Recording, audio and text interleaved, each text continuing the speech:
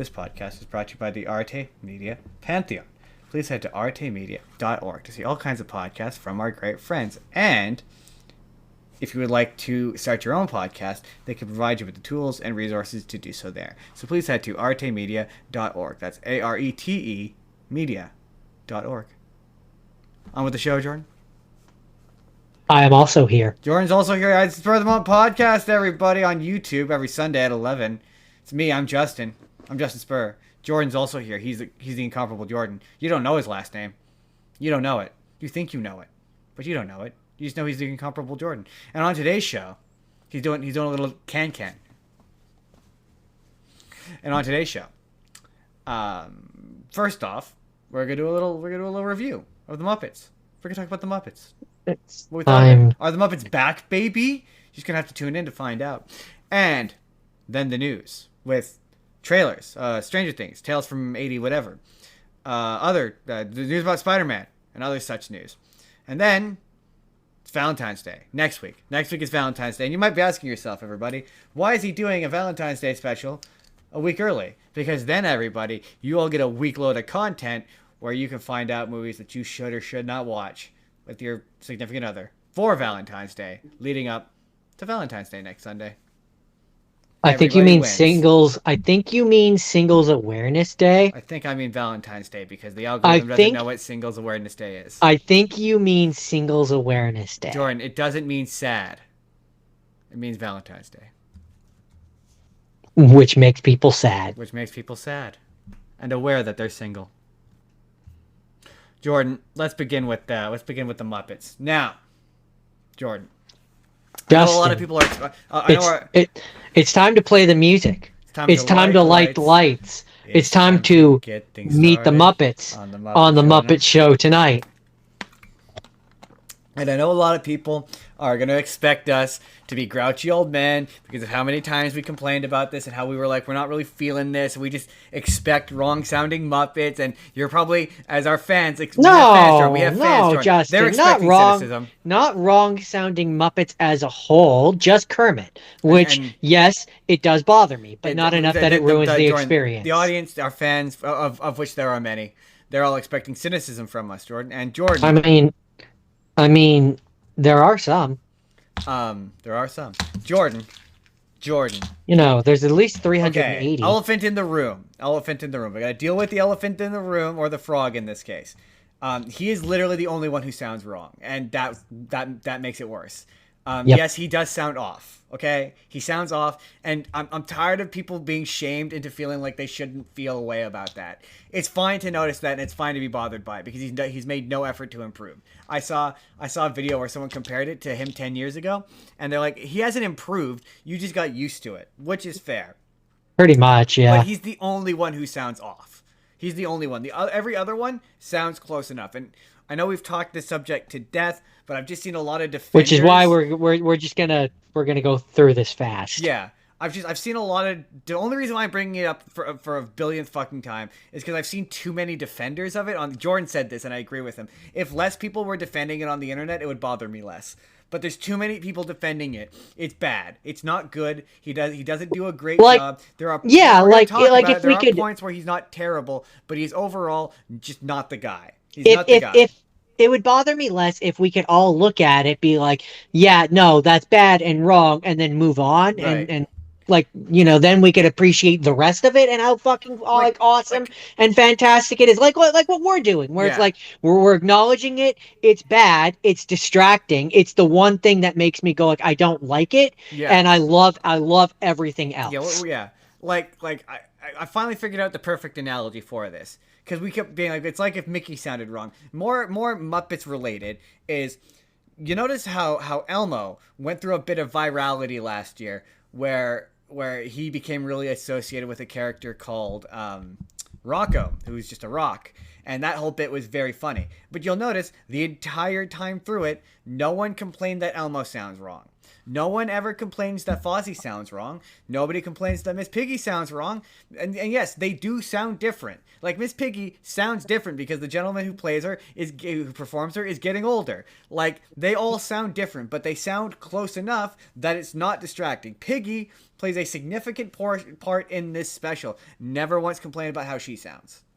I mean, yeah, I think it's Not like we once. said last time. They sound on. There's a brand, Yeah. and they sound on brand. He doesn't sound on brand. Now, that having been said, Now we can talk about the rest of it. there are moments in this where where I eased into it. Where like he does sound like Kermit. Like when he yells. Like there's a moment in this where he gets run over by a door and he's doing the I'm injured Kermit, and he sounds like Kermit there when he yells, when he screams.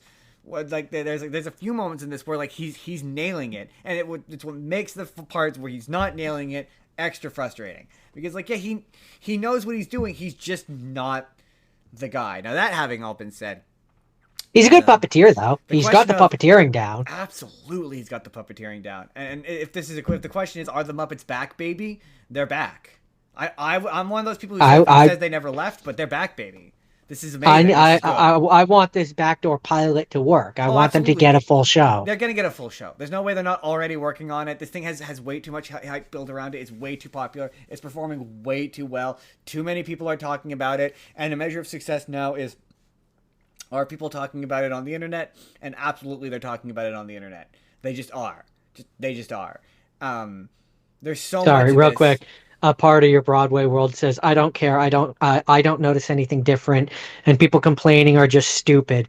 I was brought back to childhood when I saw the show. That's all that matters. Yeah. I mean, that's odd that you don't notice a difference, because there's a significant one. I mean, there's a chance that you maybe grew up with Matt. You're young enough. There's a chance you might not have grown up with the Steve Whitmire Kermit, but there's a noticeable. The thing that we always go to is how you know there's a noticeable difference is when normies notice it. Again, nobody's complaining about Miss Piggy. Nobody's complaining about Rolf. When I notice it, yeah. Let alone normies. Like I don't have a big earbug for that sort of thing. You kind of do, so. But I do now, but I don't, like, not in the same way that you do. Like, that character sounds wrong. So it's like, no, I would disagree with that. But in this case, it's when the normal people, like the normal everyday people, who are like, something sounds wrong with Kermit. But to be fair to Kermit, when she says, yeah, I grew up with 2011 Kermit. Yeah, then you would have grown up with Matt Vogel. That would have been just after. No, sorry, Matt Vogel took over 2017, so you would have been towards the end of Steve Whitmire. And he would have been in like one thing that you knew, and then it quickly swapped over, so I can understand why you wouldn't notice. Yeah, exactly. I totally get that. Whereas he just, to me, it's not. There's a lot about this special.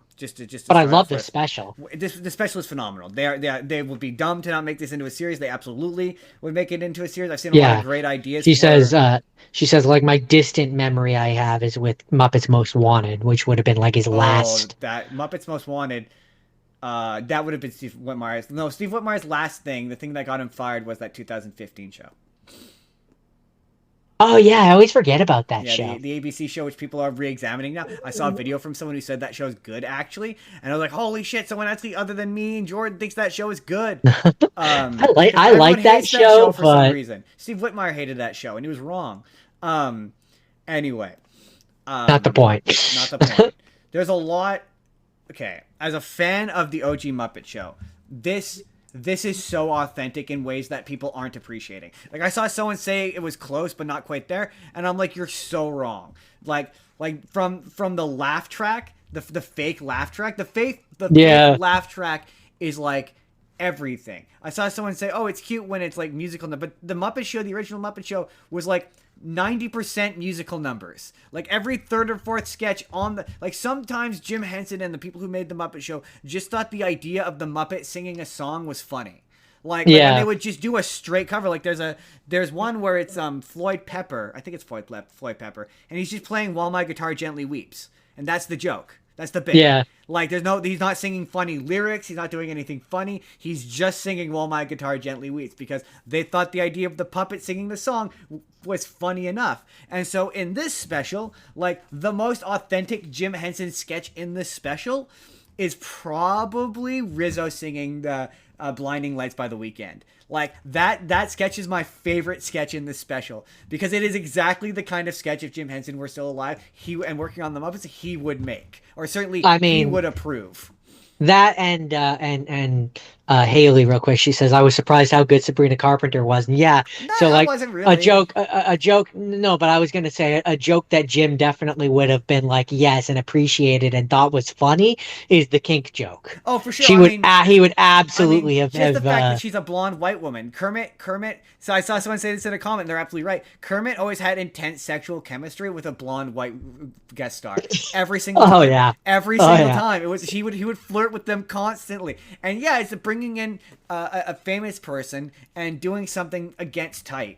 It's just so like her coming in being a pop star and singing a country song complete with twang, and that's the thing is like Matt Vogel, he sings great. He's a great singer. Like when he sings as Kermit, like he hits a twang. He sounds more like Kermit when he sings than he does when he speaks. But even then, I would say he's a better singer as Kermit. I also like the Islands in the Stream cover. It was so good. She just said, "I love the Dolly Parton cover." But like she's also dressed like Dolly Parton. Like that's how she dressed in the music video for that song, which is really funny. But yeah, when he sings as Kermit, he sings better than Jim and Steve ever did. Like Kermit was never a good singer, and in this, he's a good singer. Like that's the one thing is when Matt Vogel performs, Floyd Rainbow Pepper, Connection. The character Floyd Pepper. My favorite song, one of my favorite songs in Electric Mayhem is a Floyd Pepper song. It's the one I can't remember how it goes, but yeah, I can't remember which one it was. But there was one of the ones in that one that it's my favorite one. It's a Floyd Pepper solo song. It's really good. We Are One. That was it. We Are One. We are one. We are one. That one. That's mostly a Floyd Pepper song, and he's a really good singer. And I enjoyed that. The only criticism I have in terms of the puppetry is the puppet that the Gonzo that's doing the skating. Oh yeah, It's very clearly an animatronic, and it's not a puppet. And the lip sync on the animatronic is not good.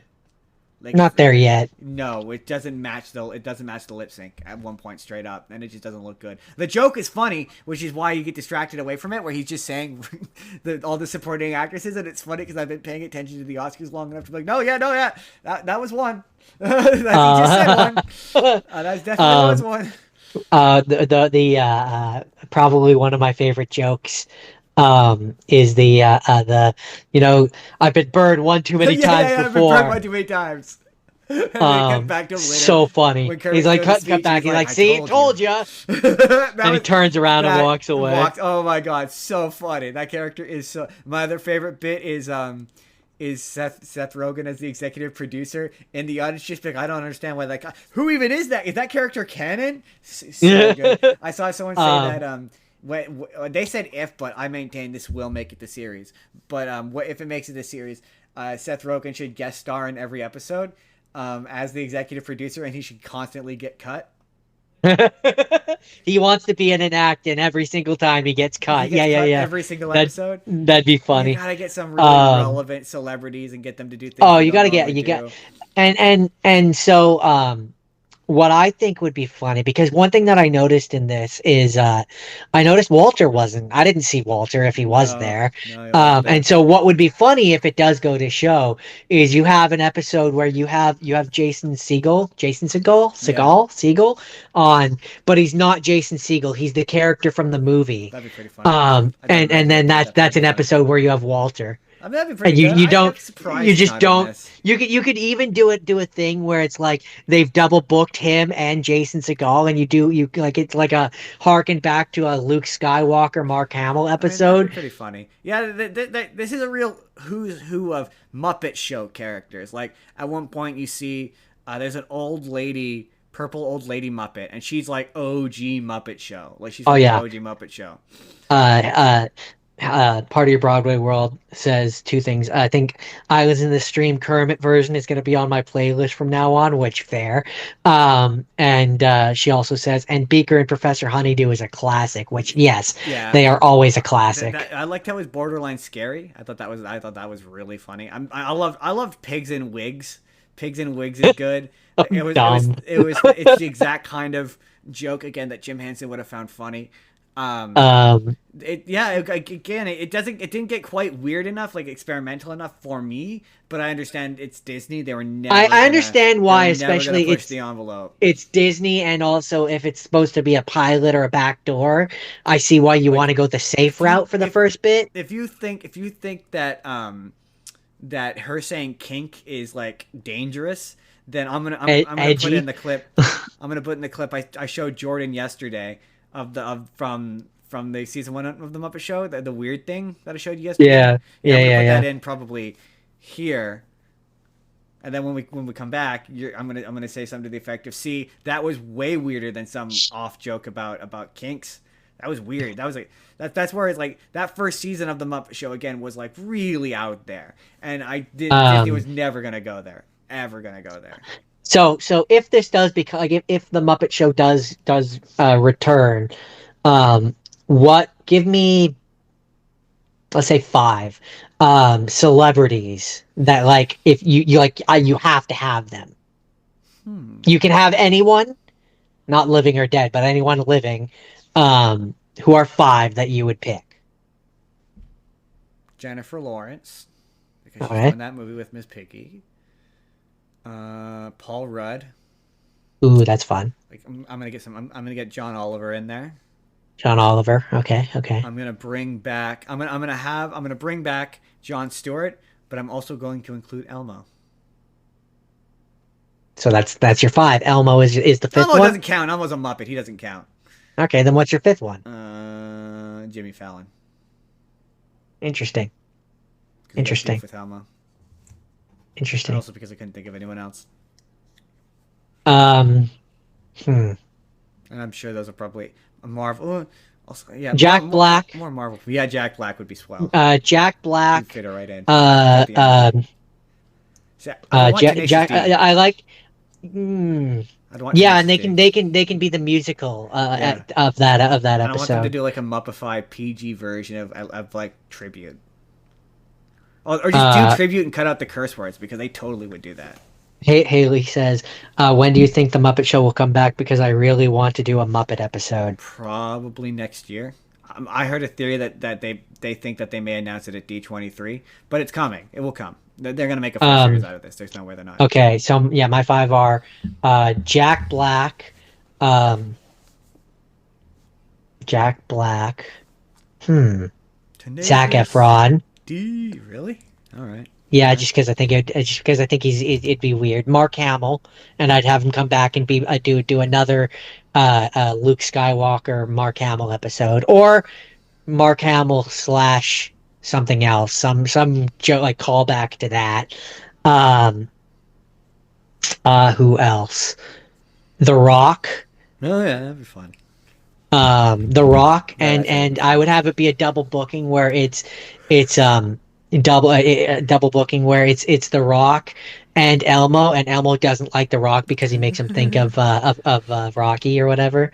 Um, John Cena, but it's just there's nothing there. no, no, my last one is Matthew Lillard, and it would be a Scream Yeah. episode Oh, that'd be good. where What? You're gonna Muppets. have Matthew Lillard and you're gonna not do a reference to you're gonna not No, do a I'm gonna. reference to Five Nights at Freddy's? I mean, okay, maybe, but I think Scream is better, and then you have it be where certain Muppets in the background keep mysteriously disappearing because the Scream, like a person in the Scream costume, keeps like running past, That would be pretty funny. and like certain Muppets keep disappearing and stuff, and then have it be like a whole Who Done It episode. That would be pretty funny. Haley says, "Is Tenacious D still playing? Because you could have them on. I don't know. Are they still together? Technically yes, but they're waiting. They're waiting. I think that should be when they come back. They should come back on the Muppet Show. I mean, I think that would be a fun one. And one of them I could think kill that, Donald Trump. and Whoa, can't say that. I don't think you can say that, I don't think you Justin. could say that. But he's the one person I would never have on. No. But I would parody him, and I would have it be where they have like a monster, like a Oscar the Grouch style monster who is like a making fun of Donald Trump. Yeah. No, I'm good. I would call him the Orange Monster. No, I'm good. We don't need that. I think it'd be funny. No. No, hard pass. But like in like a couple of years when he's dead. Oh yeah, maybe after he's dead. Then maybe. You know, because you should watch this. Anyway, if you like the Muppets, you should watch this. It's good. Absolutely, you should support this. Technically, you know, you watched it once on my account. I watched it once on my account. I mean, technically, it's the same. It's the same account. That's why I said on my account. Yeah. You've watched it once on my account. I've watched it once on my account. So our account has watched it twice. So we've doubly supported it. Exactly. Everybody else needs to go and watch it at least twice. It's like 30 minutes. It's 30 minutes of your day. It's solid. Yeah, like I say, the thing that makes it work the most, more than anything, is that laugh track. If it didn't have to have the laugh track, it would not feel like the Muppet Show. Like it has to have the laugh track. It needs the laugh track. And the thing too is 90% of what makes it work. I know it's strange, but it is. The thing too, about the voice is like, I feel like the more he does stuff, the more that you'll get used to it. And it's just, I'm not used to it because they haven't really done anything with him. Nothing big. Not really. Nothing that I've seen. Yeah. I'm sure they've done like stage things, or like at Disneyland, I think they've had a few celebrations where they've come out. Yeah. But like I didn't go to Disneyland, so I didn't see that. His Big Bird, even though his Big Bird also sounds wrong. Anyways. It was fun, and I want the show to return. I do too. Return the Muppet Show. # do a full series if you're not already. Also, if they had Paul Rudd on, then they should have Conan O'Brien on at the same time and have a reference to the Mac and Me clip. I mean, or you could have him meet a guy who's an ant. Man. Yeah, I like mine better. Yeah, but yours is just really specific. And also, that's the thing they do on Conan's show. Why would they do it on the Muppet Show? Because it would be funny. I just don't know that the audience is going to get that. It's just like hyper-specific reference. No one asked you. Anyway, the Muppet Show. Haley says, they took Muppet Vision from me. Oops, I accidentally clicked on this thing.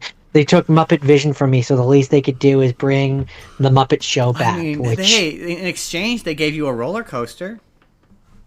Yeah, don't they have the Rock and Roller Coaster or something now? They have the Aerosmith roller coaster in Florida. I mean, and it's definitely the same. No, they have a Muppet one. Yeah, I took over the Aerosmith one. Oh, gotcha. Yeah. Because I just know that was what they were celebrating, was like a Muppet coaster or something. That's the one. Yeah, they took over. There was an Aerosmith one, and then they took that over. It's now the Electric Mayhem one. And I don't know if in California they got rid of Muppets 3D. I believe they did a long time ago. Did they? Yeah. What did they replace it with? I don't think they replaced it with anything, which was why a lot of people were pissed off. Oh, well, that makes sense. I just remember on TikTok there was a while back there where there was like, it was going around where they were like, yeah, they're getting rid of Muppet Vision 3D and they're not even replacing it with anything. Because a lot of times it's like they do this shit in Florida and they don't do it in California, and the Floridian, Disney World people make such a big deal of it that they make it seem like it's at both, but sometimes it's just the one. I'm thinking she's referring to the coaster, but Haley says that's lame though. The coaster? I'm assuming that's what she's referencing. I'm not sure. I hear that coaster's a good coaster. I wouldn't know. I'm not a big roller coaster guy, so I probably wouldn't even go on it.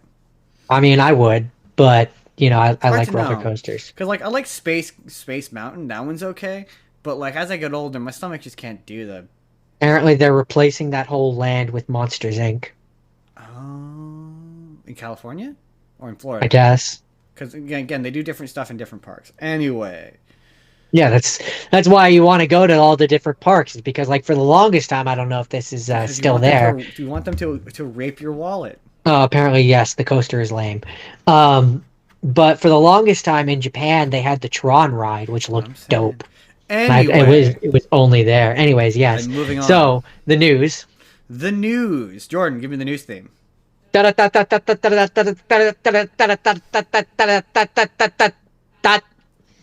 mean, you were. Let's try that again. You were beat too late. Here we go. Do it again. Give it again.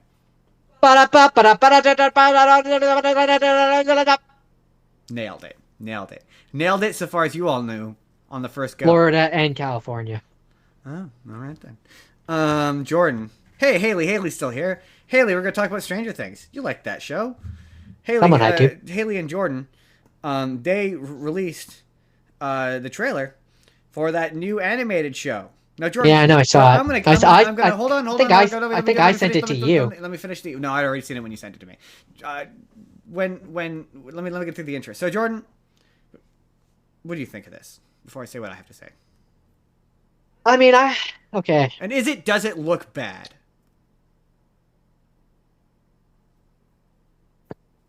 Okay. So let's take this one thing at a time.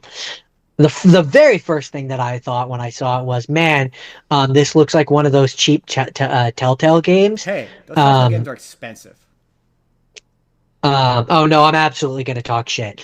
It looked like one of those Telltale games. So like the very first thought that I had when I saw it was, this looks like it was originally supposed to be a game, and they lost confidence in Stranger Things and decided to make it into a show. I've seen other people say this. I don't agree with this. Well, no, but it very much reads that way because it introduces a thing in between scenes. It's just like one of the Walking Dead games, or like one of any one of those. Walking Dead game has original characters. This is nothing like that. But so does this one. This one has an original character that's character. Squished in there that nobody knows. That's just gonna. I mean, they either die or just go away forever because they don't exist in the actual show. My thing with this show is I'm gonna be brutally honest here. I don't think Stranger Things is that good. I've never thought that it was like a solid 9 out of 10 show. I've thought that at best it's like a 6 out of 10 show. It's mediocre. It's tepid at best. I enjoy it when I'm watching it and then immediately forget about it once I'm done with it. It does not stick in my brain. It does not. There's nothing about it. Anyway, so when I see this, all I think is, Netflix, for the love of God, stop beating that dead horse. The show ended. It's done. No, that's the thing though. Is the first immediate thought is animation takes a while. This was clearly commissioned between seasons 2 and 3 when the show was at its peak popularity, and they thought that they could sneak this out in between season 2 and 3. Like, it's very evident. Like, because why else would you not get the original cast? Now, it reads as they're desperately trying to prove that this works without the cast. Like, if this animated show works, I guarantee you another animated show will come out that's a sequel.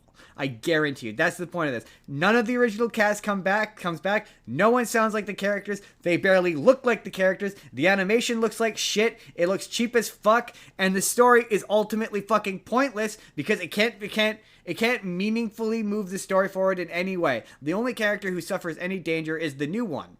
Because the new one isn't in the actual show. Unless it is a character from the actual show that we just don't know all that well. But regardless, it can't move the needle in a significant way because it very specifically takes place between seasons 2 and 3. Like, yeah, not well, that's even why I midway say through the show. So like, that's why none I of the say core cast can be damaged. They're all effectively invincible. That's why I say it feels like one of those Telltale games. It really does. And in a show that's fundamentally built on its tension, and you questioning whether or not the kids are gonna bite it, you won't. None of the core cast are in any danger. Like, any danger. They can't get killed by this new monster. The only reason for this to be animated is you can make the monsters look slightly more creative.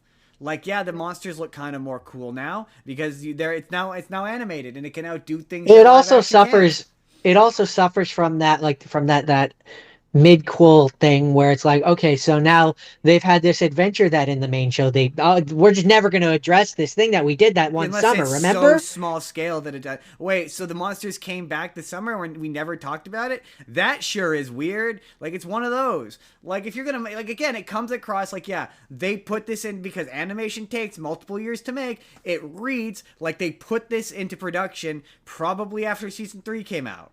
which would make sense because or probably after season 4 came out, because there was that massive gap in between seasons. So they clearly thought they could rush this into production, and clearly the animation took longer than they were expecting, and it came out after season 5. But this feels like a thing you put out to hype up a new season of the live action show. It coming out retroactively just screams like they're desperate to keep this franchise alive. That's all it looks like. Stop beating that dead horse. But like, what's weird is not really a dead horse, because I mean, it is. The show's over. It's done. People are clearly they finished jonesing it. For they more. did this whole press junket for, it's the last thing. It's the last season. It's the last.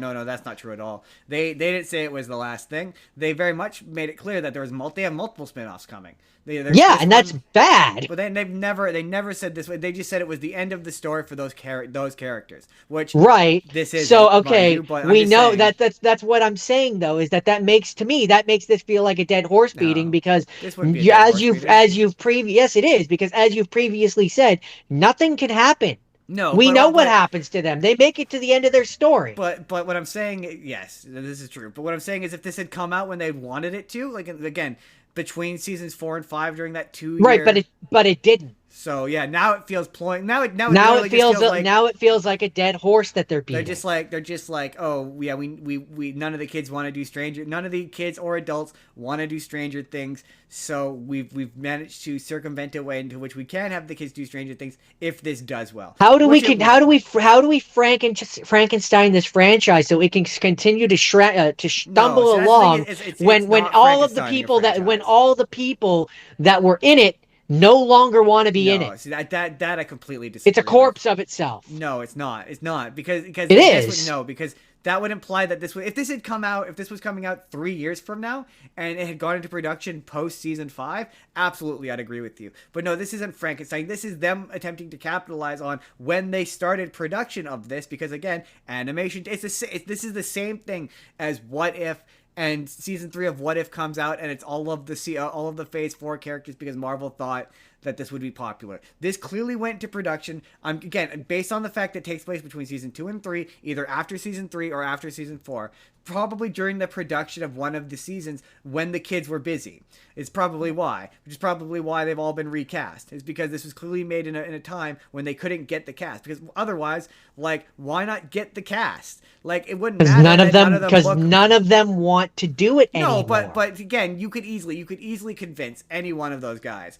I don't believe that. With the exception of maybe Millie Bobby Brown, to have them come in for a couple of weeks a couple of weeks a month, a couple of hours a month. They don't want to do it anymore. To do voiceover for characters and get paid them, they absolutely would. It's why all the Marvel people do.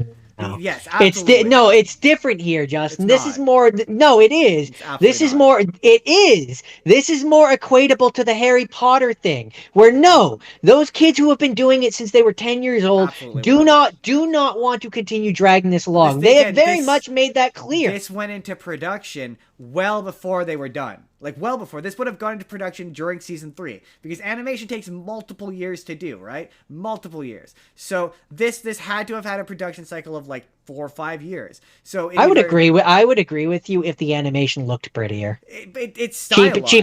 Cheap animation goes faster. Years to make. Like, this is at goes least faster. A 2 year. This is still a 2 year. So even if you want to be generous and say that they put this into production at the start of season 5, this exists because it was come up with and it was conceived when Stranger Things was more popular. Like, and to be fair, I mean, this exists to continue the brand. They want to keep the corpse alive. No, but they don't. It's not. No. Absolutely not. Yes, that's not what this is. This was very much disagree. But that's just not how animation works. It has nothing to do with agreeing or disagreeing. How animation works is they clearly pitch this to Netflix, again, based on the fact that it comes out between season 2 and 3, tells me that otherwise they would have had it take place afterwards. Because why not? Why not just do a sequel if like that far? What do you do for a sequel? Let me finish. That far back into the timeline of Stranger, or why not have it take place? Do a prequel pre-season 1, or it comes out at such a specific moment in that series that it tells me season 3 was when that show was at its most popular. Just flat out, full stop. And so I've seen one theory. Now I'd like to talk about the actual show itself.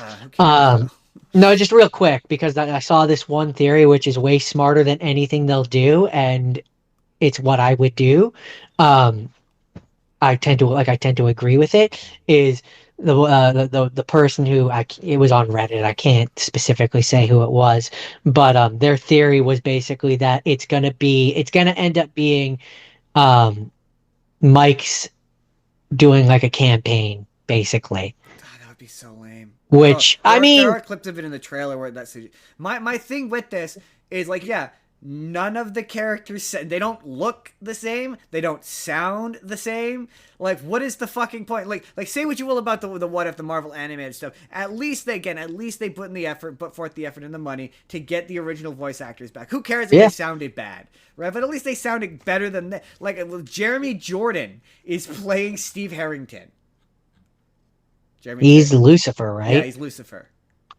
I mean, I don't care. Well, I that's mean, my thing. Like how can you get invested in a thing that you not that you know the ending of, but like that you I know the characters survive, that this is a and horror show the where only the way stakes are meant to be that these I characters, any of these characters, can die. I know they survive to the end, and the only way that they don't survive until to the end is if this is a story within, like if he's telling a story within the story, That would be and terrible. then they can die. Like if it's like them doing a D&D campaign, then any of them The could die, but it doesn't matter the because it's not real. the only way that would ever work is you would have to get all of the boys back in live action to record something. You'd have to film something for that to work, and then have it cut back and it's all of them in live action. Then that would work. Otherwise, that would never work. Like if it's just like it cuts to adult Mike and it's the new voice actor, what would be the fucking point? Like I again, know what's the that's what I'm fucking saying. point in any of this? I don't get it. I don't get it. This no, Like I for don't get me, it now. Like if this had come out 2 years ago, a year oh, ago, if this came out between seasons 2 and 3, like it clearly is, like when it takes place. If it came out at that same time, I get it. I or get even it. even if Then it came out you have during. the actual boys and like the people, the actual cast doing the voices. Yeah, then Like I get it. then I get it, but I don't get it now. The show's done. This is like the Like it's equivalent done. of like of that Kung Fu Panda show, or like um Yeah, it any one of is. those knockoff Disney television shows which look like shit and were a fraction of the budget. That's what this looks like. I mean, to be fair, I've seen the internet has been in this case sufficiently what's the word I'm looking for? Cynical about Unkind. this, unkind to it. So like most of the people are just kind of like, what's the point? But yeah, if this had come out in season 4, after season 4, during the 2-year hiatus when people were jonesing for Stranger Things content, sure. Even then, I get that. Like I get that. you're trying to keep the interest alive. Yeah, if this Like if this comes out exactly as it is, like it's knockoff voice actors, it doesn't look right or sound right, and it's like, oh, clearly they did this in a hurry to get this out during the hiatus to keep the interest alive in the series, and it's exactly the same. I get it, but having this come out, yeah, again, I guess it generates interest in the series, but not but really. again, It I looks like maintain shit. Like I maintain, and I no, you there's could no way it was a game. I no, I think it was a script for a game No, that I they don't think took and so. they made into a show because I No, can see it. I see absolutely not. exactly how it works. I do. I see it exactly how it works in a back, like you remember, the Back to the Future style I game. get what you're saying, but no. I mean, to be fair, you're not the only person to say that the art style and the animation style looks like that. But nah, they wouldn't have Like I they wouldn't absolutely have they see it wouldn't have where invested money in animated cutscenes for a video game just to turn it into a show. They no, would no, have no, never no, done no, no, that. no, no, no. You're misunderstanding me. I'm not saying it was literally a game. I'm saying it was on a shelf somewhere Oh to no, be a game no, that they took and they made it into a no, show. absolutely not. Because yes, it absolutely reads that way. No, absolutely not. You have it be where a mysterious thing, the portal is closed, a mysterious thing is causing trouble in the town, and you have to do a point and click style adventure thing where you're going from scene to scene that you recognize from the show as the characters I don't doing an see it. investigation. Yes, I absolutely see it. I don't see it. I absolutely do not see I it. absolutely. Then you're blind. Like the art style, I'll give you. Yes, the art style and the Then you haven't played enough Telltale Nah, games. no, it just looks like a shitty animated show. Like it doesn't look like a. Maybe once I watch it, I might be like, yeah, this feels like it was. But no, a Stranger Things video game would never work. Like it would never work ever. I will concede that the art it style would work as a Telltale game. They had enough weird disagree ones. that the art style They had enough sure weird looks like a ones Telltale game, but it doesn't. they had enough weird ones like The Walking Dead, No. Batman. They had a fucking Game of Thrones one. Like they had enough ones that I would never have thought would have worked as a game that they did. That yes, no, I absolutely believe that they could have made this new whether game. or not they could or could not have, sure, but this is not what this was always just an anime I show. disagree. I disagree. It's too basic. It's too basic of a story for it to be. No, this is never. That's why it would have. That's why it would have been a Telltale game. No. Yeah. No. Yeah. That would involve Netflix having to work with Telltale. No, it would never happen. If we're any other company, like if this were on a network and it were on AMC or Warner Brothers or literally any other company made it other than Netflix, if this wasn't Netflix, sure, I'd be like, sure, but it's Netflix. There's no way. Netflix would never ever. I disagree. If Netflix was gonna I think it was a script for a game. If Netflix were to make a Stranger Things especially game, because they have gotten into the whole gaming things themselves. None of their games are that good. They don't have the money. That's not the point. No, but that's not the point. But yes, no. In order, it's not. No, yes, a Telltale game has a level of quality and budget to it that this does not. It just doesn't. There's no, and also Netflix would never spend the money to produce this into a game. And you don't. That's why I say I don't. That's why I say. Yes, you do. No, you don't. It's not. Yes, you do. They're not like movie scripts. That's not how they work. Game scripts and movie scripts are two completely different things. You're thinking of this like it's a movie script that they just have lying around. That's not how game scripts work. Game scripts you have to write for scenarios and gameplay scenarios and gameplay. And again, Justin. That's why it's a point and click, which is basically a movie. But no, yes. A video game has no. No. I mean, I'm not the only person who thinks this. I mean, so... no, the people who think this think it was literally cutscenes from a Telltale game that they just strew together in a TV show. That's what they think, and they're also wrong. I could believe it. It sure looks like it. It very much looks like it. It's not. It's not. Netflix would never. Netflix just chose to have a particular. They wanted a particular art style to imitate. And they just happened to choose Telltale. No, I think it's just a coincidence. I think you're. I don't think it is. I don't think it is. Coincidentally looks like. I don't think it is. But no, that wouldn't make any sense. If Netflix was going to make a Telltale game, they would have just. And also, I'm pretty sure by the time this would have had to go into production, I'm pretty sure Telltale was closed down anyway. Like, Telltale closed down right around the time they made that Batman. I'm not saying they would have literally made a Telltale game. I'm saying it's a style of game.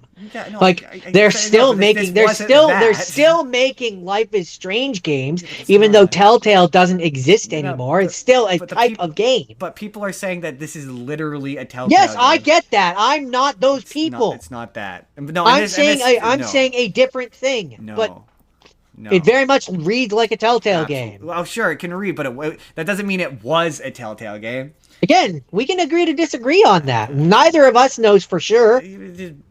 Neither of us knows for sure. We both Justin. know how animated shows work, though, and we both know how television works. We both know how Netflix works enough to know that no, they wouldn't have just a commissioned video games script, and not to mention the fact that those games released episodically. They don't release as one big game, so they wouldn't have had let's say this episode. Yeah, which makes it make sense that they've then made it into a show. But they wouldn't have an had an episode style thing, which would have had a firm stopping point. Yes, they wouldn't have had 8 scripts for 8 episodes of a video game just lying around. No, absolutely not. That's not again. Maybe if it was Warner Brothers. If it was Warner Brothers, I could be like, oh yeah, for sure, they would absolutely cheaply produce a point and click style game. They did it, or if it were HBO. Because, they made their shitty Game of Thrones game. Sure. And hey, man, I might be wrong. Maybe it'll come out and they'll be like, oh, no, they started off as a video game and that's why it looks like utter dog shit. But no. Knowing how cheap Netflix is, that's the reason why this looks so cheap. Like, their animated movies are typically cheap and shitty looking. Yeah. I mean, your opinion is noted. But not an opinion. It's just it is an opinion. But it's not. Neither of us can say for sure. Of course you can. So no, we can't. Say for sure. No, we can't. Of course you can. This very much could have been an idea that the Duffer Brothers had in the back of their head, which works for either things. Well, okay, but that's not what you're saying. That's not what you're saying. I'm saying. Absolutely sure it could work as a video game. What we're saying is it was a video game, which it was not. This was always a show. I guarantee you this was always a show. Like, oh, I don't think so. But what do you mean? No, I think when when the Duffer Brothers thought up this thing, they thought yes. No. Again, just knowing how their creative process works. They want to make movies. They don't want to make video games. There's no way. There's no way that when this came up as an idea, I guarantee you this was probably if anything, this was probably a live action project. It probably started off as a live action project with the actors and it took too long. I guarantee you this is probably a midquel that involved the actual live action. That's believable, but this Your opinion is noted. It's not an opinion, man. This is it is an opinion. Where it's, like, what you're saying doesn't make any sense.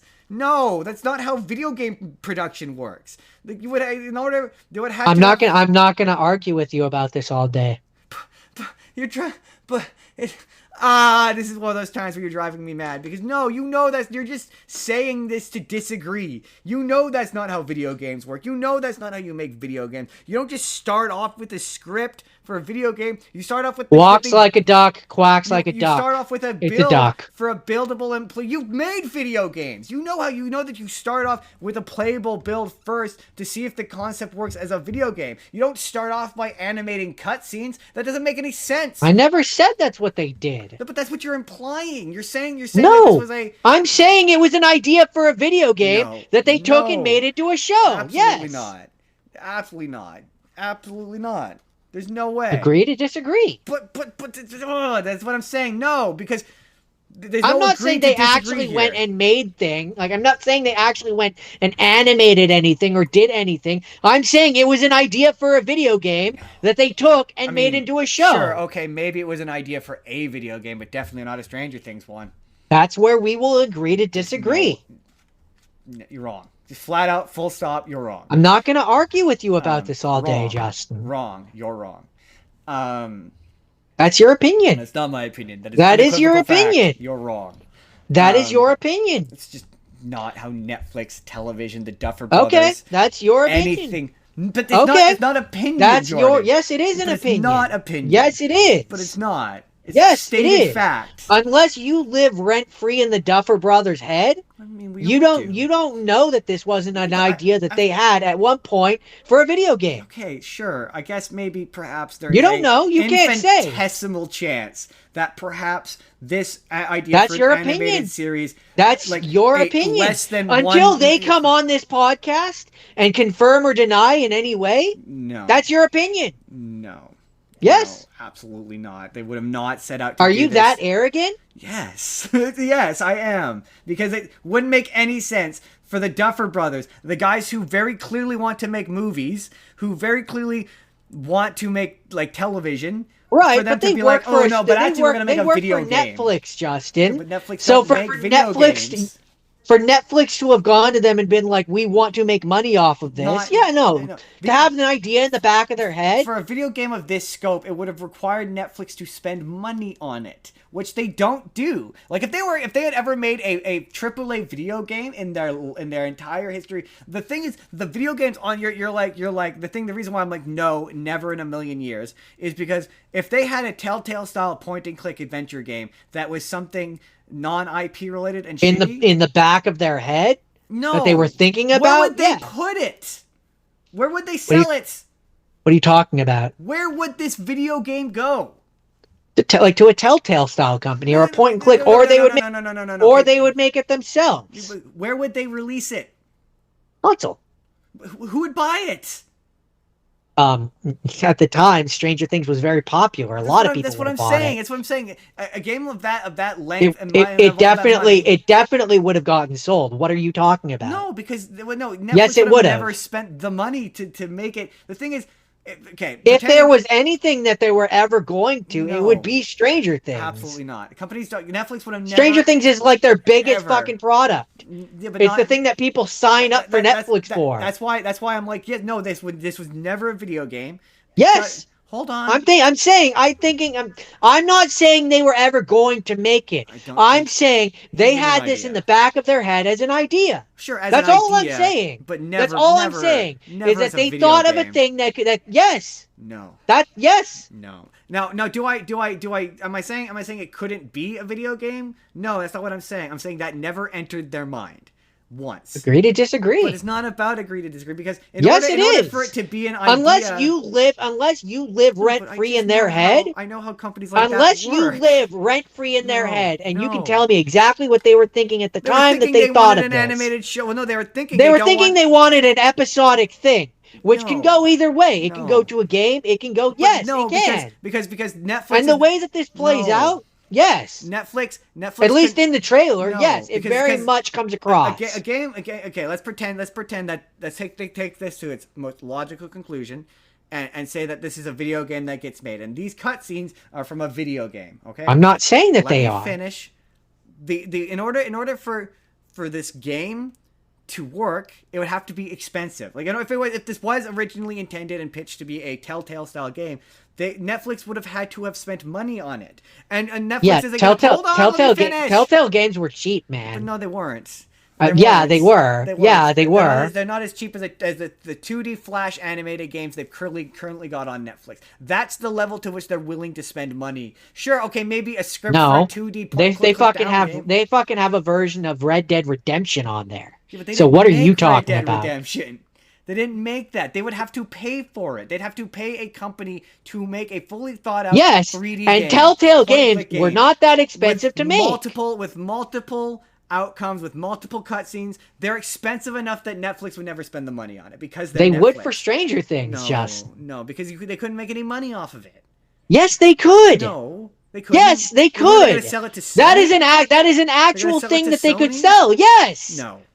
That is an actual, unlike their show where you have to do a fucking subscription paid service. Absolutely a video not. game is very much a product that they can sell. But they wouldn't. They wouldn't. Why would they sell it to Sony? For Sony, they could also sell it. I mean, honestly, no, not Sony. I'd sell it to Nintendo and put it on one of their consoles. Nintendo is they're never gonna sell to Nintendo. That makes no sense. That's the thing. Is like in order for you to be like, oh, they thought of this as a video game, you would have to take it to its logical conclusion and be like, who is Netflix gonna sell video games to? Nobody. They're not in the business of making video games. Otherwise, they would have already. That's what I'm saying. That's why when you're like, oh, this was a video game and it's concept, I'm not disagreeing with you that they could make this into a video game, or that it even should be a video game or should not be a video game. What I'm merely saying is, no, they never. I guarantee you, there's never. Maybe that's where we will have to agree to disagree. Maybe at some point during the production of it, somebody went, "Oh shoot, we could turn these into cutscenes for video games." That I will concede. There's a potential, but in pitch, no, this was always an animated series. Well, as we know, I guarantee you, it began its life as a live action series, and then the kids grew up. Like, again, this thing's entire existence is purely to prove that they can do it without the kids. That's it. Full stop, flat out, full stop. That's what it exists to do. And if this is popular, which it won't be, you will see a bunch more animated series, because they will not have to use the kids. Be prepared. I mean, ultimately, we're having this big argument, and I have to be clear. I don't care. I don't like Stranger Things enough to care. I don't know. I might have played it if it was a video game. Do it like an Alan Wake style, like it's a horror game and the kids can actually die. I mean, that's like I said, it reads like a Telltale game. I mean, I don't play enough Telltale. I don't think it does, but I don't play enough Telltale. You haven't played enough Telltale games then, because it reads like a Telltale game. Yeah. Jordan. Next. Stranger Things. Getting people heated. We're talking about it. We're talking about it too much. It needs to die. Oh, man, it never will. Not if this show's popular. Yeah, Jordan. but it needs to. Okay, so this next thing. I sent you a trailer for Michael Jackson, Jordan. Yes, you did. You were supposed to do Tee-hee-hee Shimona. No, it's Shimona. We'll do it again. So, Jordan, I sent you that trailer for Michael Jackson, the Michael Jackson movie. Tee-hee-hee Shimona. My mic is not going to pick that up. No, it did. It did on the stream. That surprisingly, it actually did. I actually hear you go, tee-hee, Shimona. You know what's funny? I always thought it was Shimona, and then I learned it was Jam On. Jam On. Wait, what? I thought it was Shimona. It's not Shimona. Is it not Shimona? No, it's Jam On. Jamona! Listen, I'm pretty sure. I could be wrong. Maybe it is Shimona. Now I'm questioning myself. I refuse to Don't Google it. Don't give Michael Jackson the satisfaction of Googling it. We will just be wrong. Would be the first time. And it won't be the last. And it won't be the last. So okay. The thing about this trailer. Okay, there's two things about this trailer. Number one, when I watched it, I went, it's immediately obvious that the people who made Bohemian Rhapsody made this movie, and then it pops up. No, and then it pops up from the makers of Bohemian Rhapsody, and I went, yeah, because their only desire in making this is the same desire they had from the Freddie Mercury movie, which is to say, play the music and look like the guy. Yeah, play the music and look like the thing about and my mother got so mad at me for saying this, but the thing about that Bohemian Rhapsody movie is like, yeah, the last 30 minutes of it is just a shot for shot recreation of that Live 8 performance that looks indiscernible practically from the original, but like it's not saying anything. Did you say your mother got upset at you for saying that? Yeah, she did. Yeah. She was like, how dare you say that movie was bad? And I went, it's not very good. And then it got nominated for a bunch of. When has she seen it? I can't remember. I was in a Facebook status where I said, it takes a bunch. Fair enough. It takes a bunch. It basically, if you play biopic bingo, it hits all the checks all the. Oh, I mean, boxes. Yeah, it. But it's like, yeah, that movie in particular look like a thing I recognize? And that's what this is. This is like, is this a good movie, or is it just stuff I recognize? Like, I mean, you call it that. I call it what it is, which is just Michael Jackson propaganda. I mean, well, I mean, it just exists to make him look good. The world is so funky nowadays, where it's like, man, things I thought I knew I didn't know. So hey, maybe we're at a point where we're reevaluating whether or not he was as bad as people thought he was. I've heard certain theories and certain ideas, which I'm not going to say on stream because I don't want to get into that whole conversation. I really don't want to go down that rabbit hole. But yeah, we've probably heard similar things. We could talk later. We've probably heard similar things. The thing that made me laugh in this trailer though was the bit at the end where it gets to I'm like, are they going to do white Michael Jackson? And it gets to the end, and you see white Michael Jackson in shadow as if he were a villain from a Marvel movie, and it made me laugh. It's like the looming specter of white Michael Jackson with the nose surgery, and at one point you see him in bandages from the Pepsi incident. So I was like, oh man, are they gonna do the vitiligo? Like, wow, because like this movie got delayed a shit ton because they wanted to do stuff involving the victims, and the victims wouldn't let them.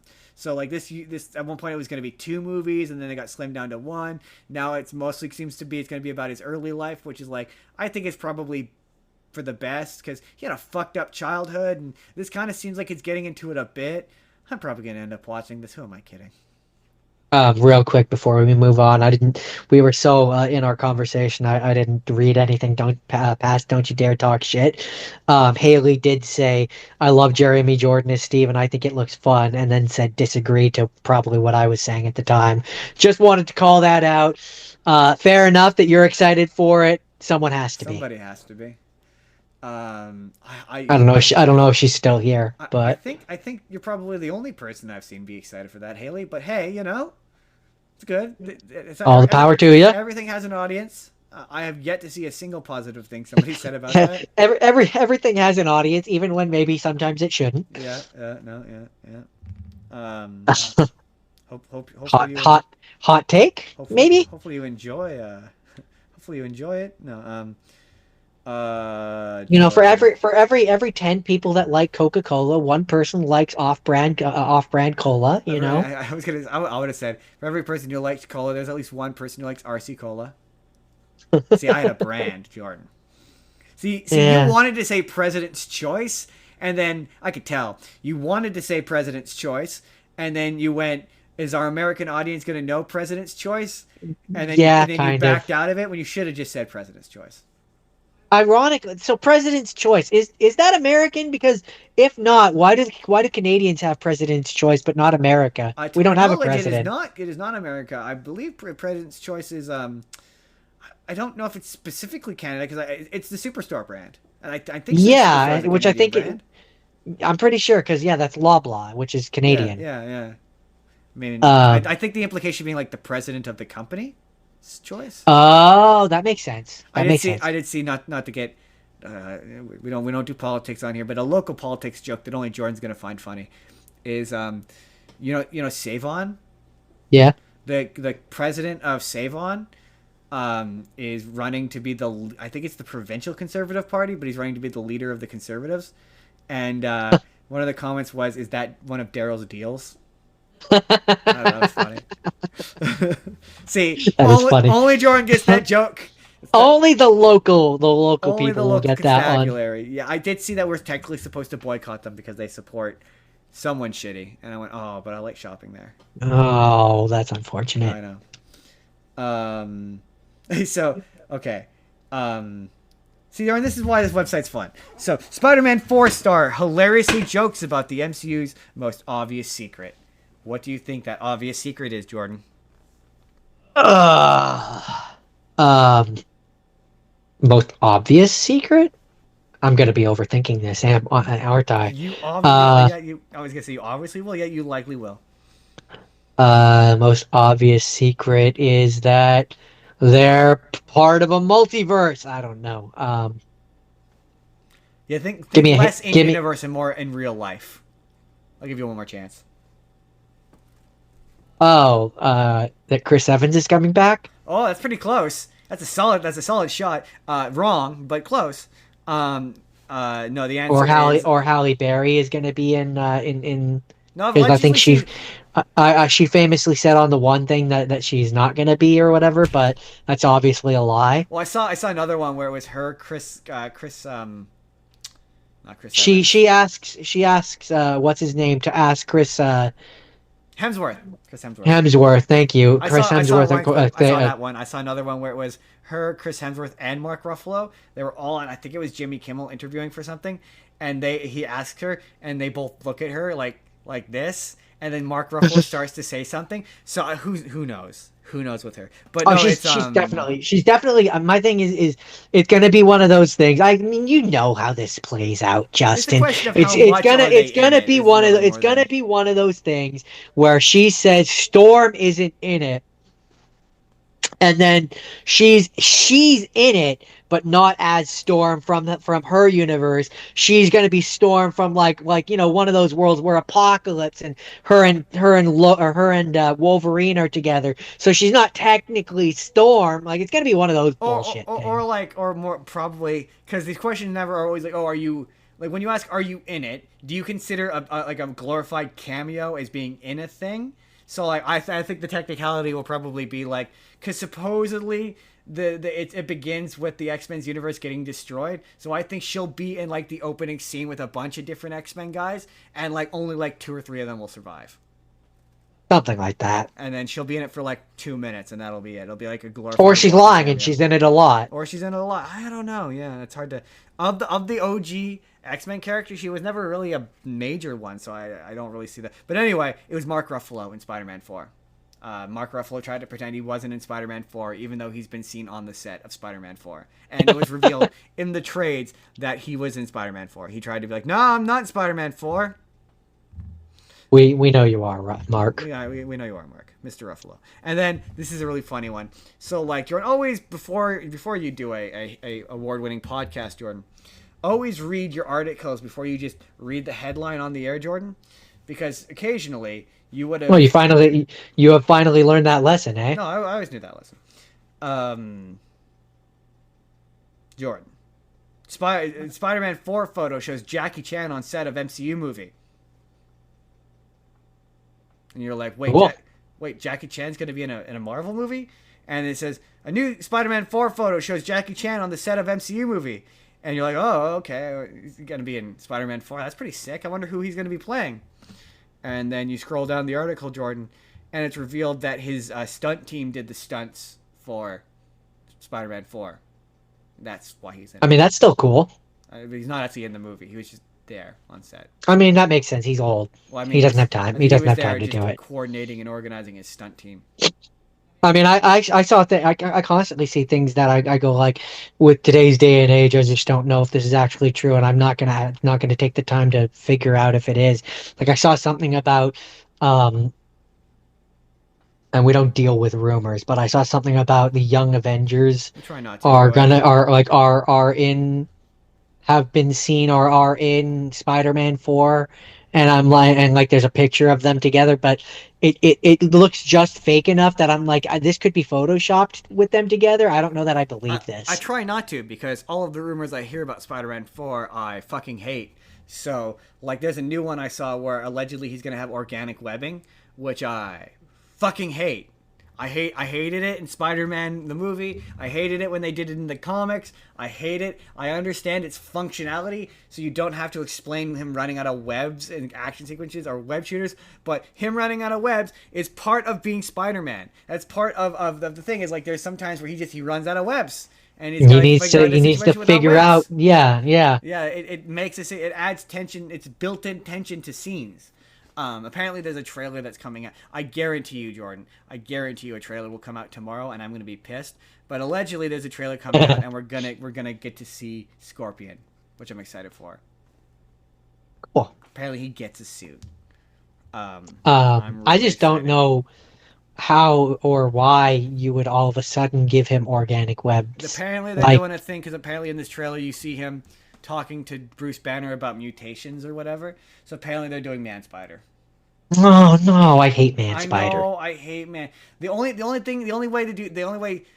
I'd be kind of okay with Man Spider if they did 6-armed Spider Man because I always think that's funny, but they're not gonna do that. But yeah, apparently at one point during the climax, part of him losing his powers is he's supposedly I meant to mention that, but he allegedly turns into Man Spider, which I would fucking Boo. hate. I would hate so much. I would I hate would it. hate it, but then that also it's believable. That's believable because that would explain how you bring in Punisher. Yeah, You then basically do that episode of the show where the Punisher is hunting him because he's Man that's Spider and he thinks that. he's a monster. That is. I'm pretty sure that's straight up a storyline from the comics as well. So Yeah, yeah. So so yeah. like it's believable. Yeah, and then it's him. Oh, that's how you make Punisher kind of a good guy. He's got to stop. Whatever. Also, I saw a thing that said the original version of the Avengers, Hulk was going to be the bad guy, and there was going to be about fighting the Hulk, and I hate that. But also Instead of Loki. instead of Loki, yeah, and that kind of makes sense because at the end of Incredible Hulk, Tony Stark shows up to explain the Avengers Initiative to him in order to beat the Hulk. So that does kind of make Yeah, sense a little bit. they do set Um, up for it. Yeah. Jordan, I sent you a trailer for You sent me many for trailers. dinosaurs Yeah, I think you mean Morgan Freeman has a sexy voice and I would listen to him narrate anything. or dinosaurs. Because Dinosaurs. like that man has such a smooth voice. My thing with okay, I don't know if this is supposed to be serious or not, or if this is supposed to be like a Yeah, is it supposed to be jokey like thing. that was my thing as I was watching it because I saw that Steven Spielberg was attached to it, you know, the man who does Jurassic Park. Yeah, And so my thing as I was watching this is I was like, is this supposed to be like an actual documentary or is this supposed to be like a documentary that you would see in the world of Jurassic Park that is going to be I couldn't tell you. you know what you know what I mean, right? Yeah, Like because like immediately I'm like, if this is supposed to be realistic, none of these dinosaurs look right. Like that's not what the T Rex looked like. That's not what that looked they like. need more That's not feathers. yeah. That's not what that. Not even just that, but there's a bit where you see a T Rex fighting a Stegosaurus, and T Rexes were not that big. They were probably more turkey sized. Like unless they're gonna do a thing of like, oh, we don't know what they actually look like. This is an artist But interpretation or some but line. we But do. like, That's the you thing is we know, do know what they look like for the most part. Like, and we know that a T Rex did not look how he looked like in Jurassic Park. But Jurassic Park gets away with it because they're genetic abominations. This yeah. is supposed to be. Is this supposed to be like a? Because they've made a couple of those where it's like, oh, it's a legit nature documentary, but with dinosaurs. That's where there's one of them that has dinosaurs with feathers. So like, is that what this is? I don't Or get it. is this supposed to take place in the world of Jurassic Park? In which case, them looking wrong doesn't bother me as much. Not really. No, no. If the point is that they look wrong, then I'm like, all right.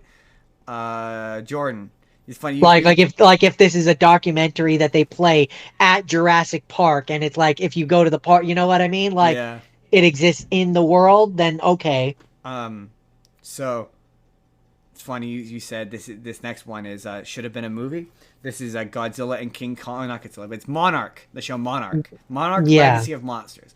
And you season were two. like season 2. And I have not seen season 1 and I will likely not watch season 2 because it's on Apple TV and fuck Apple TV.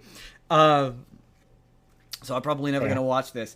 And that didn't bother me in season 1 because season 1 was kind of more about it was a dual narrative. So it took place in like the past, and you got to see stuff like in the first 2014 movie. There's a bit where you see Godzilla get hit by a nuke, and they're like, "Oh, we tried to hit him with a nuke, and he shrugged it off."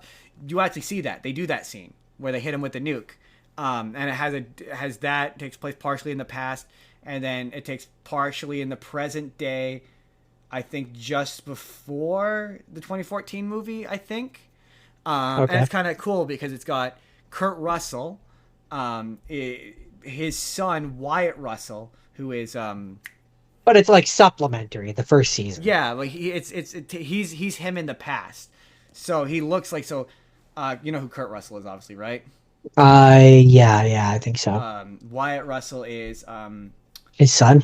He's in Captain Falcon and the Winter Soldier. He is the new Captain America.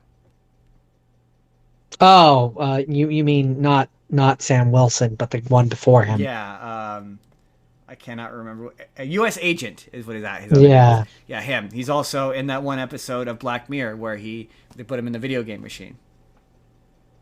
Oh, so he is. That is Kurt Russell's son, and he looks really like Kurt Russell, like a lot like Kurt Russell. And so it's kind of neat that they play the same character at different points in time. But yes, the first one was just sort of supplemental. Where does Monarch come from? How did they learn about the monsters? How their relationship with Godzilla got founded. But the second season, evidently, somehow involves Kong, which it involves Kong and Godzilla and a new alien monster Kraken thing, which just looks like it should just be a movie. Yeah, my thing is it still looks like it's doing that split in the narrative thing of the past and the present, and it looks like the Kong stuff is in the present.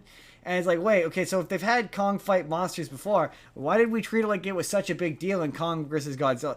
I'm never gonna watch this show. But yeah, I hate shows like this because you're right. It ironically reminds me of Stranger Things in the sense that stop spending so much money on television. You're ruining television. Well, for me, it's just I watched the trailer for this, and I feel like I'm watching a movie trailer. Yeah. I don't feel like I'm watching a trailer for a show. Yeah, and it should be a movie. This just feels like it was a script for a movie that they've shoved into this. Stop making movie or television shows into movies. Stop it. Stop doing that. Just make television shows. No, they make scratch that. Reverse it. Stop making movies into television. No, but what shows. I'm saying is stop making television shows that are basically just movies. Right, but no, this feels like it was a script for a movie that they have shoved into a show. So it feels like the opposite. Stop making movies into television shows. What I'm saying is there's this. We're saying the same thing. What I'm saying is with Stranger Things, where it's like there's a desire to, or even not even Stranger Things, like there's this desire with like high-end prestige television where it should be like a movie. The Penguin is another example, or like. Where you're like, okay, we have a desire to have expensive celebrities and special effects that are movie level special effects, and it's raising the bar of television to such an absurd height that we don't get cheap television shows anymore. Like that's the reason for that. It's like stop. It just this one in particular though just feels like they were like, oh well, we already had a Batman Superman. We already had a Godzilla Kong crossover team up movie. We can't have another one. It's just gonna feel like exactly the same thing again. Oh, let's just shove it into a show. They are making another. I know. I mean, I get having them team up. For me, it's not the fact that you're having Godzilla and King Kong team up because that's just kind of that's surely gonna be the status quo now. That's fine. It's just you've raised the production no, but like this show. Looks like a movie. The Kong looks like he does in the movie. So like if they did a thing where like they reference him but you never see him, that's what I'm saying. Then that's what I'm saying. Like, but no. What I'm saying is they've raised. That's why I say we're saying the same thing, Justin. They've raised the production value of television generally, to such a degree that it's like, But yeah, we're you're not talking right. generally. We're talking about this I show. am talking generally. I'm saying generally, they have overall raised the production level of television, so shows like this exist, and you're like, you're ruining television. These shows like this ruins, is my point, is you're right, it does just look like a movie, so just make it into a movie. Stop raising the production levels of television to an ungodly degree so they look super expensive. So then that's why you wind up in a situation where the last season of the show came out 2-3 years ago, because they're so expensive. Cut budgets. Like I've said this about movies, but even more so for television. Television needs to cut budgets yesterday. Am I wrong? I mean, I've already said this just looks like it's a movie. It's just Yes, but I don't get it. am I wrong about the state of television, Jordan? I mean, I don't think television exists anymore. Interesting point. Like as you and I know it. Yeah. I don't think television exists anymore. No, it really doesn't. It really, like, because even shows that word that are getting like was The Simpsons is what, down to like a 10, and the South Park they went down to a 6-episode season. That's pathetic. You guys do 20 minutes a week. That's pathetic. That's not television. Stop. But the reason for that again is because these shows exist. Like we're about to talk about the Harry Potter show, where it's like its budget is so high. Like all of these shows, their budgets are too high. The Harry Potter, you're talking the streaming one that's coming to HBO or whatever. Yeah, that's not a show. That's just a movie split up into parts. That's what I'm saying, though. Is like television needs to stop doing that. Oh, absolutely, it does. But again, television doesn't exist anymore. The reason why the budgets used to have to be so low is because you had to be able to fit whatever you were doing in a half an hour, 20-minute thing. But then that's how you wind up with television, where you're like, like the best example of this is The Flash. Like that's how you wind up with you use your budget conservatively and modestly. Absolutely. And you wind up with episodes like the Gorilla Grodd episode where they're in Gorilla City, and it looks phenomenal for television. Absolutely. But what I'm saying is that world that you're talking about. I know. You're right. You're right. It's dead. Full stop. Flat out. I don't know that it's dead. It's on YouTube now. But I wouldn't say limping on its last legs. Like the people I could see dead. The people that do what you and I would think of as television budgets are now living at home or are like Smosh. Yeah, I know. They're doing it on television. Yeah, you're not wrong. They are the new television. But it's just such a shame because it's like you spend all this money on this Godzilla show, right? And half of the audience is not going to watch it. So what's the point? It's wasting money. Like I don't mind it, like you said. I don't mind when the show. I don't think I thought the one scene that Godzilla was in the first season was enough. I don't think Godzilla and King Kong need to be in this show because you're right. Like it's a Monarch show. Like this show should be low budget. It's not supposed to be about that. And maybe they show up once a season and it's expensive looking, but that's it. Okay, maybe. That's it. Maybe. You get the one. Like if you have it be where it's like, and maybe this is it because trailers are sometimes misleading. Let's give them the benefit of the doubt. Okay. Like maybe for this season of television, what it's going to be is it's like the entire season is. And I say season, but usually they're like 8 episodes long. But anyways, it could be a thing where, and that's where I say like that would track with the Godzilla movie, where like most of the movie is these human characters trying to get the monsters to do what they want, and then the last half an hour of the movie is usually the monsters fighting. So like for it to be the same with the show, where like six of the 8 episodes are them trying to wrangle the monsters into doing what they want, and then the last 2 episodes you get the fighting. I can see them doing that. Yeah. And most of what you saw of the monsters is actually like in the last episode. I could see that. Or in a lot of cases, these shows, the actors are too expensive, and so all the money goes to the actor. And it's just the writing is lackluster. You're like, well, yeah, because all the money went to the. Anyway, Harry Potter. Yeah, television's dead. Look, it's hard to disagree. It's hard to disagree with that sentiment. I should say television as we know it is dead. As we grew up with I'm with you. I don't consider this streaming stuff television. Like I It's not. don't consider Stranger Things television because it violates everything. I don't consider this Godzilla It's show not written. television. A lot of them are not written to be like all the Marvel ones in Yeah, particular. They are not written to be no, television. because They they're are not written. written by They're, television writers. They're written by no, movie writers, yeah. and they're trying to So they're not television. yeah. Again, hard to disagree. Hard to disagree. So John Lithgow, Jordan. People be getting big mad at this Harry Potter cast because everyone's like, why? And instead of just being sensible and saying money like they should, look, man.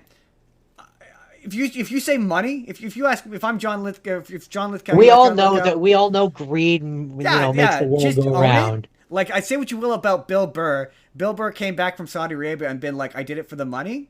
And same thing with like Dave Chappelle. They went, I did it for the money. I'm like, hey man, I may not like that, but I respect it. At least it's honest, I'm not gonna say I don't understand it. right? So he Like said that. He I said don't. that. It's He finds that. Okay then. Lithgow said that he finds it, quote, ironic and somewhat inexplicable. I don't know what that means. That Rowling can hold such views despite making a series that focuses so largely on acceptance and love. Oh, okay. There's the irony. I get it.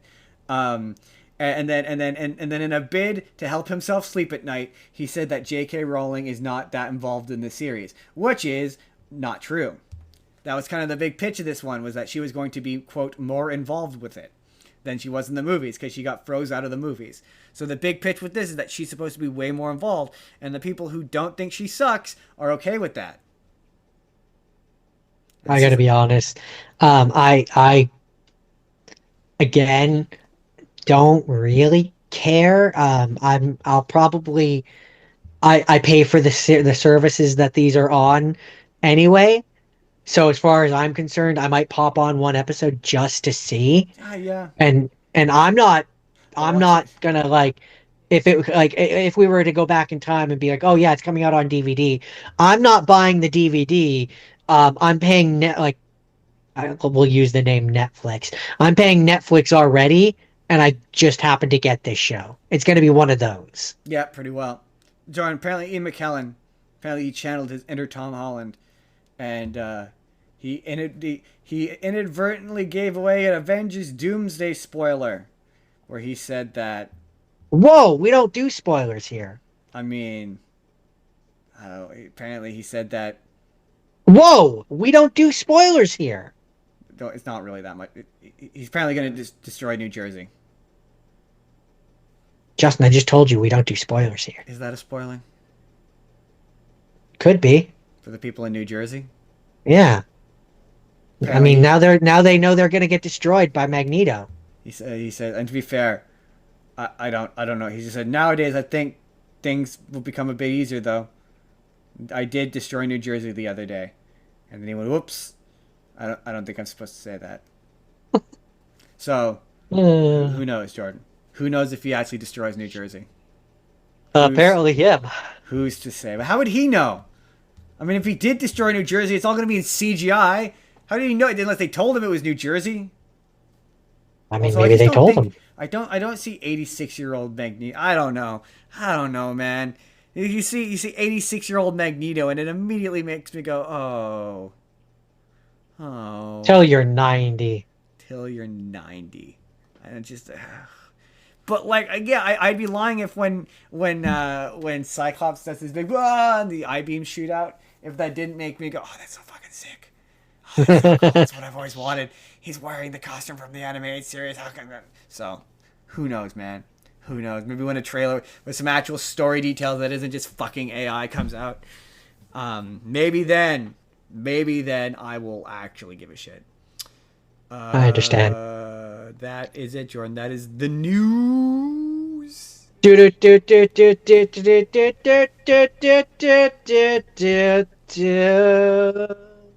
Nailed it. Nailed it this time. You nailed it. Exactly on the. Jordan, do it again. Do it again. Do it. Give me a little bit. Give me more. Nailed it. Nailed it. Nailed it. And with the delay. And with today's show, Jordan, as always, as is per the usual, as is the new tradition, as we have established it, I'd like to give you all an update on our good friends over at Wild Education, because thankfully they managed to find a place Yay! in Abbotsford, but that place is smaller, so they have to adopt out quite a few animals and their plants, and they will no longer be able to give tours, and they have to rebuild the rescue, which, as we all know, costs money. And so you can help them out and all of the animals by clicking the link to their GoFundMe and going to their Facebook and checking out their YouTube channel, all of which I have linked in the description below. Tell them we sent you. Think of the animals. Those spur of the moment guys, they really have your back and are constantly trying to get people to donate to your GoFundMe. Think of the animals. I went to their place once, and they teach you all about the animals. Oh, and if you have an event, you can book them, and they'll come teach you about animals. So thinking of a branding idea here, maybe we have one of them on our spur of the moment conversation and talk about the animals. We could do that. It's not a bad idea. And also, we don't really have a sponsor for today, because other sponsor, or a paying sponsor. I'd just like to remind you that we can promote any product that you want us to. We will promote any service. I can make him promote something at any moment. Jordan, promote for something for me real quick. If you want a thing, then you should get the thing. That's too much. It's too much. It's too much. It's too much, Jordan. Jordan, it's too much. It's too much. See, that was a reference, everybody. That was a reference to our very first ad spot. Where Jordan, do it again. Promote a thing again. If you just pay this amount of money, it's too much. You're doing too much. It's too much. You're doing too much. It's too much. It's too much. It's too much. They're not ready. You can have that. I can have him do it at any point, at any time, anytime I want. For a price. For a price. Not much of a price, but a price. We're cheap. We're available. We will sell whatever you want. It's justicebusiness@gmail.com. What's that? You want me to hawk shit?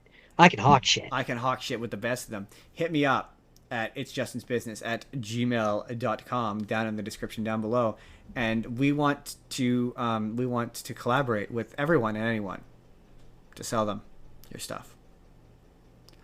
On the second half of today's show, everybody. That's it. That's the sponsors. We could sponsor this. You could be paying us to talk about your stuff. Just saying. Yeah, that. No, didn't hear that. On today's show, you might be asking yourself, folks. You might be saying to yourself, Justin, why are you doing a Valentine's Day special a week before Valentine's Day? Because, everybody, now you will get because we do 6 videos a week, 6 options for you to watch Valentine's Day. Or if you watch the full show, you will have a full 18 options of shit that you can watch on Valentine's Day, because it is Valentine's Day, as opposed to doing the show on Valentine's Day and then having a subsequent week after Valentine's Day of 6 Valentine's videos after Valentine's Day. It made more sense doing it leading up to the day. Have I sufficiently explained my reasoning? Probably. Does it make sense to you? It does to me now, yes. Okay. Did it not make sense before? I did have moments of questioning, yes. All right. That's fair. That's fair. So, love and junk. Love and stuff. And stuff. And things. Jordan, first Valentine's Day thing. I hate Valentine's Day. So the first movie that I watched is called The Secret Life of Walter Mitty. Came out in 2013. Justin, do you know anything about The Secret Life of Walter Mitty? Have you seen The Secret Life of Walter Mitty? Do I need to tell you in great detail about The Secret Life of Walter Mitty? Well, from what I recall, no, I've never seen this movie, but I do remember the trailer, and the trailer being misleading, because I do recall a big part of this movie is he does a lot of what's the word? Imagining, fantasizing, daydreaming. And it's a lot of like fantastical sequences that exist in his mind. And so the trailer was like all of those fantastical sequences, what made it look like it really in some not super similar, but in terms of its marketing, it's kind of like Bridge to Terabithia, where it made it seem like it was a whimsical fantasy movie, and it was just about some creep who had a crush on a girl. Well, see, the funny thing is, I mean, yes, that is definitely part of it. It's not as much of it. It is, but it's not. Well, it's like he's sorry, I do know the plot, isn't it? Like he's a writer, right? And they trick him into going on. Not a writer. He works as at a magazine, Time magazine, I think is what it's supposed to be. But it's like he travels the world or something. That's the whole. No, he doesn't. He doesn't. That's the point. Okay. Never mind. The trailer has misled me. He does in this movie, but generally, no. The point is, and this is why he has No, all no, those sorry. daydreams. I should clarify. To my knowledge, the point of this is he basically is like a hermit or whatever, and they Yeah, convince him to go on this trip to get out of his he's shell or a whatever. well, not that they convince him to. In fact, his bosses don't know that he's doing it. Okay, fair enough then. He is a I don't know what it's technically called, but like he develops the pictures for the Oh, magazine. okay. So like he works down in like the Outdated job is what you're storage. saying. Yeah, he works down. Well, the point in this movie is that it's their last issue. Oh, okay, gotcha. They're about to move on to the internet, and it's their last issue. And he has done a career of a person who takes a lot of the pictures for Life magazine's covers. He's been doing the pictures for them for like 20 something years or Gotcha. a lot of years. But he's never actually Inspiration slop. That's the word I was looking for. It's um inspiration slop. but they've never actually met. Um Oh, okay. And so in the beginning of this movie, meanwhile, yes, he does do a lot of daydreaming, and he has a girl that he works with, like that just got hired there, that he has a crush on. And so there it has a lot of scenes where like it'll just cut to the daydreams to the point where like later on in the movie when he does go out on this actual adventure, it had me questioning if they weren't going to do a rug pull at the end where you find out that none of it Just happened. cuts to him sitting at his desk, depressed. Legitimately, I wasn't sure if they were going to go that route because they do so many of those daydreams. And the point is that like it'll cut back and the people will be hey, like, are you Yeah. there? Like, hello, right? Like, so like I legitimately didn't know if it was going to end up being where like he was sitting at his Is desk that at the end intentional? and none of, yeah, well, yeah, it is. Like, I think that's supposed to be the idea. Oh, fair enough. Um, but I don't know. Maybe I'm wrong about that. Oh. But so yeah, basically, him and the photographer dude, he's been developing, and so the photographer dude sends him a wallet which has like writing and stuff on it, and like the last batch of pictures that was ever going to be used, and he was like, please use a picture. I think it's like picture 15 or something like that. That's the best picture that I've ever taken. Like it's the magnum opus, and it should be the last one on the cover or whatever, but it's not in the batch of photos. And Oh, so snap. Walter Mitty thinks that he has lost it. And so he goes on this whole journey to go to, like, he's trying to do a mystery, basically solving thing where he tries to figure out where the photographer dude is gonna be, basically where his last shoot is. And that's when Gotcha.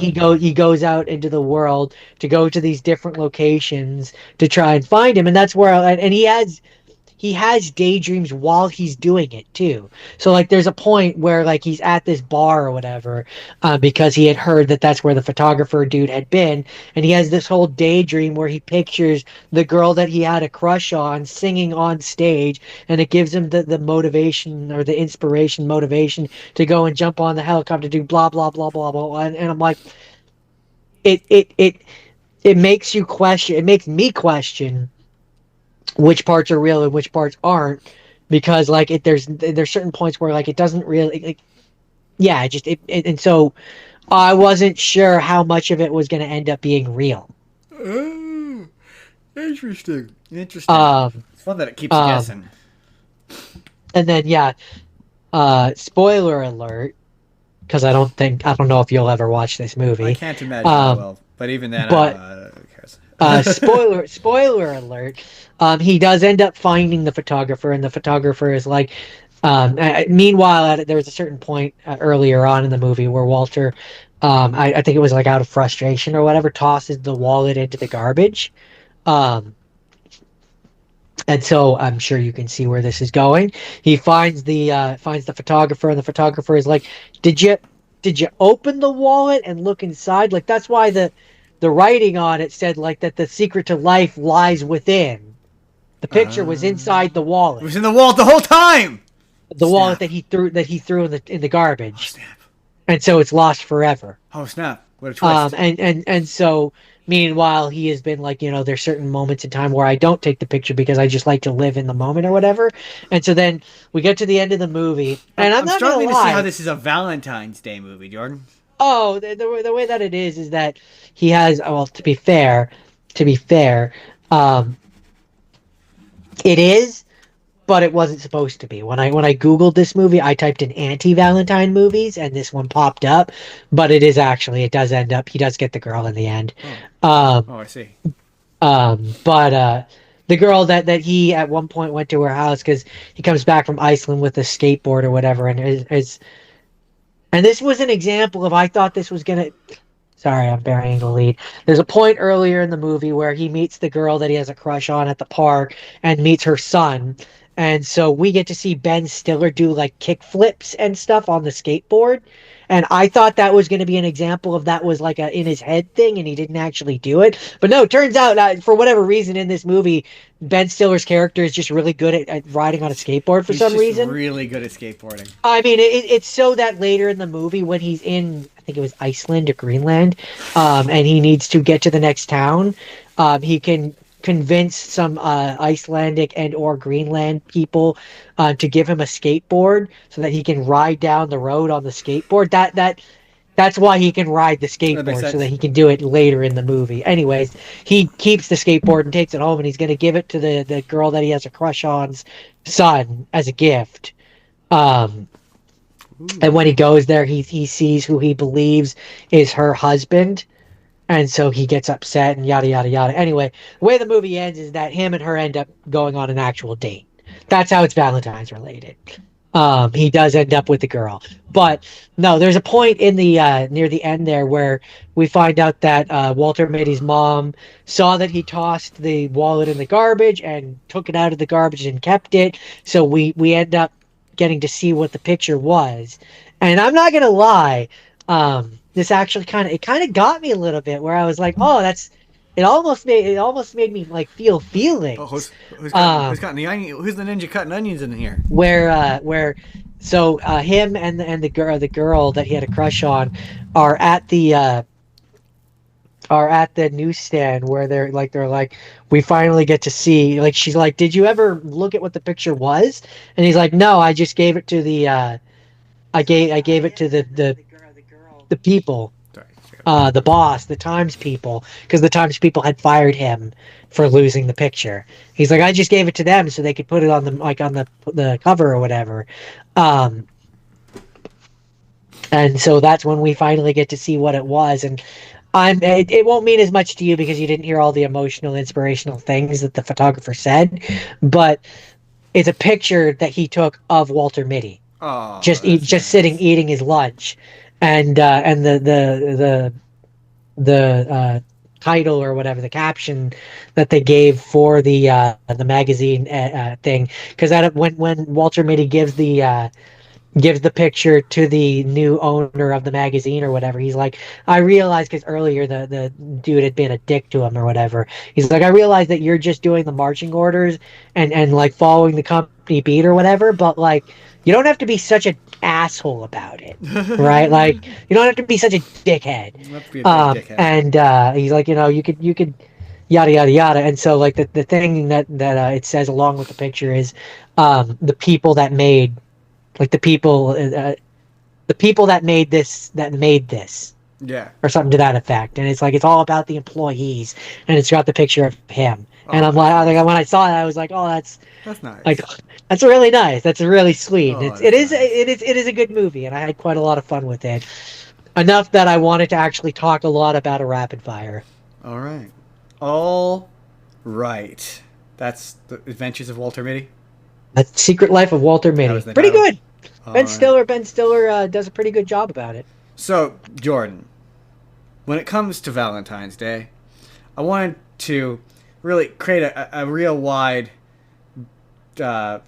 breadth, real wide selection of various Valentine's Day things, Jordan. And I thought, what place to go to Valentine? What place to start than one of the most iconic romantic stories of all time, and that is Romeo and Juliet. And I thought, Jordan, what should I do for Romeo and Juliet if not the worst version you possibly could. And that's the Leonardo DiCaprio version, Jordan. Oh, I thought you were gonna say Lion King too. I like Lion King too. It's better than this movie. Fair enough. I actually like that movie. I hated this. I was mostly just You've saying seen that this, because right? I thought it'd be funny. You Which had one is this this? is the Leonardo DiCaprio one. This is the one where it takes place in the modern They have day. guns, right? They have Yes, guns for swords. yes. You're the one who Yeah, told yeah. I me think about this. You said there was a. I'm, I'll never forget it because it was one of the I'm more pretty sure I stupid had to do that. I'm pretty sure I had to watch that in high Yeah, you school. watched it in high school, and you said it was the most hilarious thing you had ever seen. Because at one point they say verbatim Oh yeah, the words from the original play, but he's got a but it's gun just and it just modern has the word day. Yeah, rapier written on it. yeah. It's the stupidest thing I've ever seen. It's the Yeah. stupidest thing I have ever seen. Like it's like verbatim, word for word of the actual play, but like it in modern times, it reminds me of a Fred play. Yes, well that's it. It's like I related to this in a way. Like it's like like when you did Taming of the Shrew. Yes, it reminded me of that in a sense. I mean, his stuff was more adapted than this, but um, Yeah, it was. we cut shit. But like, I looked up what was the difference beyond the setting and some of the they changed a couple of names and like the fact that they're not actually using swords, but there wasn't much difference between this and the original. Like it's wild when you see that. No, it's fairly accurate, which is why they did. I'm guessing, which is why they were allowed to do it in high school, is because like the script I itself guess. I mean, there's is a the scene where he same. straight up does ecstasy. Like They probably skipped past that. I don't know, or it wasn't apparent enough that they're like, eighth graders aren't gonna get this. But like, yeah, the big thing about watching any Shakespeare is it's incomprehensible.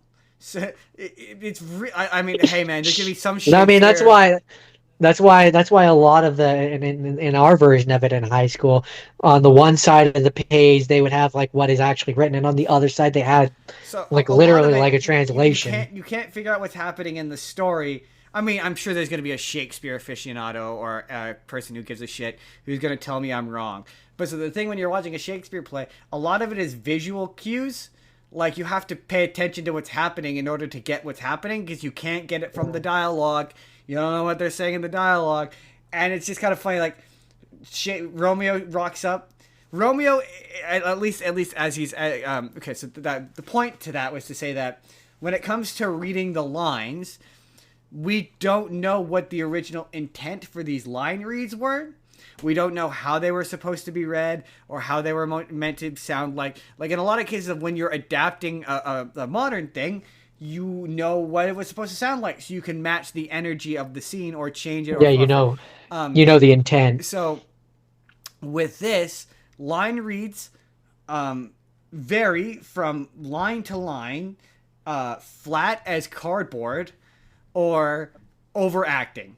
Like Juliet in particular, her performance is flat and stiff as a board until like the end where she's crying, or Leonardo DiCaprio. Like some of the lines are like, okay, there's some subtlety to this, and then the next line is he's crying like this. I'm sure the mic's not gonna pick this up. And thou Fort art thou, I love you more than you know what? It's like it's so over the. Every character is like this, or like every second line is so painfully overacted because that's just how you have to do Shakespeare. Like it's like I will say like by the time I finish doing a Shakespeare play, this is gonna sound so up my own ass, but like by the time you're like you've read through it a seventh or eighth time because you've had to do these lines 100 times, you start to understand what they're saying. You start to get it. But like Romeo reads in this, especially as played by Leonardo DiCaprio, as like you know that like handsome douchebag who like read one poetry book and all of the girls think he's deep. Yeah.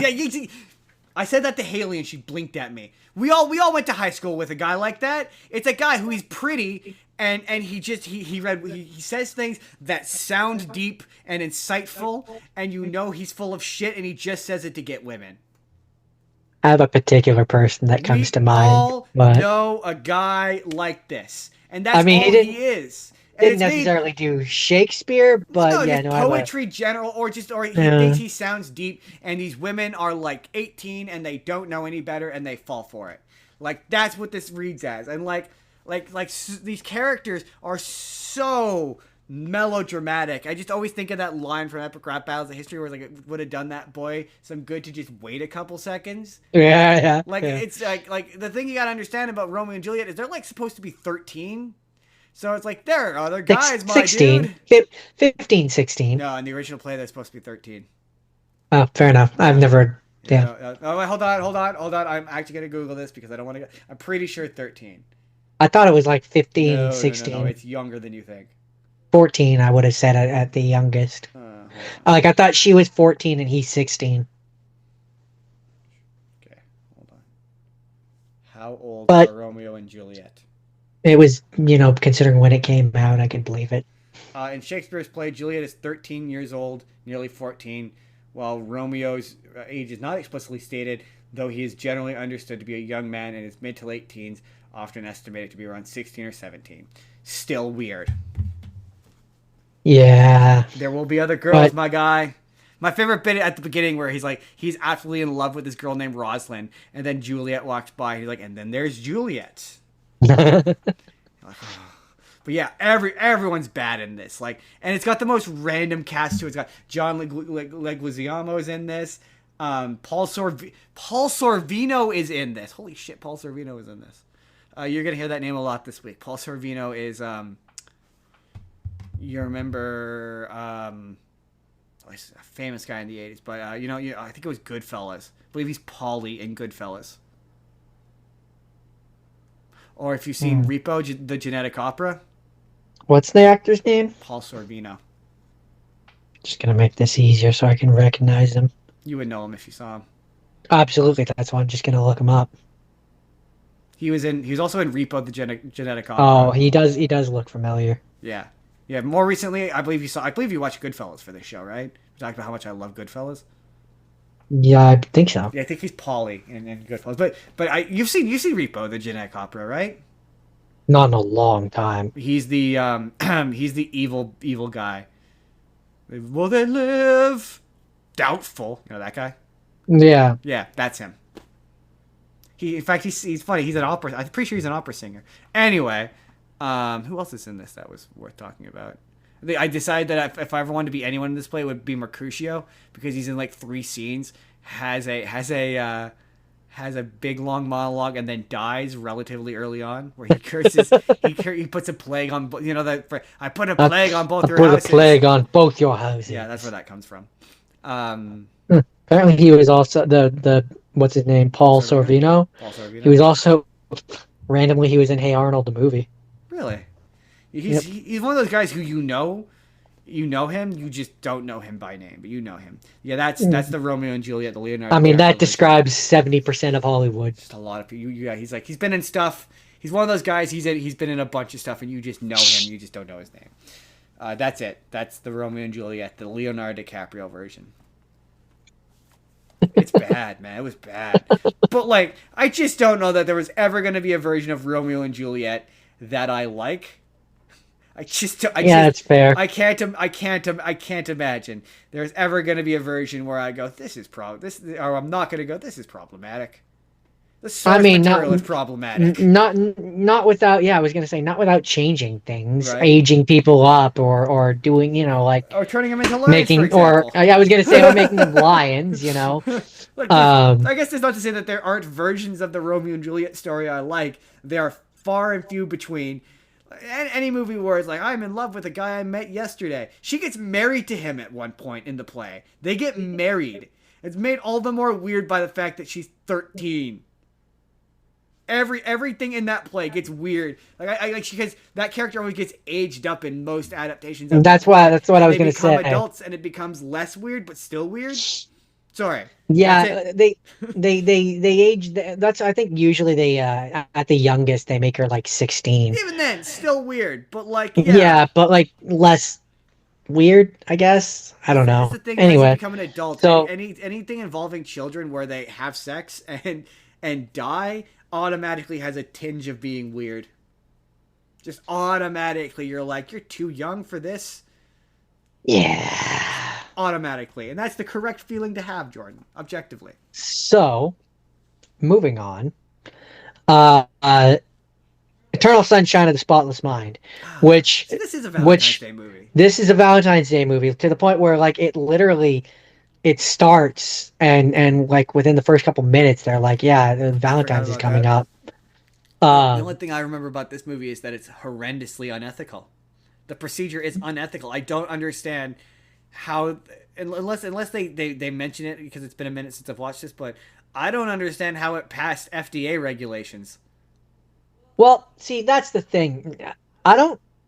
I question whether it did. That's my thing. Is like I don't recall if it did or not. Like I think they get shut down at the end of this They movie. get well. They shut down at the end because Kirsten Dunst sends all the patients stuff out to them, Yeah, so they yeah. all find out about it, So and yeah, that that like makes me shuts them question whether or not down. this passed FDA regulations because there's no way it could.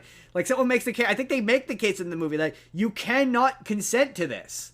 You can, even if I consent to it, the version of me that walks away from it didn't consent to it. I mean, you just gave me brain damage. Right? That's what you did. Like You punched literally, holes in my memory and caused me brain literally damage. they do say that they're like this is basically brain damage. You are basically getting controlled brain damage, Right? And it's and just like, like yeah, because I think Jim Carrey's character says at one point, Joel, I think he says, like, I didn't consent to this. Well, yeah, you did. No, but I didn't. He might have, but I uh, didn't. I don't know if I don't remember if he says that, but he does. Like, there's a point where him and Kate Winslet are listening to his tape, and he's like, I would never say that. I didn't say that." And she's like, "But you did say that. You clearly you come to feel these feelings." And he's like, "But I don't feel those feelings. Right? That he I did, mean, that's not but even I didn't." mentioning. It's not even mentioning Elijah Wood, using Oh, that's using extremely unethical. But to using be her fair, information to commit what is essentially a sexual assault. I mean, yeah, I would say, look, for the he, sake of he, the females in the audience, I'm going to say is sexual assault. I mean, yeah, it's coercion, definitely, or Definitely. I mean, even using Joel's shit to get with her, it doesn't work because he's a slimy creep. She still is like, I don't like you well, it's immediately. one of it's one of those things where it's like it tweaks her brain because it gives her like a shadow memory where it's like red flag in the back of her mind is going off, like something is weird here, Right? and it's like, and then that's not even mentioning the fact that like, okay, you want to get into the part that I find, ironically, the part that I find most unethical doesn't even have to do with Jim Carrey or Kate Winslet, the Oh, I people mean, it's the that are doctor about Kirsten this. Dunst, right? It's the doctor and Yeah, yeah, Kirsten yeah. Dunst, who he is significantly older than her. They were like dating or something. He was screwing her, She was sleeping and with then her he behind his wife's back, and I think it's implied that she no, got no, pregnant. originally, no. Originally, they dated because she said that the wife says you had him first. That's what she says. Well, yeah, I know, but I think the implication is that They he was. dated. They dated. No, they dated before he met. This is what it's implied. Him and Kirsten Dunst dated before he met the wife, and then and they broke up. And she wanted to forget. He wanted to forget. They wanted to forget. But it's also said in the Wikipedia here that originally, and this is where it gets even more fucked up. Originally, Kirsten Dunst was supposed to have gotten pregnant from him, Yeah, that's how it reads. he convinces her to get an abortion, Yeah, that's how it and reads. then Yeah. wipes her memory. Yeah. Well, That's what it it was has that originally. they make the equivalency of that because there's the conversation he has with her on the tapes where she goes, "I don't want to do this," and she goes, "We talked about this." That is very abortion coded. That is very Because yeah, like that's yeah, guy who. it's That's where intentional I'm like, because that's where I'm like, it. Hey, maybe yeah. This is a case where I'm clearly wrong, but I always understood it to be she was dating her behind the wife's back, and in order to keep the secret from his, but then it's implied that the wife knows that. So yeah, I think yeah, you're right. Maybe it was beforehand. yeah, because the wife was basically like, she says, she has a line where she's like, you had him Yeah, I first. think but Like, I think the implication there is that so no, I think the when she like says had, I think like you had his heart. Like I think the idea was he was dating her and he was in love with her, but in order to fix his marriage, he wiped. But again, I guess maybe that's wrong. I mean, Perhaps it's it's up interpretable. for interpretation, we'll say. But no, my interpretation is basically he hired the secretary, But keeping her employed is fucked up he regardless. screwed the he's yeah, exactly. But my reading of the situation is Regardless of the way he did it. he hired the secretary. The secretary fell in love with him, and he screwed the secretary. He realized that it was problematic because they were so much of an age difference, and so he convinces her to wipe her memory. He then meets his current wife and still keeps her on as a secretary after he's screwed her and wiped her memory, and then she falls in love with him all over again. It's fucked up. It's so It's fucked fucked up. up.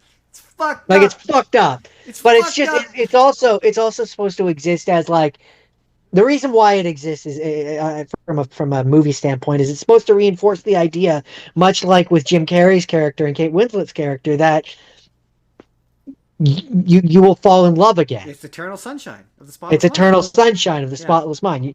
You will fall in love again if you meet the But person again. I just also think it's fucked up because I don't know. Like I guess depending on the rule. Yeah, I don't know because I'm like if a girl breaks up with me, it's just if I have to live with that, but then again I guess I could get the procedure.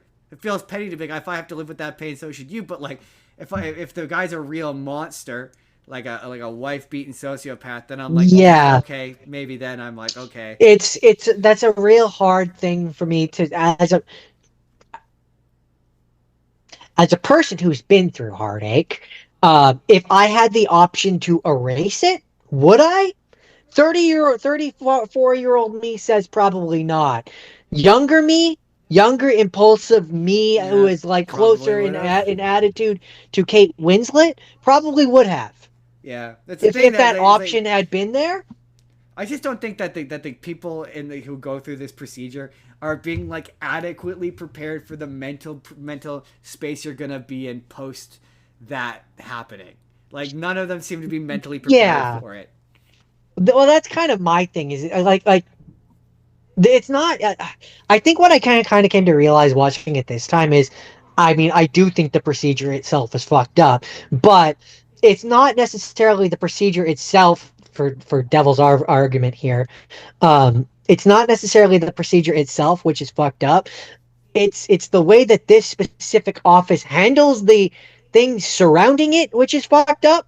Yeah, I could just Um, believe that this is a rinky, but yeah, it does really kind of does feel like a metaphor for abortion a little bit because it's kind of a back alley kind of thing. It's not it doesn't seem to be super reputable.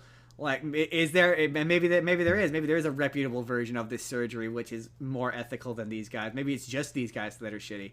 Who knows? because yeah, We you haven't even like talked about the that. reason Just the as reason why it feels good like a movie generally. backdoor thing for me, the reason why it feels like a Because they show backdoor up at his easy house in the thing for middle me, of the they night. show up at your house in the middle of the night. If this was a reputable thing, they would keep you overnight in a hospital. In an office, yeah, in a doctor's office, certainly something um comparable. so But I it guess just the it idea just is they doesn't. show up in the middle of the night because then you don't remember having had the procedure and your life just That's moves on. supposed to be But the idea, like yeah. that, how is that possible? Especially if you get this, if you are married to a person, your life is entangled with them. Surely there's a screening. Yeah, oh, I think we're overthinking the procedure.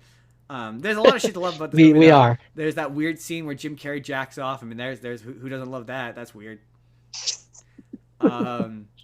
That was a The point where joke. he's late, where he's in the past, he's supposed to be young, and then Kate Winslet is the She, older lady. hey, we've all been there, man. We've all been there. Uh, Now, there are a no, lot of yeah, I fun. mean, There's a lot of fun sequences involving Scale, where he's a kid and she's an adult. That's really fun. A lot of the visuals are great. It's my favorite series. I think it's. I don't know. I love the Truman Show, so it's hard not. But it's probably one of my favorite serious Jim Carrey movies. He strikes a balance of it. It's funny. It's a funny movie at points. He's funny without being a cartoon character, and it was the movie that kind of demonstrated that he could be funny without being a cartoon character. yeah, It's and definitely it's one of weird his to better see, dramatic. Was definitely better than the Majestic. and it's weird to see just such a young Mark Ruffalo. Yeah, that's not the movie that like there's a movie called I forgot he was in this, but there's a movie called I wish I could remember what it was called, but it has Julianne Moore and Annette Bening and Mark Ruffalo in it, and the premise of it is basically Mark Ruffalo is like the sperm daddy of this lesbian couple's kids, and she ends up cheating on him with her, and like that was the movie that made me go, that's the Hulk. And like it feels like this should have been that movie where I should have watched this and been like, that's the guy who's gonna be the Hulk?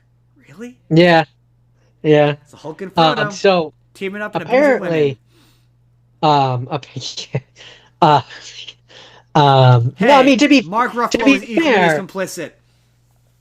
I mean, He's doing the to be yeah, fair, Mark he Ruffalo does the same and thing. the movie doesn't talk about this, but he's doing the same shit that Elijah Wood To is Kirsten doing. Dunst. Yeah, he's Yeah, doing it to he Kirsten is. Dunst.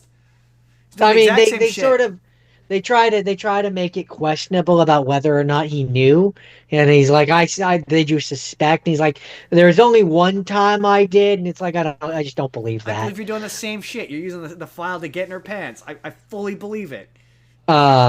But so apparently the concept of this movie came from conversations between the director Michael Gondry and the co-writer Pierre Bismuth, um, where Why did I get confused with basically Milo Formish? Sorry, anyway. where basically Bismuth had conceived of the idea of erasing certain people from people's minds in response to a friend complaining about her boyfriend. When he asked her if she would erase that boyfriend from her memory, she said yes, and that gave him the idea. Jordan, is that? Do you have anything else? Uh, Is that it? I'm trying to see if there's any interesting We're things. No, I think that's it for this one. Uh, oh, I think there was an interesting thing I read about there's a game that this inspired. Yeah, that was it. I wanted to mention.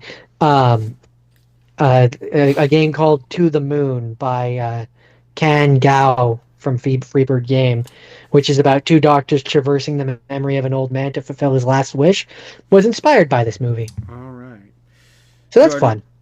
I Jordan, Jordan, Justin. Jordan. Justin. This was not a good start to the week. Let me tell you. And this movie that I'm about to talk about, it created. It made me coin a term I like to call celebrity cameo slop. This is Valentine's Day. And before we get into this movie, Jordan, before we jump on into Valentine's Day 2010 film, Feet first? feet first, heart first, as it were, because it's about Valentine's Day. I feel it's important to say, even though I chose Valentine's Day as a topic, I fucking hate Valentine's Day. This is not a feeling that I developed when I was an adult. I hated Valentine's Day when I was a child. Me and several friends came up with a club we called the CBC, or the Confirmed Bachelor's Club, and we were in 4th grade. Pretty much around the time where Valentine's Day became hurtful.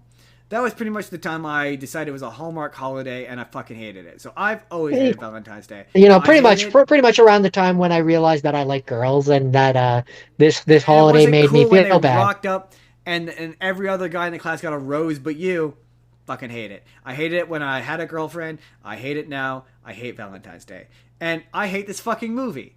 This movie was crap. This movie was bad. This movie is just fucking celebrity cameo after celebrity cameo after celebrity cameo. And this movie needs to pick a fucking main character. There's 50 different characters in this, and it swaps between all of their narratives, and any one of these characters would have been a suitable main character, but it can't decide on one of them. So at one point it's about Ashton Kutcher and Jessica Alba, and Ashton Kutcher has proposed to Jessica Alba, and Jessica Alba has said yes, and he goes to work, and he's friends with Jennifer Garner, who is dating who is he dating? She is dating Patrick Dempsey.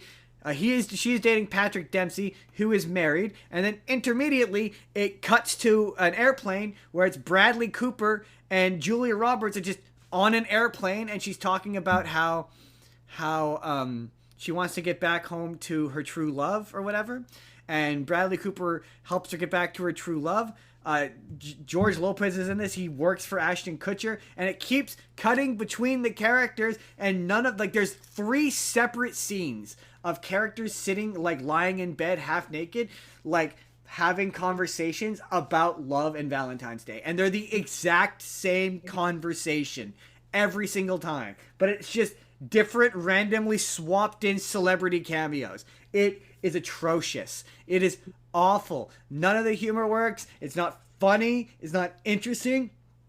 Like, it doesn't focus on any of the characters long enough for you to give a shit about any of them. Oh yeah, at one point, one of the sets of characters is Topher Grace and Anne Hathaway, and Anne Hathaway is hot, a sex phone worker, and then she goes to, or one of the characters, I think it's Jennifer Garner, goes to get into her elevator, and there's her neighbor has like a big, I think it's like a toy bear or toy something in front of her, and she moves it down, and it's just Taylor Swift. And then Taylor Swift is going to high school, and she's dating Taylor Lautner, who is going to the same high school as the babysitter of, I think it's Jennifer Garner's kid, the babysitter of Jennifer Garner's kid, who is Julia Roberts' niece, Emma Roberts, who you just don't know her, probably don't know her by name, but you would know her if you saw her. And she wants to have sex with her boyfriend, who she ultimately decides not to have sex with, but Taylor Swift and Taylor Lautner do have sex at the end of the movie. And what was the other connection? Oh, the kid that Emma Roberts babysits is the son of Julia Roberts, that's the guy who she's trying to get back to the whole movie. And it keeps intermediately switching between these characters, but it doesn't focus on one character enough for you to give a shit about them. Because by the time you start to get even the remotest bit invested in this, it switches to another character. It's kind of like Game of Thrones, but for shitty Valentine's Day. Do you have any questions for me, Jordan? So what you're saying is you really enjoyed this movie and had a great time watching. I fucking hated it. It just reminded me of everything I hate about Valentine's Day. Any other questions, Jordan?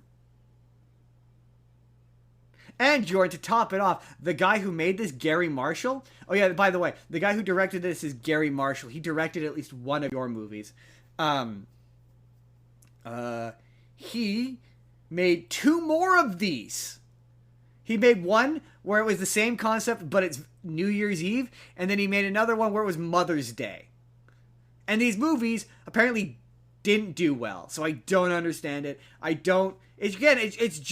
Its entire function is just for you to go, ooh, but it's a celebrity I recognize. It's Ashton Kutcher. It's celebrities who in 2010 are relevant, and the only bit is that that's George Lopez. That's the whole bit. Like, what? It's not saying anything interesting. It's nothing to... Oh, I hated this movie so much. It fills me with rage the more I talk about it. Jordan, I hated it. That's it. That's Valentine's Day. Hopefully I stretched this out enough to make it into a video. It sucked. Upset me. Do you have any more questions, Jordan? I can safely say I do not. Would you watch this? Oh, that was the other thing. This wasn't on any streaming. Which just, only Jordan relates to this, but... Then no. Jordan, do you have those moments where a movie you need to watch for the show isn't on streaming, and then you have to put an effort to find it, and then you finally do and you're like, I don't want to. I know this is going to be bad. And then it is? And it makes the movie even worse? Yes. That's what this was like for me. An hour into this, I stayed up late to watch this. I put a lot of effort into downloading this movie, and it's awful. Makes it worse. Yes, I had to visit the bay that belongs to pirates because I refused to pay money for this, and it took like an hour to negotiate with said pirates. And I would have given up at a certain point and just been like, nope, not worth it. At some point it becomes about pride. You're like, but yeah, I stayed up till 9:30 watching this, which is like way past my bedtime, and I was like, I was so mad. Any final thoughts? Bad start to the week, Jordan. This was a bad start. 2 bad movies. Bad start. This was not a good week. Okay. Again, hopefully we've extended this enough for it to be a video. So this rapid fire is going to be real rapid. I love. Okay, bearing the lead. Wait. Bruce Almighty. Before you do Bruce Almighty, just real quick, just a housekeeping thing. At what point do you have what women want? In fact, you should do, instead of doing Bruce Almighty, you should swap it for what women want.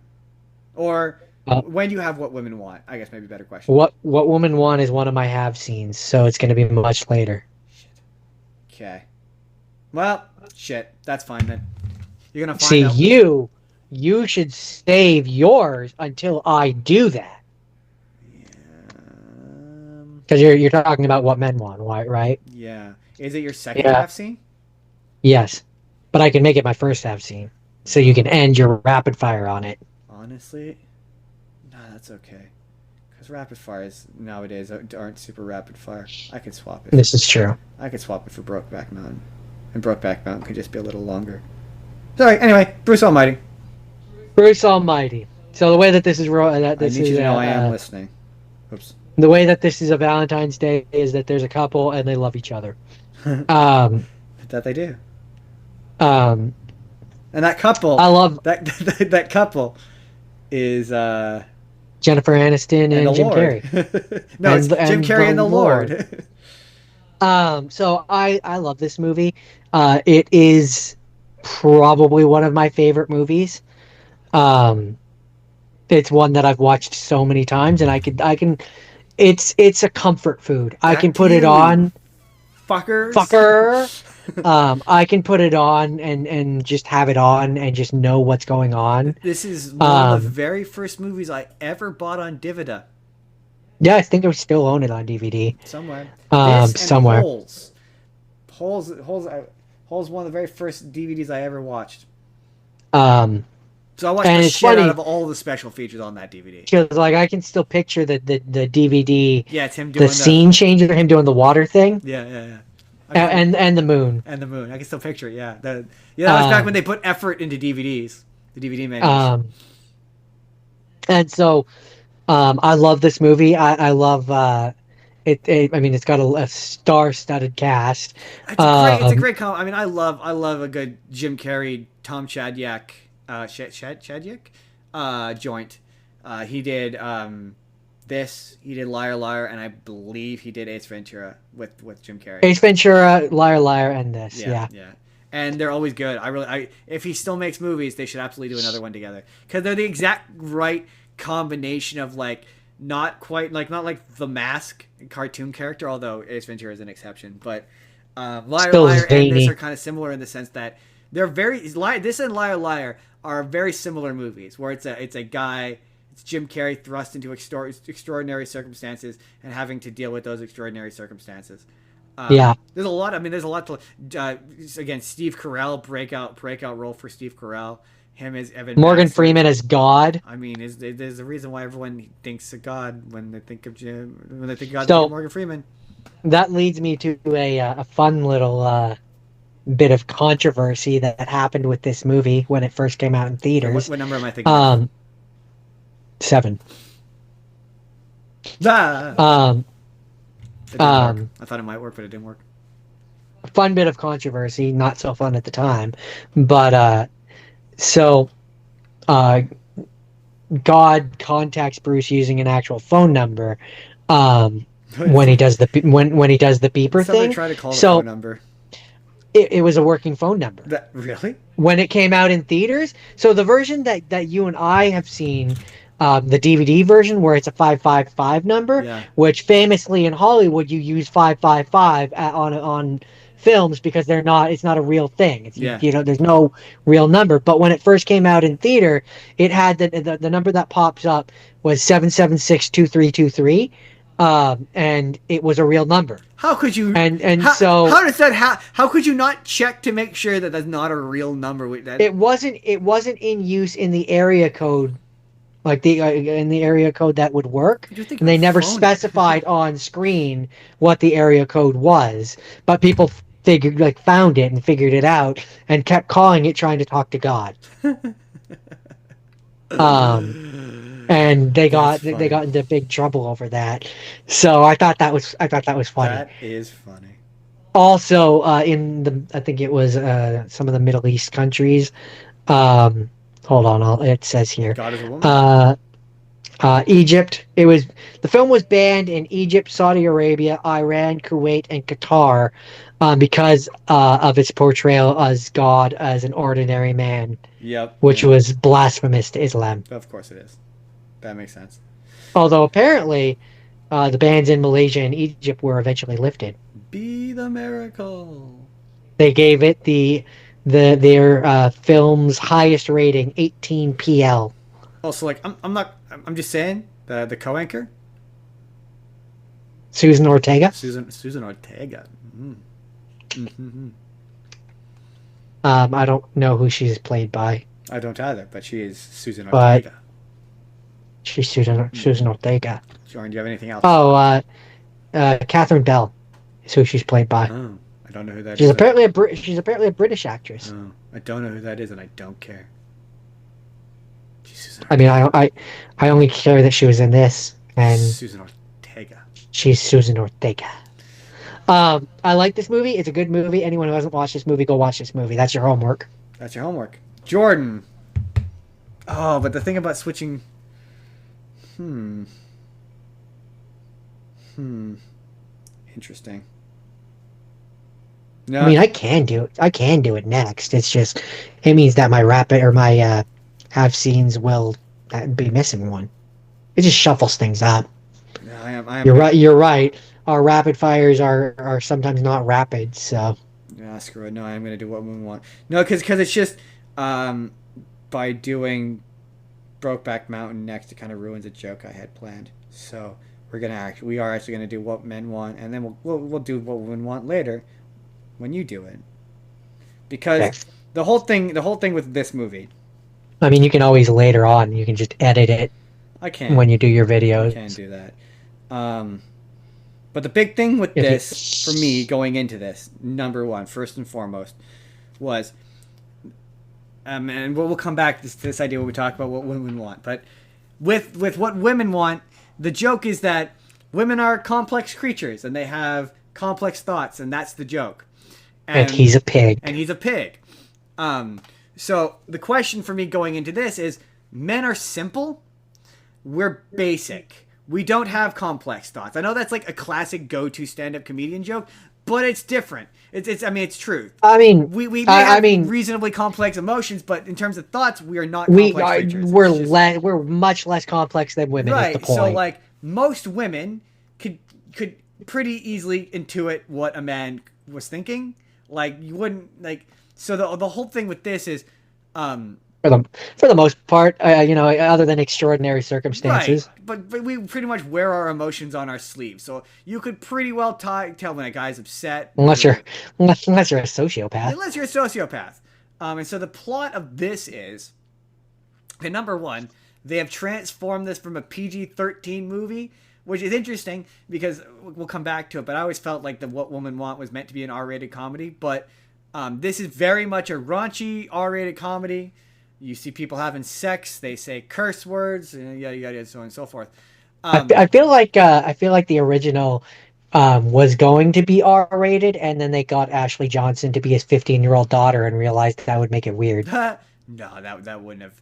I imagine it. That one we'll get to it, but I believe that could have that feels like it was one that was, and then in the edit after test screenings, it got pulled down to a PG-13. Anyway, we'll talk about that when we get there.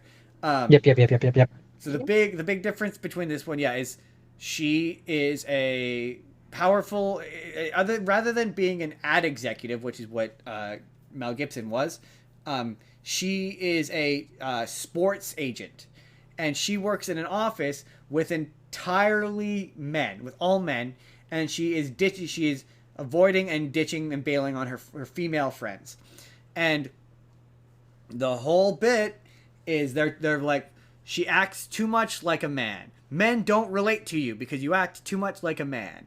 And that's the whole bit. So she needs to learn how to act more like a woman and act less like a man. And this movie feels the need to explain why she can read guys' minds. So instead of it just being a random, like in the original, I felt it was unexplained and that was fine. It didn't need an explanation. Whereas in this, they're like, oh, she goes to her friend's bachelorette party where she runs into a psychic who feeds her some form of like drugged up tea, and then she hits her head, and that's why she can hear guys' thoughts. And in this one, she has a guy best friend, or a gay guy assistant, and he finds out that she can read minds. And so there's a lot of jokes where like he's saying shit to her by like thinking it at her. And there's a coworker character played by Pete Davidson, who has a huge crush on him, and she ends up getting them together or whatever. It turns out they're a really cute couple, and it's really funny. Like, it's not to say that like it's devoid of things that made me laugh. Like, it's a funny movie. I laughed, but like there's a moment where she's invited, because the whole thing is she meets this guy at a party, and oh no, he's the bartender at a bar that her and her dad go to, and she ends up hooking up with him and having really one-sided sex is how the best way I could describe it, and wakes up with her and finds out that he has a kid, and she's trying to pursue a new young athlete to join the agency, but she has to, in order to convince him to sign with them, needs to convince his overly abrasive, overly protective dad, played by Tracy Morgan. And so she gets the guy, she starts dating the guy and tricking Tracy Morgan into thinking that the guy is her husband when they're just kind of starting out dating. And they do all the same bits. They even do the bit where the sex goes really good, and he's like, it's like you were in my mind the whole time. You know that bit? Yeah, but the joke doesn't work there, because the reason why it works in is because girls are more complicated. Exactly. It doesn't. It's not. It's It a joke doesn't that work doesn't there. really. You're like, I know. I've seen it. I know how it. No, it's not hard to figure out how to work the shaft. Right. Goes up and down. That's what I'm saying. But yeah. So there's a scene where they're talking about what. Not to make it want. You just made it weird. But there's a scene where they're talking about what men, or what she thinks men want, and her assertion was love them and leave them, basically, hump them and dump them. And he's like, you think that's what men want? And he's like, I think really what men want is to be loved and cherished, and to find a person that they can trust and be emotionally dependent on. And as he's saying this stuff, I'm like, this was not written by a man. This is very definitely written by a woman. And sure as shit, that's open it up. That's what they want men to be like. Open it up, and it was very much written by two women. Tracks. Right? I was like, no man wrote this. I'm sorry. That's not true. One man wrote it because one man has a writing credit, but it was very much written by two women.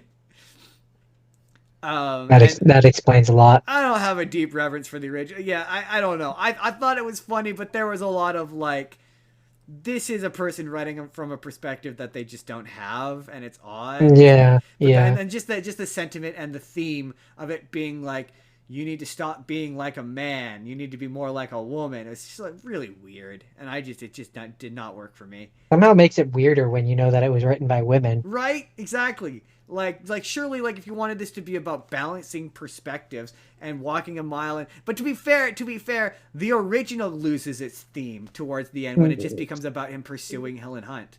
Feels sort of, what you're describing feels sort of regressive. A little bit, yeah. Like, I mean, the whole idea. Like, what's wrong with a woman being more man? Like, there's nothing wrong with that. Like, why does she have to be more girly? Right. Like, that just feels really regressive. The idea. Well, no, the idea is she needs to be more like her character is that she doesn't listen to people, and she's not hearing what sure, they no, need. okay, I get that. Like, if that's what you want to focus on, but like, no, to strip it down, or like minimize it down to like, oh, the guys don't like you because you're too much like a guy. That's not true. Plenty of guys like Tom girls. Well, yeah, what I'm saying is, though, is like, Tomboys. The movie's perspective is like, oh no, she needs to be more emotionally available like a woman, and I'm like, but that's not like you said, that feels slightly regressive.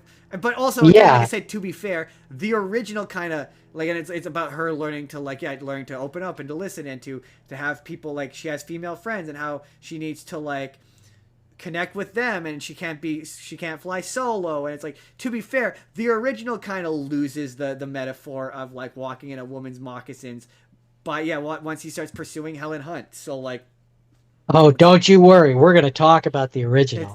not to say, but yeah, I was just like, what does this have to say about what women? Nothing. It doesn't have anything to say about like women seeing through men's eyes. It's more about being like, well, actually, deep down, men are just like women, and it's like, well, okay, not. No. We can be share characteristics and experiences and emotional depth, but our emotional depth is just different. Like, it's not the same. It's not Yeah, the like same I as mean, women, and that's the thing is, fine. I'm not even talking like, I'm just talking emotionally. Men and women deal with things differently emotionally, right? there's that, Men and tend to be there's just the reactive. fact that there's the fact that like, and we're getting really into the weeds here, but like, there's also just the fact that like, you reading my thoughts doesn't mean that you are experiencing much in the same way that the original. And this is an issue that I have with the original, where just because you can read their thoughts doesn't mean, like, you're not walking a mile in my shoes. Yeah. You're not experiencing the same. You can't. Just like he can't in the original, because he is still a man. Yeah, He exactly. is still a man. He is not experiencing life as a woman would experience life. There's no way to, you can't, unless you have a body morphing movie where like she turns into a man and Yeah. can read men's thought, and but then okay, you're gonna walk a mile in the shoot. But like, just reading my thoughts is not gonna, it doesn't It's not convey teaching you how to live your life as me. what it's like to be a You're man. you're you're a No. successful and attractive black woman. I'm me. Like, I'm me. I'm we're just gonna different. we just live different lives. You just because you can hear what's going, like what I'm thinking in a moment, doesn't, it's But not. also, they do all the gags of like, all men think about is like sex. So like every third character is thinking an inappropriate sexual thing. So I did appreciate that. I appreciate that. No, it's like, yeah, when you can hear every man's thoughts, their thoughts are basic, and the guys in this movie's thoughts are basic. It's just like, I want to fucking eat, and you're like, yeah, I mean, I that's also why can they never see made in what men want, because that's what it devolves to. I can also see in that, in this, why this one has to be 18 plus, and the other one could be 13 plus, is because I'm just going to be honest here. Men's thoughts are disgusting, way Yeah, more disgusting than the female brain. that's So I understand why you would have to make it 18 plus. pretty much, yeah. It's pretty that it's shifted to, it's now a BET show, and the BET network. This is an unrelated quasi, but the BET network, they have no problems letting their shows be foul.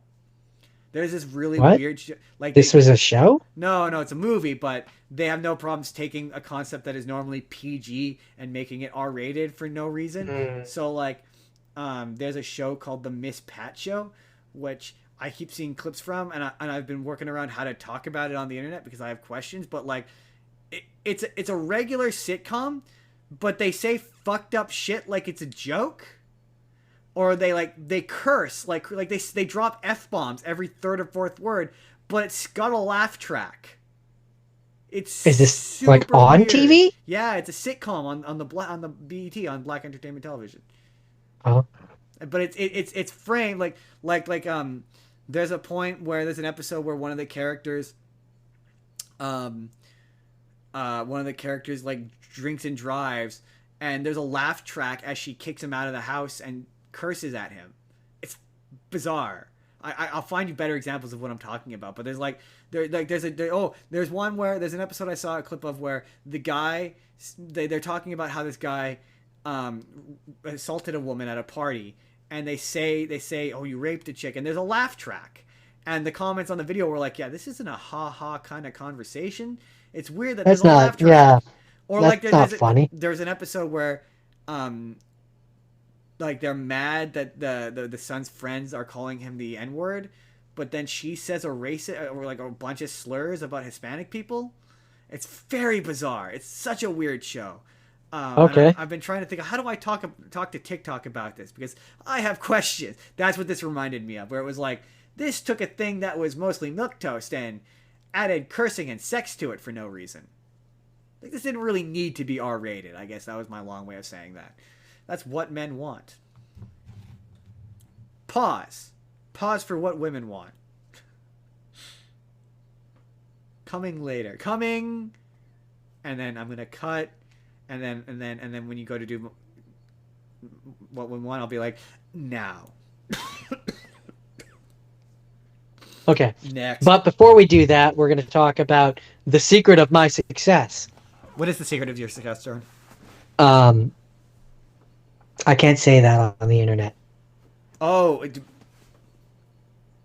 No. We went entirely different directions there. So the movie is called The Secret of My Success. It's got Michael J. Fox. And also stars Helen Slater. I recognize the name, and I'm sure I would know her if I saw her, but I cannot think of anything. Well, you see, Michael J. Fox was in. Shut up! I know who Michael J. Fox is. I'm talking about Helen Slater. Let's see. She's Supergirl in the 1984 film Supergirl. Nope, that would be it. That's where I know her from. I recognize the name. Other things, but she's other things, but it's definitely it's probably. Oh, she was. Oh, very interesting. She's the voice of in Batman the Animated Series. She's Talia al Ghul. Oh, I thought you were going to say Andrea Beaumont. And in Smallville, she was Lara L. No, yes, that I knew. Yes, that I knew. And in the 2015 Supergirl TV series, she was Eliza Danvers. Yeah. She's Supergirl's mom. Both of which her appearance on Smallville and on Supergirl are both references to the fact that she was Supergirl. So I'm gonna take a stab at and guess that you have not heard of a movie called The Secret of My Success. I've never heard of it. No. Okay, so luckily this is not a super complicated movie, so the plot. Michael J. Fox, he hooks up with Helen Slater. I mean, yes. Amongst there's at least one other person. Anyway, so he is a Kansas farm boy who is moving. He's a recent college graduate who's moving to New York City, where he is accepted an entry-level job as a financier. But he gets there, and then he finds out that the company he's supposed to work at has been taken over by a rival corporation, so he gets laid off. Is it called Rival Corporation? No, I don't think they say what the corporation's called. Anyways, and so then he tries to get jobs at other places. He's unsuccessful because he's either overqualified or underqualified. There's this whole thing where he's in an interview and he's like, how am I supposed to get the experience required that you are saying that I need if no one will give me the chance to get the experience that I need? Boy, and howdy, are we in that position right now? Hashtag relatable. Hashtag been there. Hashtag currently there. So then he goes to the Penrose. Make my podcast better, but you won't pay me until my podcast gets better. So then he goes to the Penrose Corporation, which is directed by his uncle Howard, who is like a distant relative that he's never met before. So he gets a job. His uncle gives him a job in the mail room. Familiar. Is this a sad ending?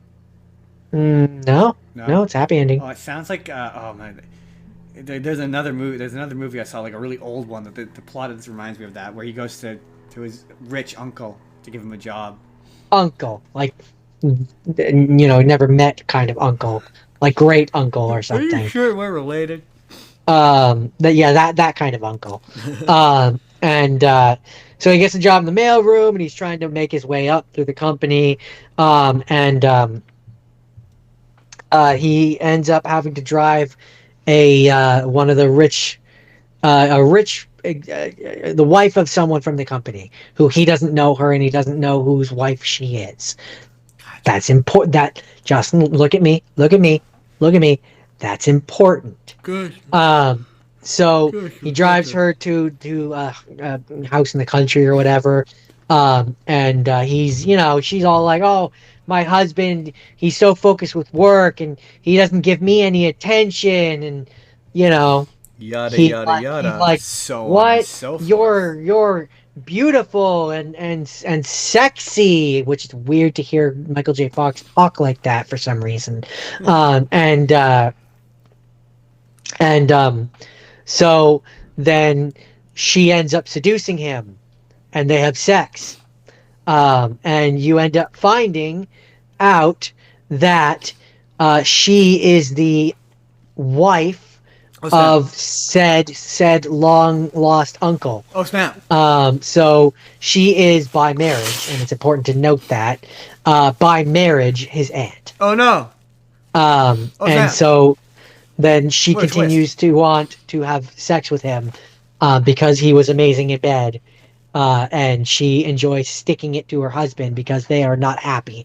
And so then he, meanwhile, at the company, has basically, while doing his job at the mailroom, has hijacked an office, used his position in the mailroom to send the necessary paperwork to get a name on the door for a fake name, hire a secretary, and is now working as a like business person up in the corporation part, um while also doing his mailroom stuff.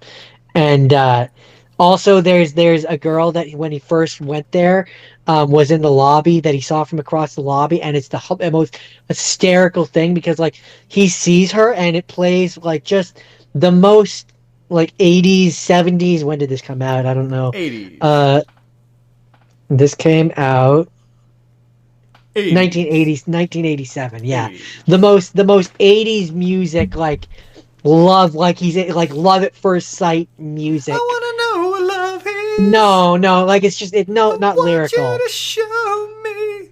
Not lyrical, but like just music cue, I know, needle but I mean drop. um that's what you're thinking of. and uh and it's just as soon as it started playing it, I just started laughing because it was just so ridiculous. Gonna put my But anyways, mustache. she ends up being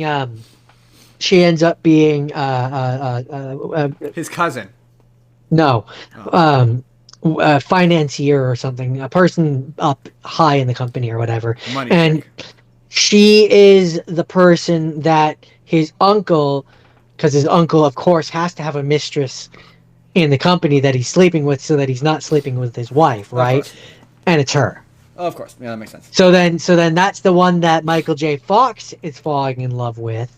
And so then his uncle gets her to spy on the new person that he supposedly like that supposedly got hired, that is like doing all this stuff that he doesn't trust, so he gets her to spy on him, and he doesn't realize that it's his nephew. Meanwhile, he's or his whatever he is, nephew, great nephew, whatever. And he says like, okay, great nephew, I need you to look after her and make sure that this guy isn't gonna come, and this guy who is actually you, that I don't know is you, is gonna try and steal her away from, and they end up falling in love. And the long and short of it is that this important thing that I left out, um the aunt by marriage, the company used to belong to her father, and the uncle only got in, like, became president or whatever because he married her. So Ah. he's not like he shouldn't be president, basically. Gotcha. And so at the end of the movie, because there's this whole takeover that they're worried about this entire movie, and so at the end of the movie, Michael J. Fox basically screws the uncle out of his position, By screwing his wife. basically. That makes sense. The wife buys the controlling interest of the company, fires the uncle, and then puts Michael J. Fox in as the new president, basically. While she is no longer romantically interested in him because he has since introduced her to a friend that he made in the mailroom. Um, and so Michael J. Fox ends up with Supergirl, uh, and runs the company, and that's the secret of his success. Sticking it to his uncle's wife. Sleeping with the boss's wife. That makes sense. Honestly, Makes fun movie. I actually did enjoy this movie. That might be because I like Michael J. Fox. I mean, who doesn't like Michael J. Fox? Like, if he wasn't in this movie, I don't know that I. Yeah, it's hard to say, but That's yeah, fair. I had That's fun fair. with it. That's fair. That's the secret of my success. That's the secret of ooze. Ooze. You're my next one.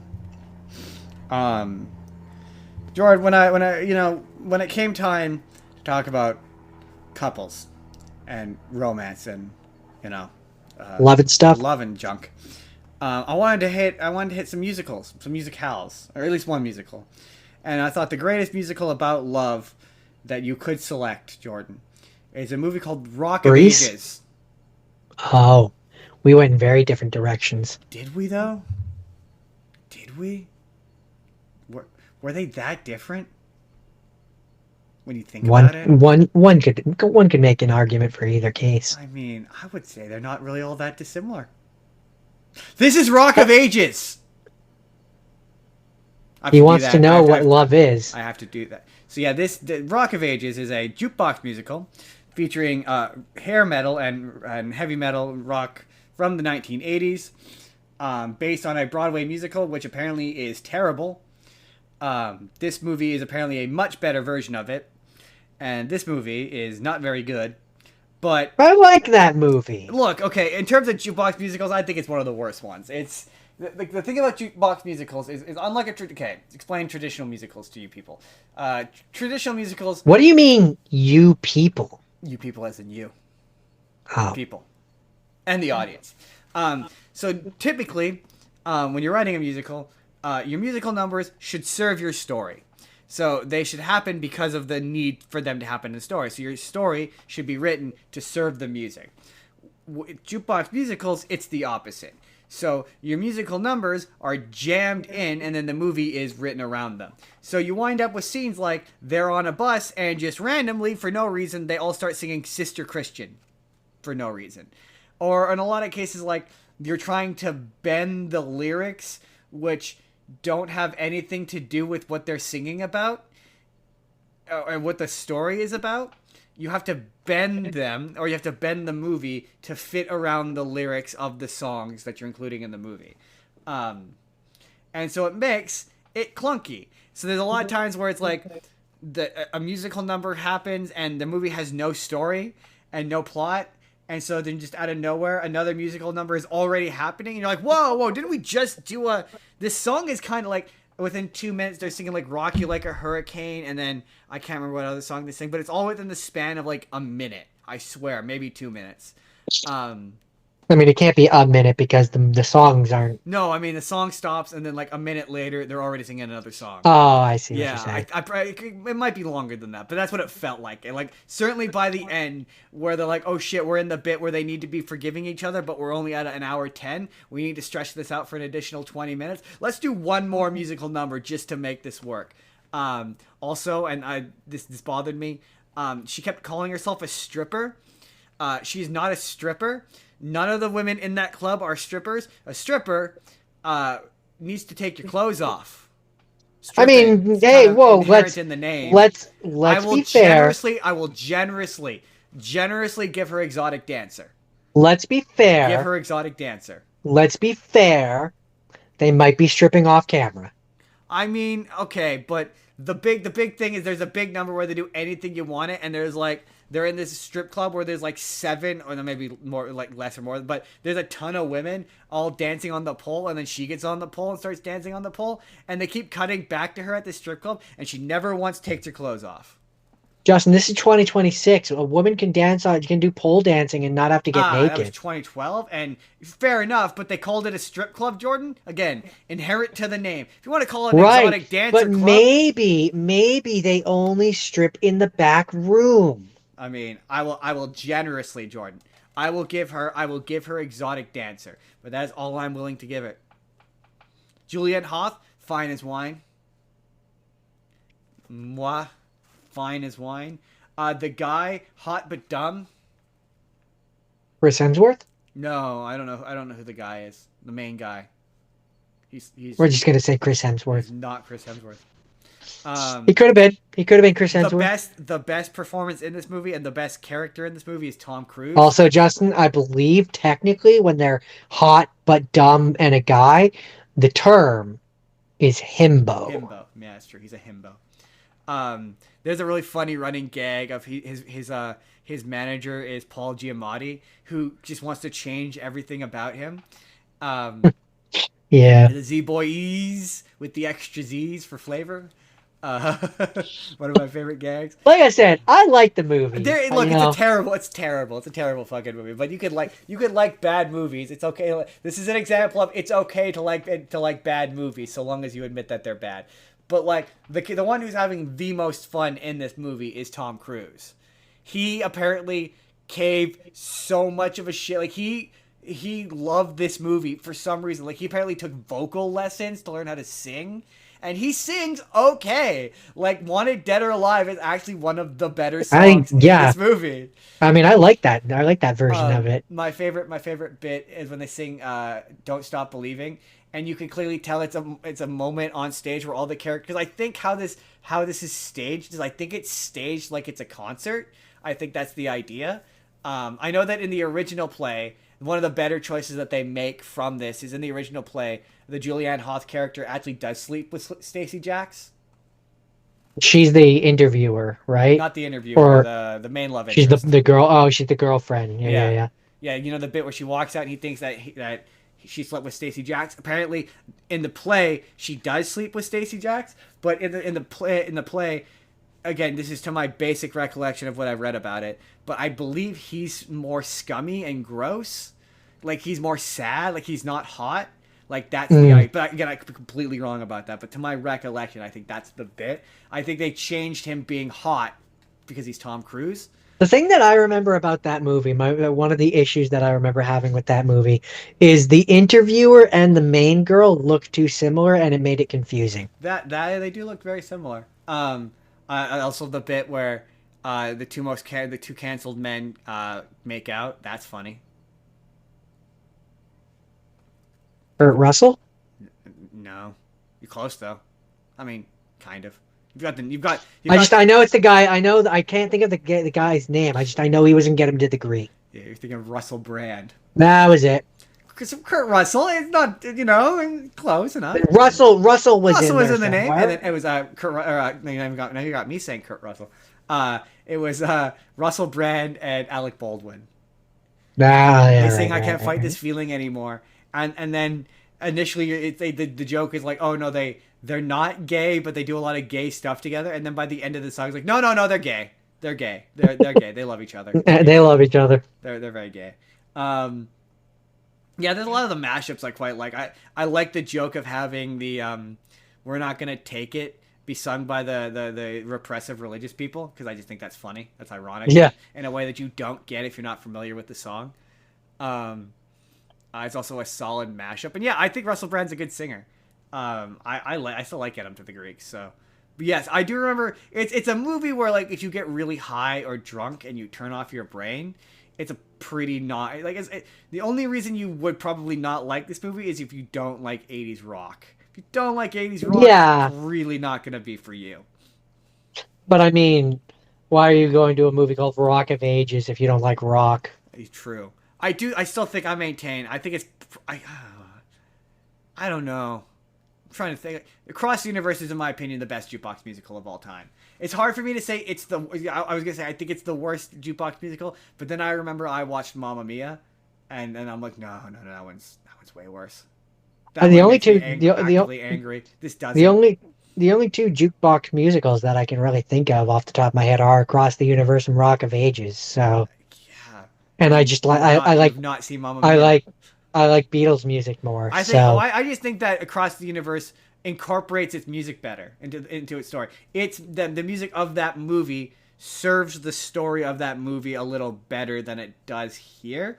This the only times it kind of works is number one. This movie does that infuriating thing where it pretends that these people have. So my headcanon is that in universe, like when he sings "Don't Stop Believing," that in universe they're not hearing "Don't Stop Believing." They're hearing an original song that he wrote. because it's annoying when they're like, he wrote "Don't Stop Believing," and you're like, wait, so does that mean Journey doesn't exist in this universe?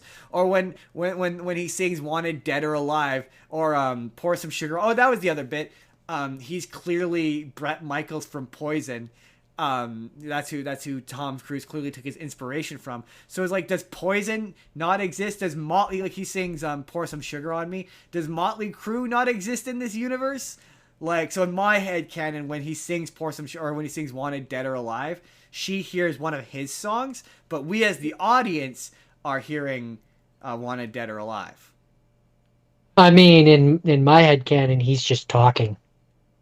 No, because there's points where he's on stage, they're on stage singing and performing.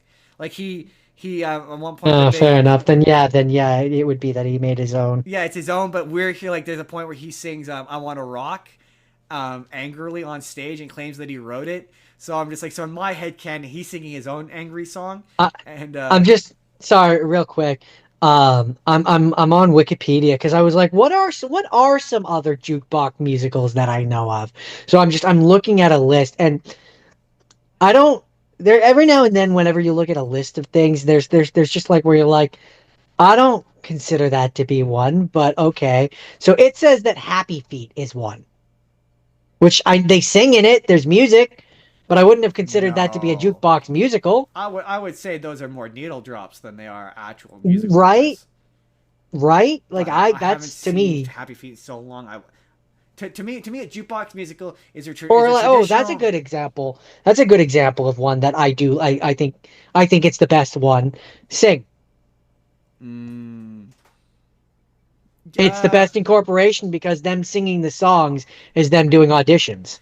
yeah, but the musical numbers don't like when I think of jukebox musical, I think of Rock of Ages or Across the Universe, where the musical numbers are like musical numbers in the traditional musical sense. Like, you could swap them in for original music and it would still be a musical. I just don't consider Sing to be a musical. But to be fair, Or I don't really if I consider was to Disney go with movies to be music. if I was to go with TV, I would say Glee. Yes, that is very much a jukebox musical. Absolutely, that is very much a jukebox musical. Um, I Sing. You know what? I could see an argument for Sing. I don't see it as such. I see an argument for it more than I do for Happy Feet.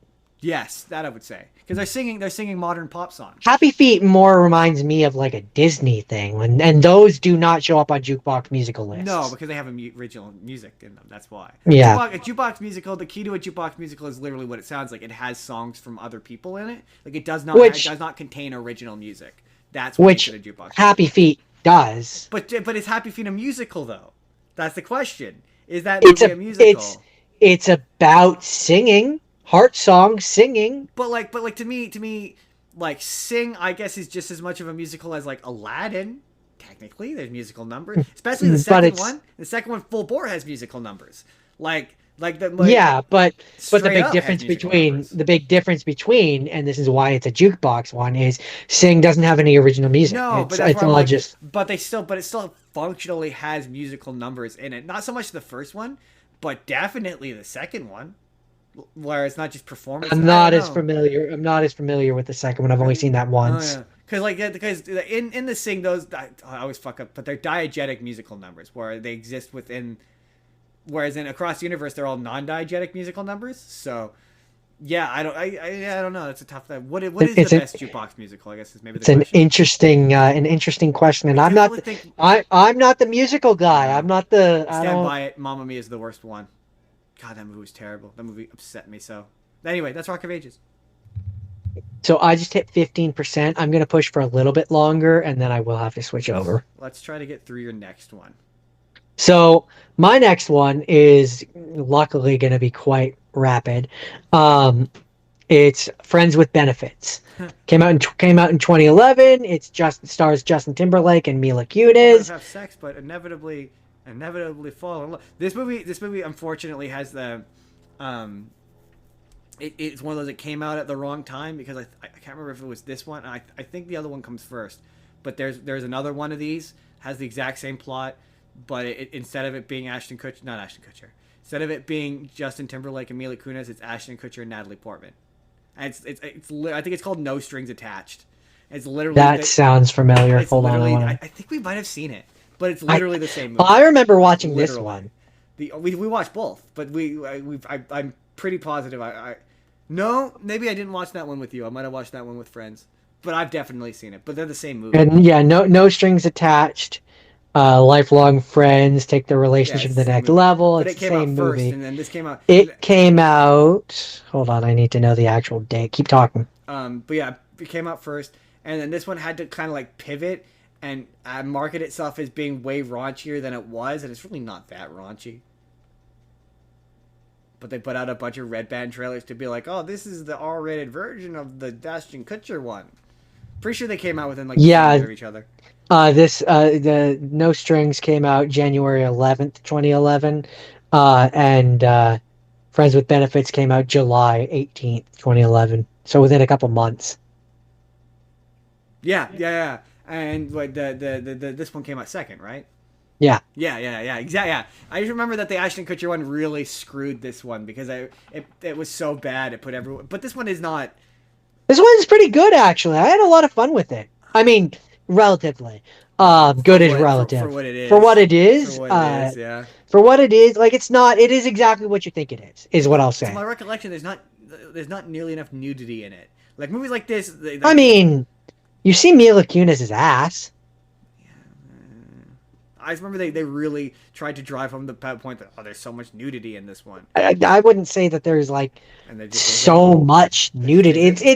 It's like I mean it's nudity by way of like a CW show for the most part, where like dull. You don't really see much. Dull. You see them in underwear. Dull, Jordan. Like dull and boring. You see Mila Kunis's ass at one point, which is a pretty fantastic ass. Although my favorite joke is, have you ever tried peeing with a boner?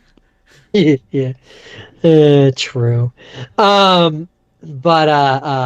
funny. It's a funny joke. I mean, there's not. I mean, I do think that there's something funny about Woody Harrelson.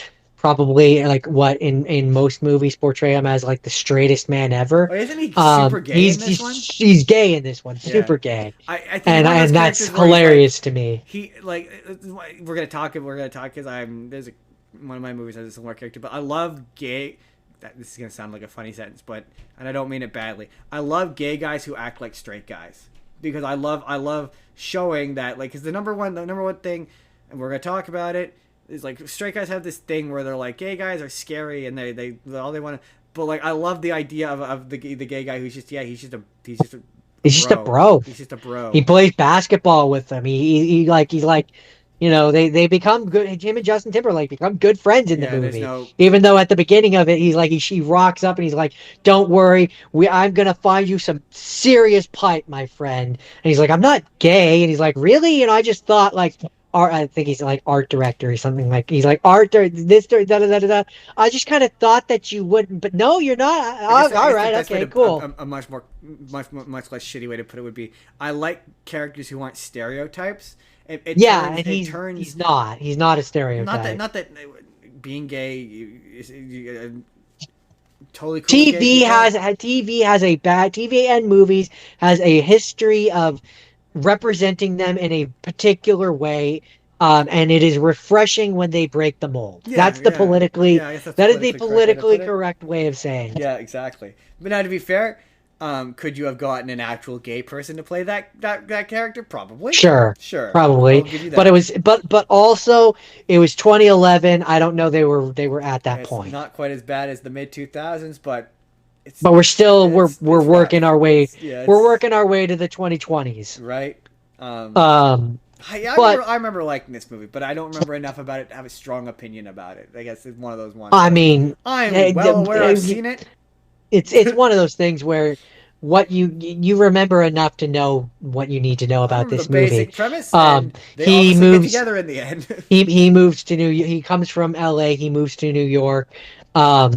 They are like, oh man, wouldn't it be great if you could just have a friendship where you can yada yada yada. And then guess what? Catch feelings. They catch feelings, and then they end up together. Something to fuck, or he or she does something to. He says something to fuck it up, and then he wins her back over by having a flash mob.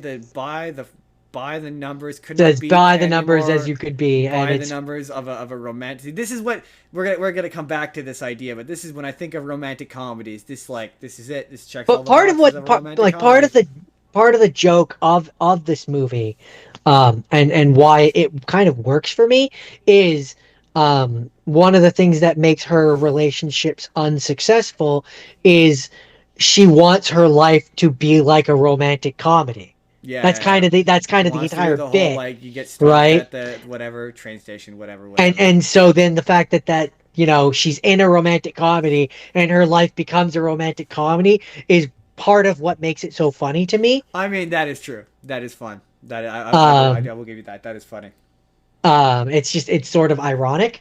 But yeah, no, that's really all I have to say about this one. It's pretty paint by numbers, and I had fun with it. And that is my last rapid fire. Sweet. You want to switch over? Yeah, I'm at 12%. Yeah, give me two. You can All vamp. riff. All vamp. So, folks, while Jordan switches over to his less good audio, we're gonna figure out a way to keep him on good audio the whole show one of these weeks. But while he's doing that, it's time to remind you that we were at 380. We dropped back down to 379, but we are currently at 379 subscribers. And if you subscribe to us, when we hit 400 subscribers, we're gonna eat something unpleasant for fun on the live on the air.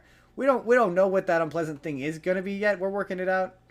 I know I said hot sauce and a serrano pepper, but I had an idea for something else that we may experiment with. But we're close. We're 20 away. I'm vamping. This is taking longer than I thought it would. There we go.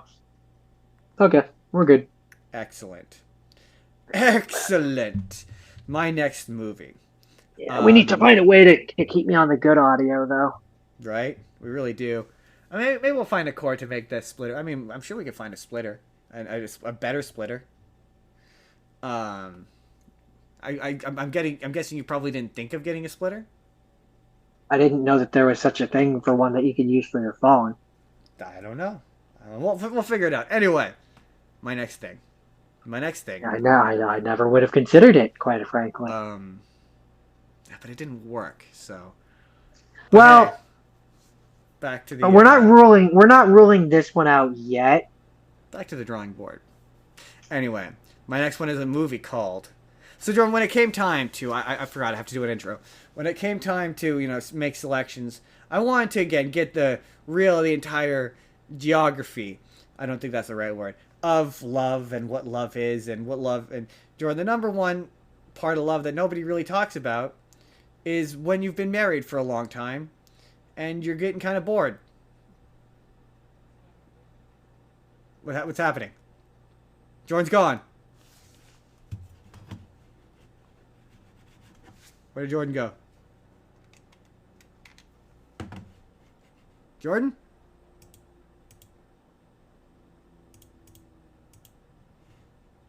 Oh no, I'm by myself. Jordan!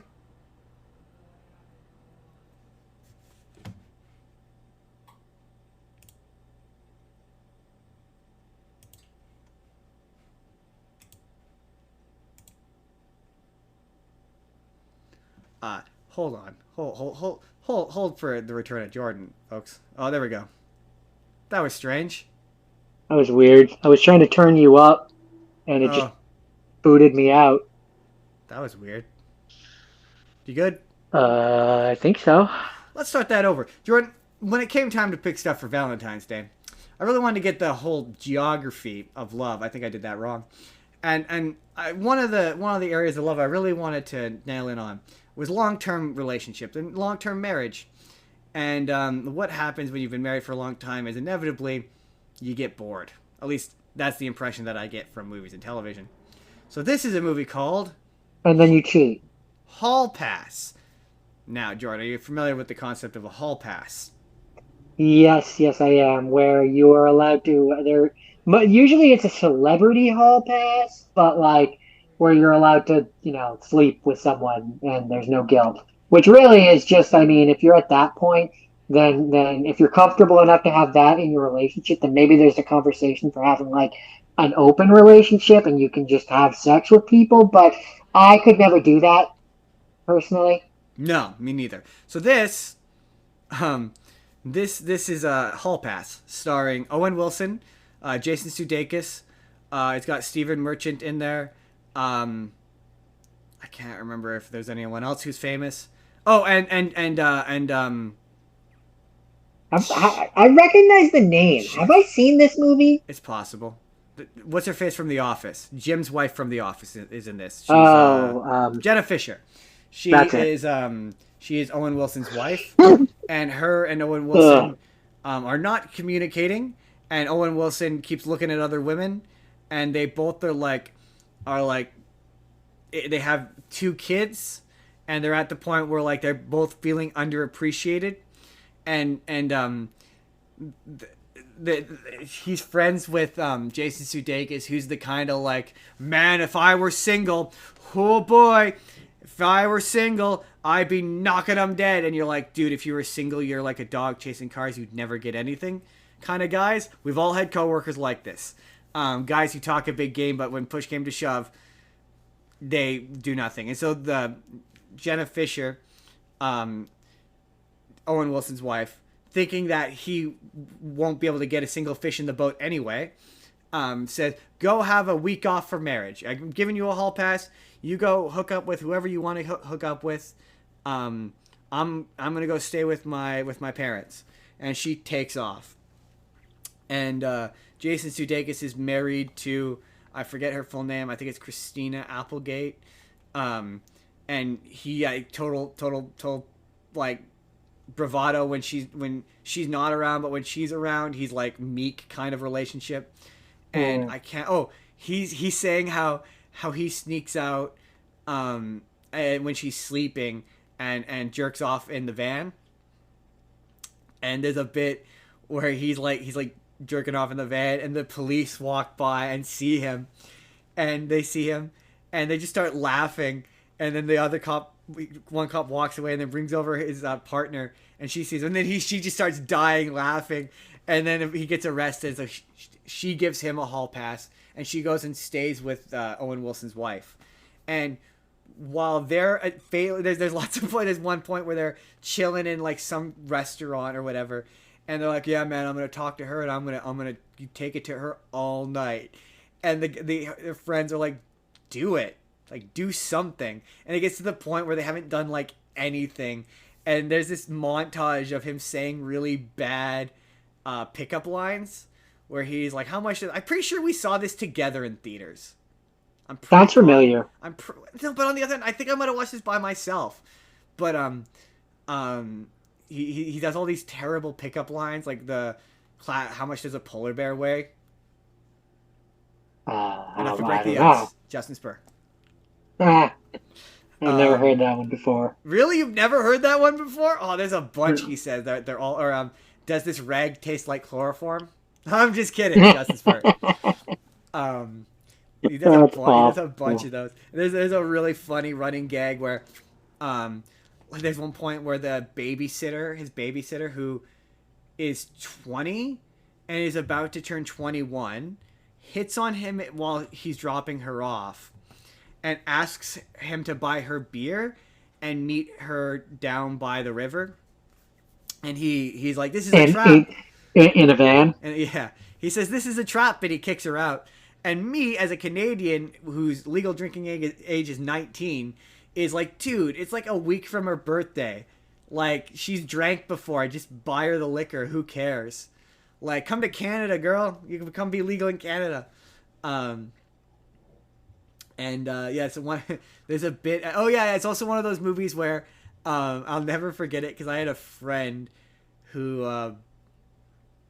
I don't want to say what he does in real life, but I have to tell you about it later, Jordan, off air. But he did a lot of drugs in his youth, and this movie came out around the time where he had discovered pot brownies, and I'll never forget it because there's a point where they eat an entire pot brownie, and they're like freaking out on the golf course and like taking forever on the holes. Stephen Merchant is like waist deep in the water trying to catch fish. And he's like, yeah, I fucked up. We're only supposed to eat like a quarter of a brownie, not a whole brownie.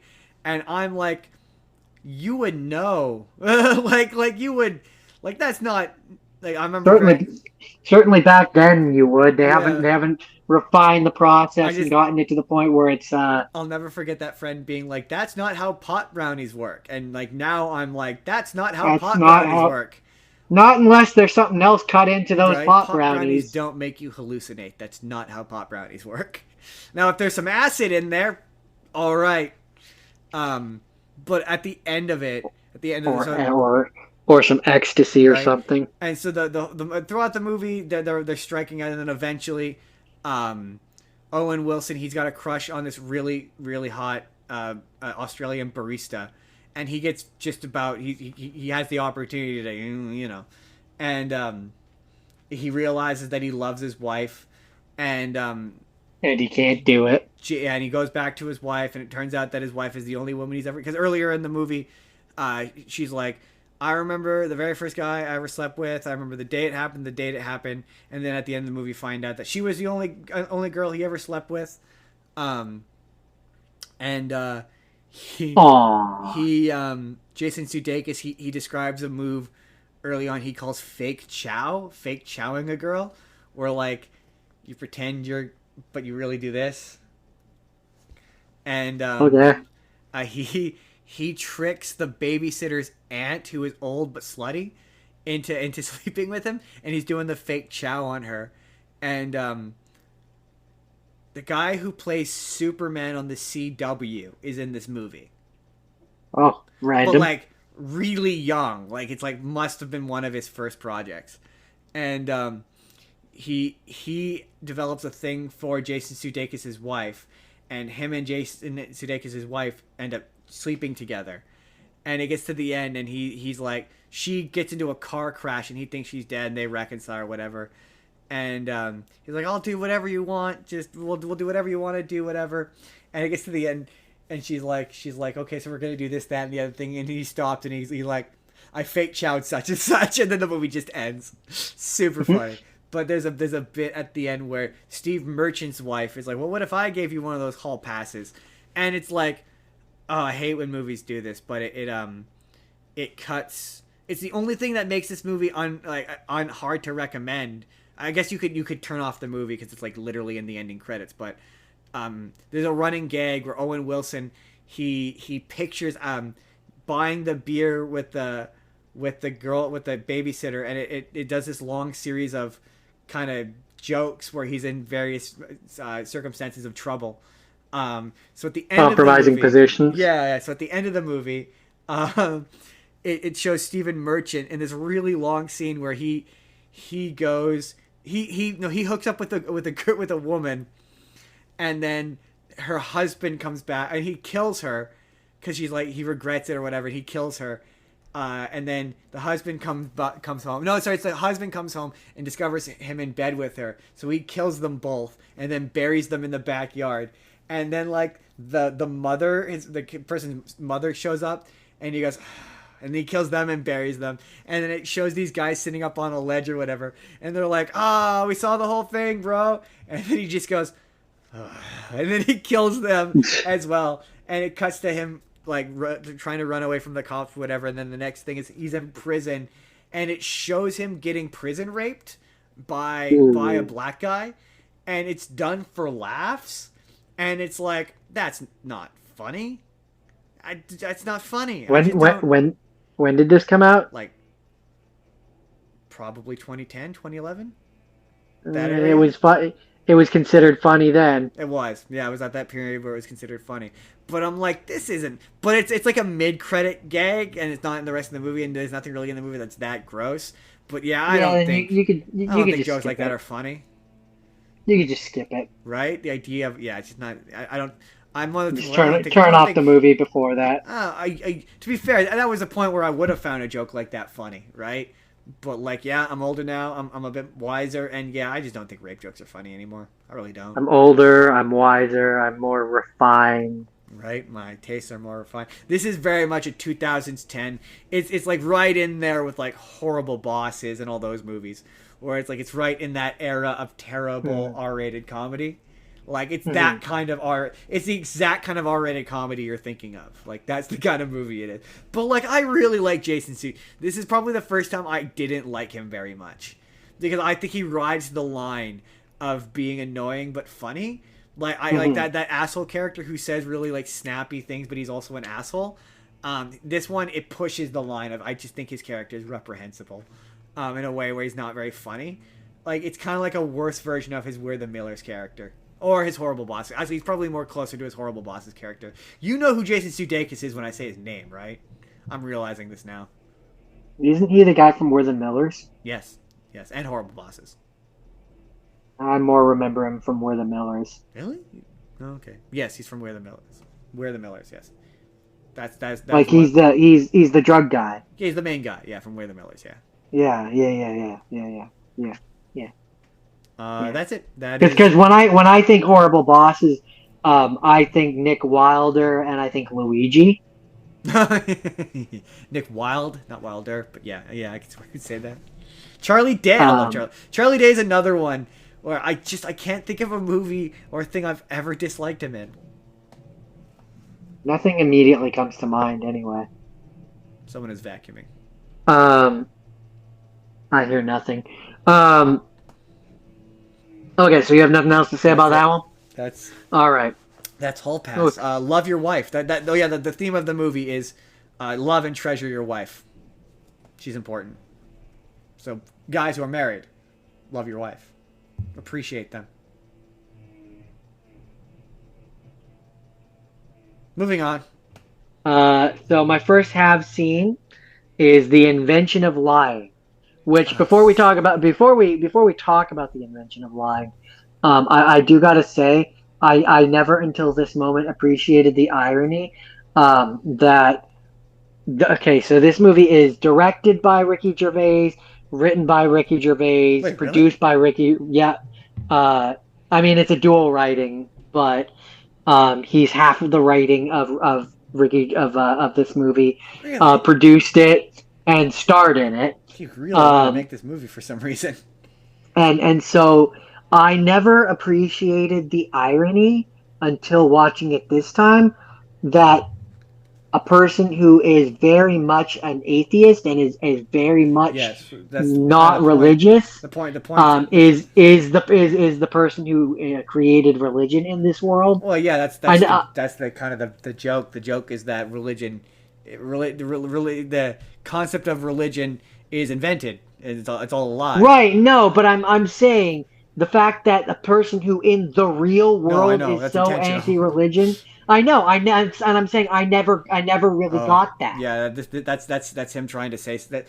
Him trying to make a statement about religion. I never really thought about that angle of it before. I knew that was the angle. I knew that this was a takedown on religion. I just didn't realize that. Now that you obviously I realized that in the terms of the movie that's what he was going. But I never thought of it in the fact of like in the movie he makes religion and he is an actor who famously is anti-religion. Well, I mean, the minute you say he wrote it and directed it, well, yeah, I mean, he's the star, so yeah. Yeah, but I didn't know that he did. No, I know. I didn't know that he wrote and directed it either. That's interesting. That makes a lot of sense. I'm saying this movie was always like a takedown on religion. I always knew that's what it was. And my point is that like it suddenly explains all of that. It absolutely explains all of that. I like this concept. I just don't like the people involved in it, and I do think that it's another one of those ones where the balloon kind of deflates out of it as the movie goes on, where the more it becomes about religion,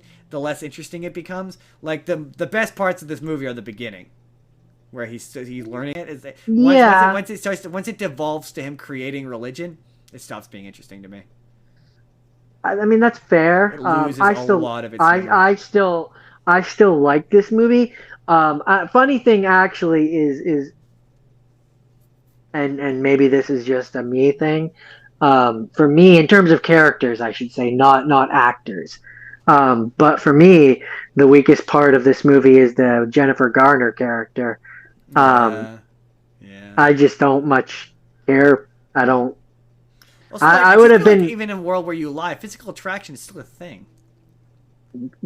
Yeah. I mean, also the movie never gets into like the ethics of what he's doing, and to my recollection, he never gets busted because they have no they can't bust him. They have no frame of reference to bust him. So it's not a movie where like he learns a lesson about the negative qualities of lying. He does end up telling Jennifer Garner. Oh, fair. Like he does. Like he's like, I said a thing that wasn't. So she knows by the end of it that he can lie. But I mean, it's not a complicated movie. I just don't. As I've gotten older, I just don't care for Ricky Gervais anymore. I just think he's an asshole. I mean, that's fair. I like this movie. It's one of those ones where I think I've only ever seen it once, and it was in theaters, and I was in my 20s. So, it's one of those I'd like to watch it again. Maybe we'll find a reason to watch it again, because it's one of those ones I'm gonna have to watch again to see if my opinions have changed. Yeah. I like this movie, so that's my ultimate thoughts. There's a lot of fun scenes, like when he's trying to think of things to do with his newfound powers, and his friends are like in this movie Louis C.K. I was gonna say is Louis C.K. where he's jacking off in front of a coworker. No, sorry, he did that in real life. Sorry. Where he's like, I would use powers to touch boobs. And my favorite even in a world with no lying, men are still simple creatures. My favorite bit is where he's trying to convince him that he's lying, and he walks into the bank. He's like, "Oh, I'm this person. Congratulations." While he walks into the bank, it says I'm low. Is there anything?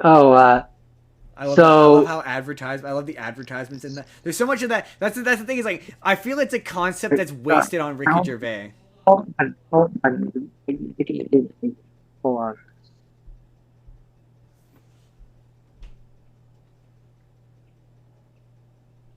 just wouldn't be a classic spur of the moment without technical difficulties. Try talking. Talking. Okay, it seems to be you were just doing like a like it was just, I couldn't really understand what you were saying. But no, I love see this is a world I maintain it's wasted on Ricky Gervais.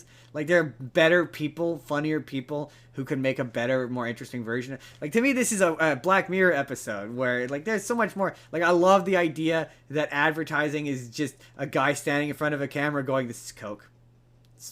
Bad for you." I mean, here's a. But I'm asking you to. But I think you should. I think you should. I think you should. Movies are just them reading historical things because they can't lie. So if I could go back, when did this come out? 20 something. I'm gonna guess 2011. 2009. Close enough. If I could go back in time and recast this movie.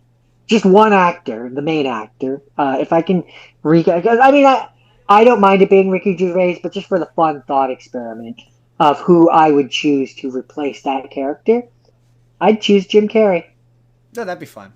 I think it's a fun reference to Liar Liar, I think that would be fun. That'd be fun. That's fun casting. I'm okay with that.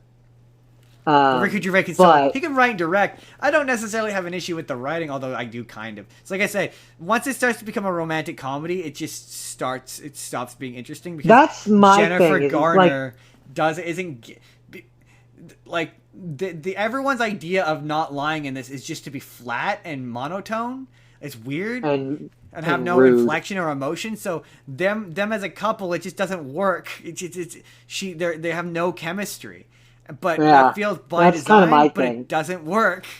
I don't know if it's her fault or his fault or whose fault it is, but it's just that, them as a couple, it's just... That's where I say, for me, because for example, the scenes, for me, and I think it's, I don't want to be mean, but I think it's on her more than it's on him, because, the scenes where he can't lie, and Louis C.K. and all of them are, or the other bar dude, are giving him suggestions of things to do, and then we go see him do the things. Those scenes work. Those scenes are fun. Absolutely. Those scenes are enjoyable. For me, it's once he's trying to woo her. Which is frustrating because I've seen stuff where Jennifer Gardner is charming and fun. Like, I really liked her in the Adam Project, but yeah, she just like again, there's no personality. These characters have no personality because for whatever reason in the writing and direction, Ricky Gervais was like, when you lie, that's where all of your inflection comes from. And it's like, well, okay, but it makes these characters hard to relate to. So I don't know if I could recast her. I don't know who I would choose. I don't know. I don't think, to be fair, I don't think there's any actress that Ricky Gervais would have great chemistry with. But hey, I don't know. Maybe there's a Ricky Gervais fan out there who'll tell me differently. He's just one of those guys where, like, if he wasn't famous and rich, no one would like him. He's just one of those guys where you're like... So you're saying he's a Bill Murray? Yeah, pretty much. Where you're like, if you were a regular person on the street, people would think you were obnoxious and not very good looking. I could say that as a guy who's obnoxious and not very good looking. I think for me, people would like me if I was famous. If I could change this movie, I would have not made it a romantic comedy. I remember. See, the thing is, the only time I don't think I've seen it more than once. I remember when I watched it in the movie theater, and I remember being the only one laughing at it. So, like, I watched it on a screen.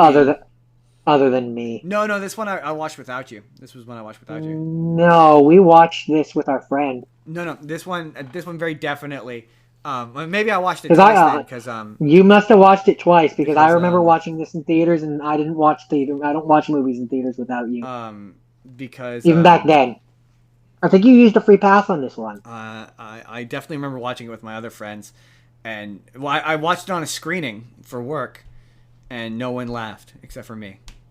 I was the only one laughing, and I remember absolutely. I don't know what to tell you because I know this is one I remember watching it in Richmond, and I remember watching it on the screen. Maybe I didn't watch this I didn't watch this at home until years later. No, I don't think I've ever.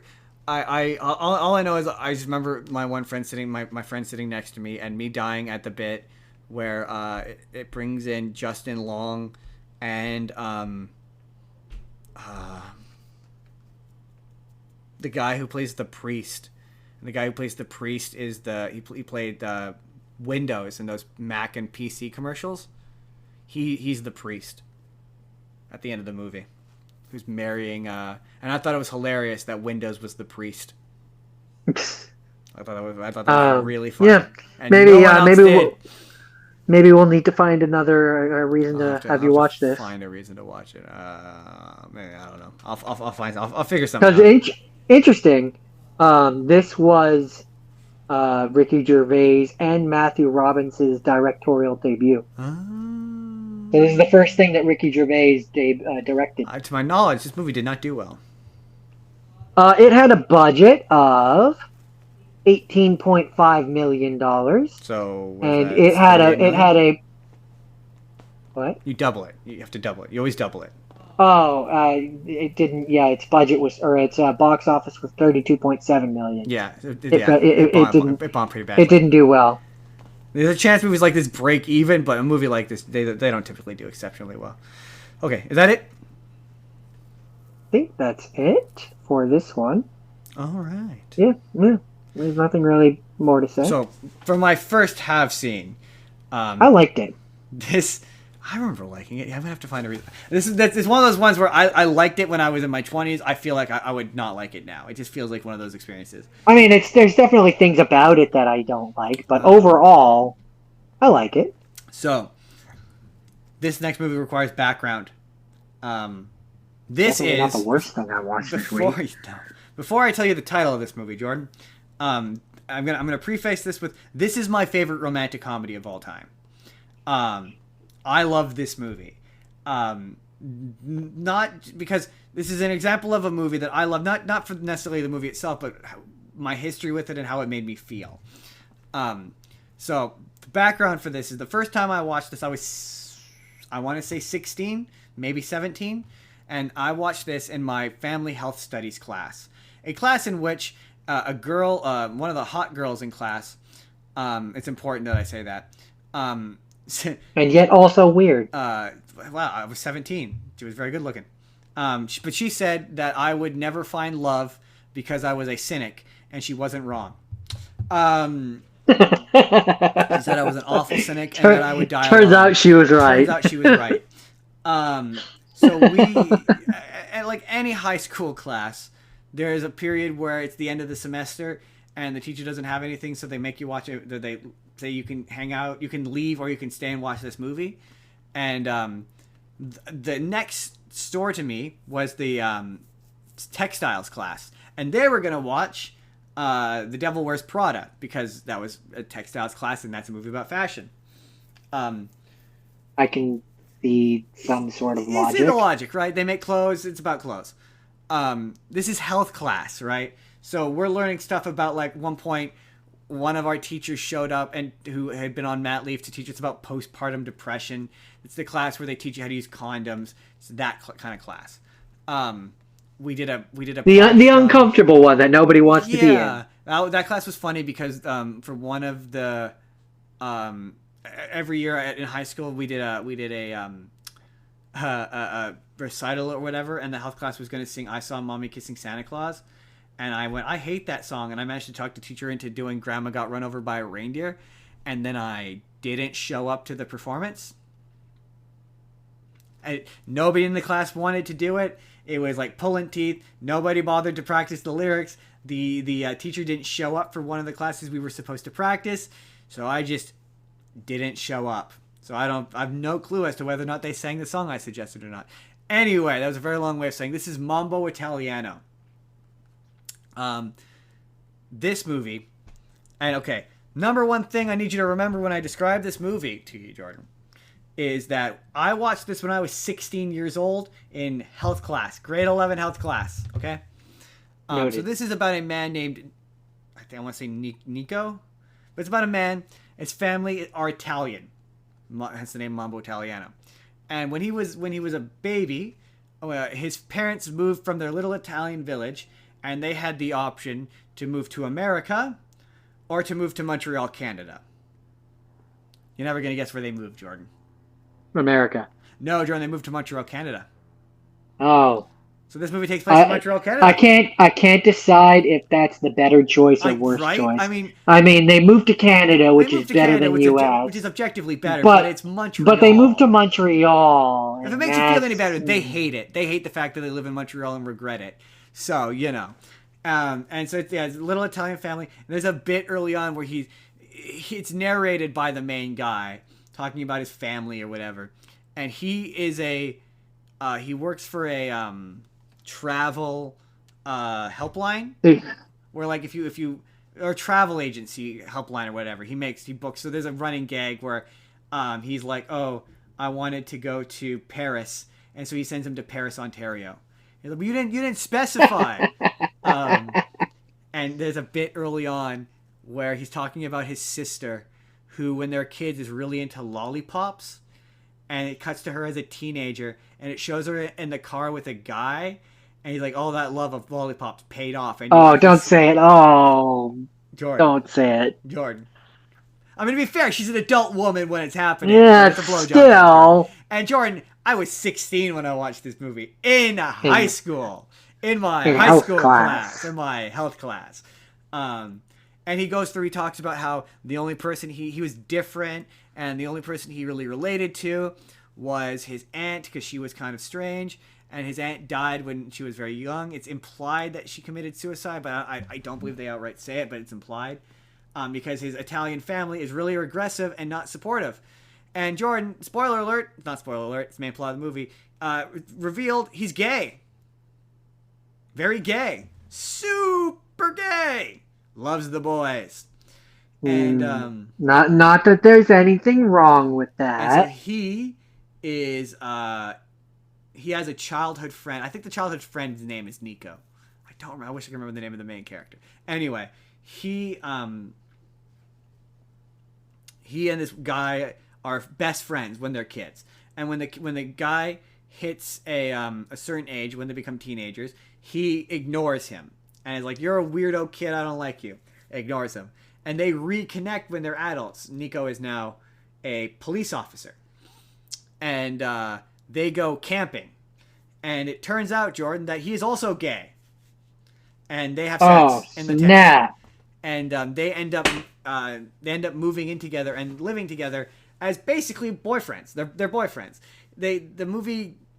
So this came out like I think 2003 to early 2000s. So like they're living together in a domestic relationship, but they're both still in the closet, and they're just friends who live together, and like they're just roommates. Yeah, they're just roommates. Yeah, and they're both in the closet, and it's got a lot of early 2000s homophobia. That for me as a 2026 man is very frustrating. Where I'm like, come on, man, just come out of the closet. Why are you in the closet? Being in the closet is it's a real Bert and Ernie situation, if you will. It's really detrimental for your own mental health. And so the main guy eventually comes out to his family, and his family. Oh yeah, and the dad is Paul Sorvino, the guy we talked about earlier. He's the dad in this for some reason, and he's the most famous person in this movie. And I was like, is that Paul Sorvino? What the fuck? I believe this is Canadian produced, by the way. Anyway, so the brother, that's why it takes place in Montreal. Yeah, the guy ends up coming out of the closet to his parents, who are upset about this and reject it out of hand and kick him out of the house, and he becomes what's the word I'm looking for? Disconnected. Bitter. Angry. Not angry. You know, when you're estranged. Estranged, becomes estranged from his family, and they invite, basically they do this scheme with the mother of the boyfriend, Nico. They come up with this scheme in order to make him not gay. That's not how it works. To invite this girl over to set him up. Because the whole thing is, the entire time while he's in the closet, his parents keep trying to set him up with women, and the dates go nowhere, and he doesn't have the heart to tell them that he's gay. And he has phoned this gay help hotline and talked to the gay help hotline trying to get advice. That's important for later. You're disappointing your mother. What are you doing? You're breaking her heart. And so she comes up with a plan with the mother of the roommate. And yeah, he shows up, and the mother of the roommate attempts to set her up with this girl who Nico meets at a bar, and they sleep together. And she's like acting like they're together, and he's like, what is this? Like, we're together. And he's like, what do you mean we're together? We're together. He's like, no, but we're, and he starts to say lovers. And I'm like, dude, just say he's your boyfriend. Like, I get this is 2003, but he's your boyfriend. Like, show yourself a little self-respect and this respect to your... I get he's in the closet, but, like, show yourself a little respect. And the whole situation ends in this big fight where he is basically like, the boyfriend, like, I don't want to do this anymore.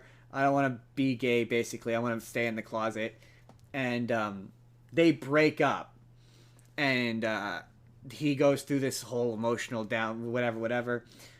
He talks by break up, you mean he moves out, right? Yeah. Well, at this point, both families know they're gay. So it's starting to get around because I think at this point the main guy comes out of the closet fully, and so it's getting around the little village that they live in that he's gay. And so yeah, him and the boyfriend break up. And this is why they just to jump ahead real briefly, they don't get back together, like because you got to keep in mind the first time I watched this movie, right? How I understood romantic comedies to be was how we described it earlier. The boy, there's a girl, the boy does something or the girl does something to fuck it up, and then they reconcile, and then they get back together at the end. That's what romantic comedies were to me, and the fact that they never got it's mostly what they still are to me. Yeah, right? The fact that they don't make up and get back together in the end and resolve it, that was subversive to me. Because I was like, that doesn't happen in straight movies. And so there's a really funny bit where, so the roommate, he ends up getting married to the woman who he slept with. And her whole bit is she's like, I turned him straight. So what you're saying is he grows a beard. Yeah, pretty much, yeah. So she's like, because he's like, he's bisexual. And she gets really offended. He's like, no, he's not bisexual. I turned him. That's my thing. And she's, I don't want to be mean, but like, not hot enough. In my opinion, not good looking enough to be this arrogant. It's just like, I don't know. She just has a real arrogance about her that I'm like, you're not attractive enough for this. I'm sorry. He's hotter than you. You're punching up. So the main guy. There's a bit later on where the main. I wish I could get. I'm gonna. Okay, no, fuck this. I'm gonna look up his name. But his mother runs into the mother of the boyfriend or the ex-boyfriend at this point, and invites them to the wedding, and they have this really funny and Angelo, that's what it was. The main guy's name is Angelo, and the boyfriend's name is Nino. But they have this really funny conversation where they get invited to Nino's wedding, and they're like, how dare she insult us by inviting us to this wedding and throwing this in our faces. And the husband's like, well, we won't go. Like, no, if we don't go, they're going to know something's up. Okay, fine. We will go. We will go, but we'll dress like sloppy, like slobby. Like, no, if we dress slobby, then they'll know that something's up. Okay, fine. We'll go out. We'll buy decent clothes. No, we can't. We have to buy nice. Okay, fine. We'll go out. We'll buy nice clothes, and then we'll leave early. Like, no, we can't leave early because then they're going to realize that we're bad. Okay, fine. We'll go. We'll dress. We'll have a good time. No, we can't have it. It just goes all like that for like multiple. But there's a bit where she runs into the mother of Nino, and she says to Angelo's mother, she's like, we can find Angelo a nice Italian girl. And she goes, he's gay. Well, that's not gonna happen. And he's like, he's gay. He's the gayest boy on the planet. And he's gonna find an equally gay boy. He is the gayest, and that's fine. She starts getting mad. Like, he's the gayest boy ever, and that's okay. And she's super supportive. So then it goes to later, and I can't remember. He's having a conversation with someone, and he's like, yeah, your mother flipped out at my mother. That's what it was. Yeah, your mother. He shows up later, and to drop off the keys or drop off something at their place, and he's like, "How did you find out?" He's like, "Your mother yelled at my mother about you being gay." And he's like, "Really?" And then he says it's a spur of the moment thing. He said the thing. Nah, he said the thing. I think I sent you a clip of that, of him saying the thing. You did. And then he, and this is another reason why I love this movie is the Angelo hates the stereotype of the flamboyant gay. Like, he doesn't want to be that. Like, it hits a point where Luca has gotten married or whatever, and he's feeling lonely. He doesn't know what to do, and the sister's like, "Well, you go meet someone."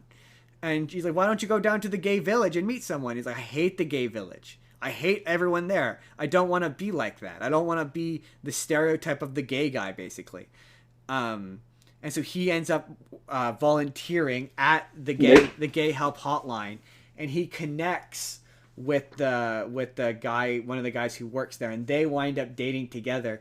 And at the end of it, the mom loves him. It's really cute. Like, they're walking side by side, and Angela's got the boyfriend's got Angela on one arm and the mother on the other arm, and it's really cute. It's so cute. It's so adorable. And you get to the end, and he's still married to the whatever, the woman, the Gino, whatever, is married to the woman.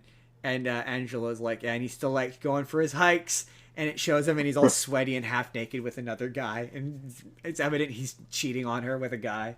But what's funny about this movie is the big ending of it is he is a writer. This movie was written by a particular writer who this movie is based on the play written by the same guy. And it ends with Angelo writing a sitcom about his family, about his Italian family, and his parents absolutely love it. And the guy who wrote this eventually did make a show that's similar to this, that has similar themes to this, and the sister from this movie plays the lead woman in that show. Interesting. Yeah.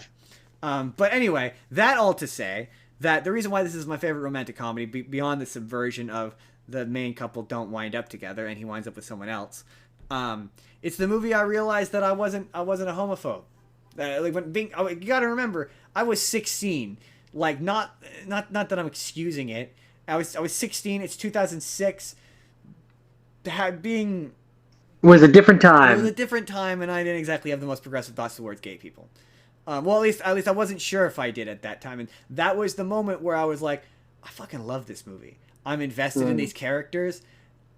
I'm 16. And the rest of it doesn't matter to me. And no, and the rest of it doesn't matter. And I like this movie because it's not overly explicit, but it's still funny. It's funny and it's charming and it's cute. And yeah, but as a 16-year-old kid, to be like, I'm invested in this gay couple. Who cares if they're guys? The relationship is believable and it's real and it's authentic and these feel like reasonably, like they're a bit caricatured, sure, but they feel like real people. And that was the moment where I went, I don't think I'm homophobic. And I've never seen a romantic comedy I loved more than this. Like, to me, this skips all the cliches of what makes romantic comedies boring and uninteresting to me. Like, and yeah, it's a, if you're invested, and I would go on to be invested in all kinds of, one of my all-time favorite couples of all time is Blaine and Kurt from Glee. Like, a lot of my favorite couples are gay couples. I myself am not gay, but if a relationship is real and believable, what does the gender matter? Right? What does the gender love matter? Is love. Love is love. Yeah, love is love. Or whatever is what, you know what I mean? Yeah, relationships. Relationships. Ultimately, I'm not in the bedroom, so what does it matter to me? Right? And also, guys are guys. Like, there was a moment, I'm going to wrap this up with another story, but boys will be boys. Boys are boys. It doesn't matter who they're attracted to. Like, one of the funniest moments to me in my life was we were talking about this. I was at work. We're talking about a new guy who had just been hired, and one of the gay guys I worked with walked past and said, "Is he hot?" And we all went, "I don't know." And he went, "Don't care," and he kept walking. And I was like, that is such a guy thing to do. It doesn't matter who you're attracted to. Guys are shitty no matter who they're attracted to. But anyway, favorite romantic comedy of all time. It's not overly explicit. I think anyone can enjoy this. Unless you're a real homophobe. If you're a real homophobe, you're not going to enjoy this. But it's a good movie. It's really good.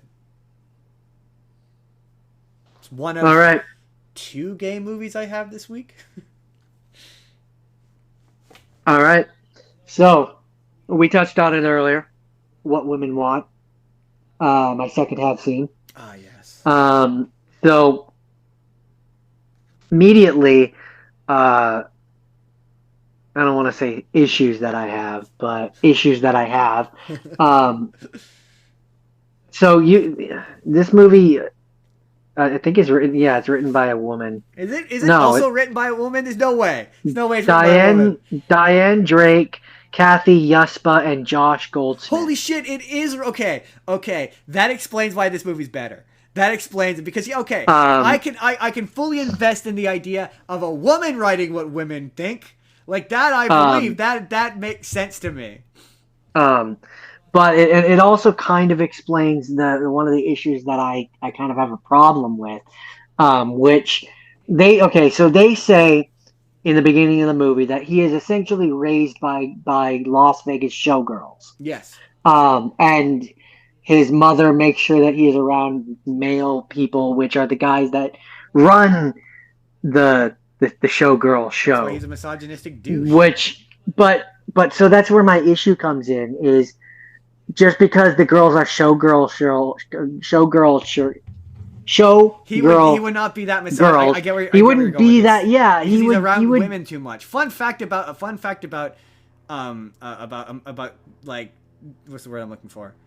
Being prejudiced or about prejudice. You tend not to be prejudiced when you're surrounded by the people who you are theoretically prejudiced towards, because it prevents you from being prejudiced. So like, yeah, being around women would make him more empathetic towards sensitive. Women. Yeah, it would make him way more sensitive to women.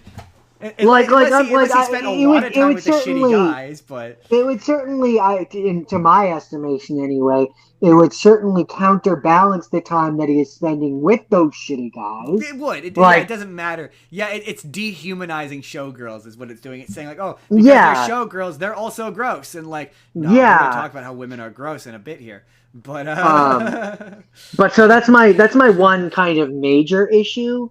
That, and just that, I mean, by design, the character is a scumbag. Yeah, that's kind of I personally, I think he is just as much of a scumbag as at the end of the movie as he is at the beginning of the movie. The whole thing the whole thing with this movie, the whole basis of it, and it's why the what men want doesn't work, is like he sees women as objects. And so part of the lesson of this movie is to not see women as objects and to see women as people with individual personalities. That doesn't happen with men. Women, they do, but they don't objectify men in the same way that men objectify women. It's just not the same. It's different. I'm trying my best not to be sexist here, but it's just not the same thing. It's just not. I mean, no. If anything, you're being anti-sexist because you're saying women are better than men, which is kind of they're true. I'm saying they're also well, gross. in terms of being sexist, yes, they are. They are gross in their own way. It's different. It's not the same. It's different. Now, that being said, that's not to say that this movie doesn't have moments that I like. Like I like when he reaches out and saves the suicidal girl from killing herself. Yeah, I like. I like a lot of the earlier stuff of probably one of my favorite movies in the movie. Oh God, I did stare at his crotch. Except for that like, scene, there's is definitely kind of incoherent because she doesn't know that he can hear her thoughts, so he's just giggling like a moron for like, as far from her perspective, for like no reason. That's where she's like, at a certain point she's like, why are you like what why are you giggling? And he's just like, I can just picture what you're thinking. And it's like, that's not. It's also this is the movie where I learned that Ashley Johnson plays Gretchen. Yep. When she's crying, she sounds like Gretchen. It's really funny when you're like it's certain things where you're like with Critical Role in particular where you're like, oh man, I've separated myself from that. It's weird. It's like, oh, I think of her as her own individual. It's the same thing with Laura Bailey. Laura Bailey's always going to be Trunks to me. Like, that's the first thing I ever heard her do. This is the same way with Ashley Johnson. The first thing I ever heard her do is Gretchen. And yeah, when she cries, she's Gretchen. It's weird. Yeah. Especially because she doesn't look. It was a weird disconnect. This is also the first PG-13 movie I watched post Spider-Man. It's also just it's my grandmother. There's a whole point where like for some reason she's gonna be going to the prom with the 18-year-old high school senior, and he wants to sleep with the 15-year-old, and that makes me uncomfortable. Yeah, it does. That makes me uncomfortable. But like they're close enough in age where it still makes me uncomfortable. I can't do it. It makes me uncomfortable. But like it makes me uncomfortable. If I was 18, it wouldn't. I mean, if you're 18, all you're thinking about is getting laid. Yeah, that is gross. And it makes 16, me at least. No, there's no version of that's not weird. It just feels like you're taking advantage of a 15-year-old girl. It doesn't. I mean, because he is. He is, and it feels like it. Because he is. But yeah, definitely having watched What Men Want and thinking about this, What Men Want and thinking about this movie in retrospect, I would not be surprised if this got edited down to a PG-13 in a test screening. It had that vibe to it.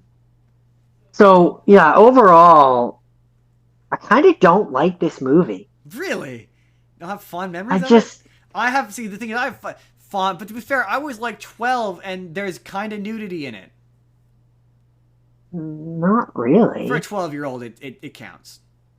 I mean, I guess, but I don't know. For me, like I should say, I have fond memory. I used to like this it's movie. One of those, right? Where you're like, oh man, I remember thinking this movie was funny.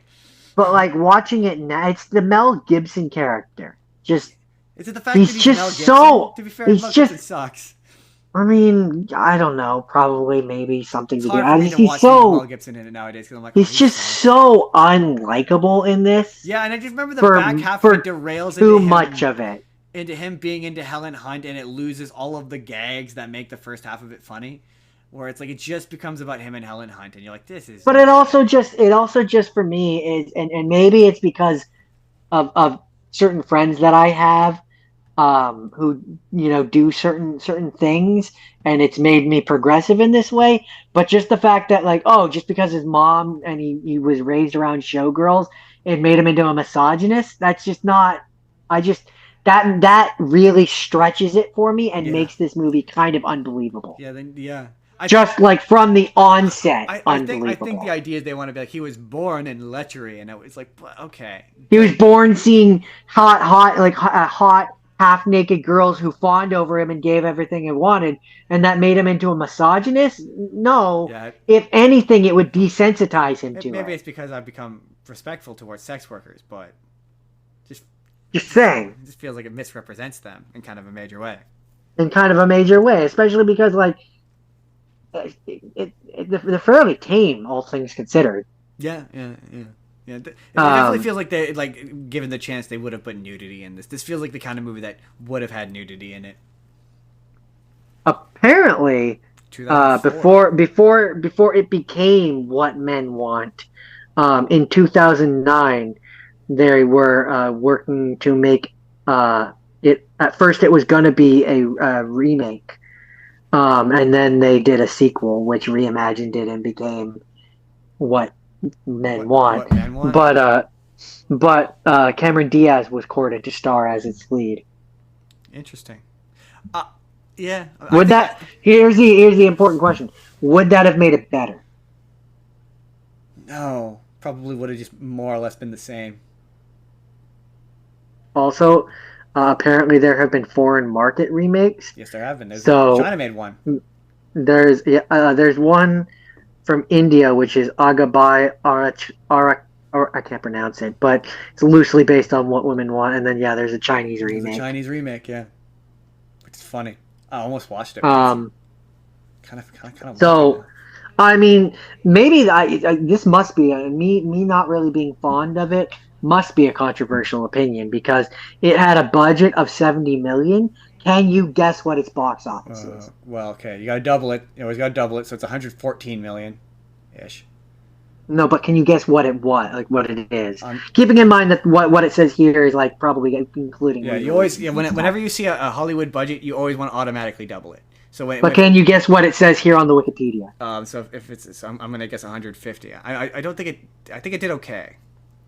So what it says here on the Wikipedia, which again might include remakes, says 374.1 million. Yeah, it's okay. That's not like a on a 70 million budget. Again, you want to double it, though. That is double. That has more than doubled it. Oh, so what's it undoubled then? I don't know. I'm saying take 70 million. Take 70 million and you double it.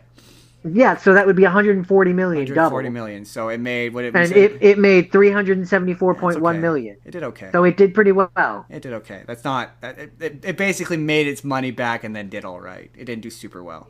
It's like quadrupled it. No, but again, you want to double it, and then you take 140 million off of that 300 million. That's so if I doubled it and then doubled it again, it quadrupled it. No, but what I'm saying though is 200 million off of it's not that much. That sounds like a lot. It's 374.1 million. That's not 200. Yeah, that is. What are you talking about? That is it. All right. Again, you do 170 million, then you take off the 170 million, so it has to make back its money, and then so it made like no. It had a budget of 70. You double it. Yes, which would be 140. I know, and then you take that away from the 300 million, which is half of its revenue. Which is still like 200 million. It made half its revenue back. It's not that much. That's not impressive. It did all right. If it did better, then it did all right for a 2004. I mean, it did well enough. It did well enough to get a sequel. So I wouldn't. If you're talking about What Men Want, that's not really a sequel. That's a remake. It's not really a sequel. Whatever. But yeah, it's like 20 years later. So it did all right, but it didn't do exceptionally well.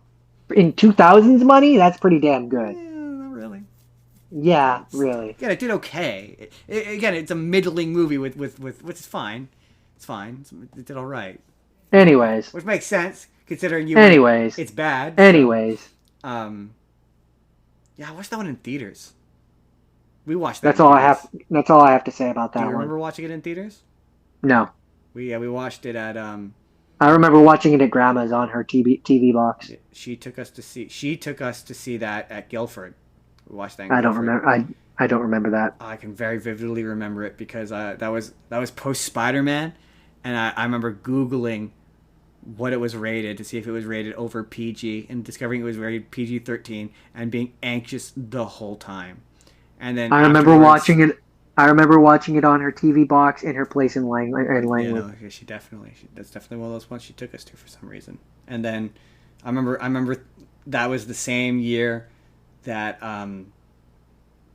Austin Powers came out, and I remember being And like, she, I remember she put it on, and then she went into her room and had a nap. um, and then I remember being like, I wanted to sneak. I remember wanting to sneak into because I didn't understand there were different kinds of R-rated movies. I very remember being like, I can sneak into Austin Powers 3 because I really wanted to watch Austin Powers 3, and I remember being like, I want to sneak in there and see if it's scary, and then trying to talk someone into taking me to it.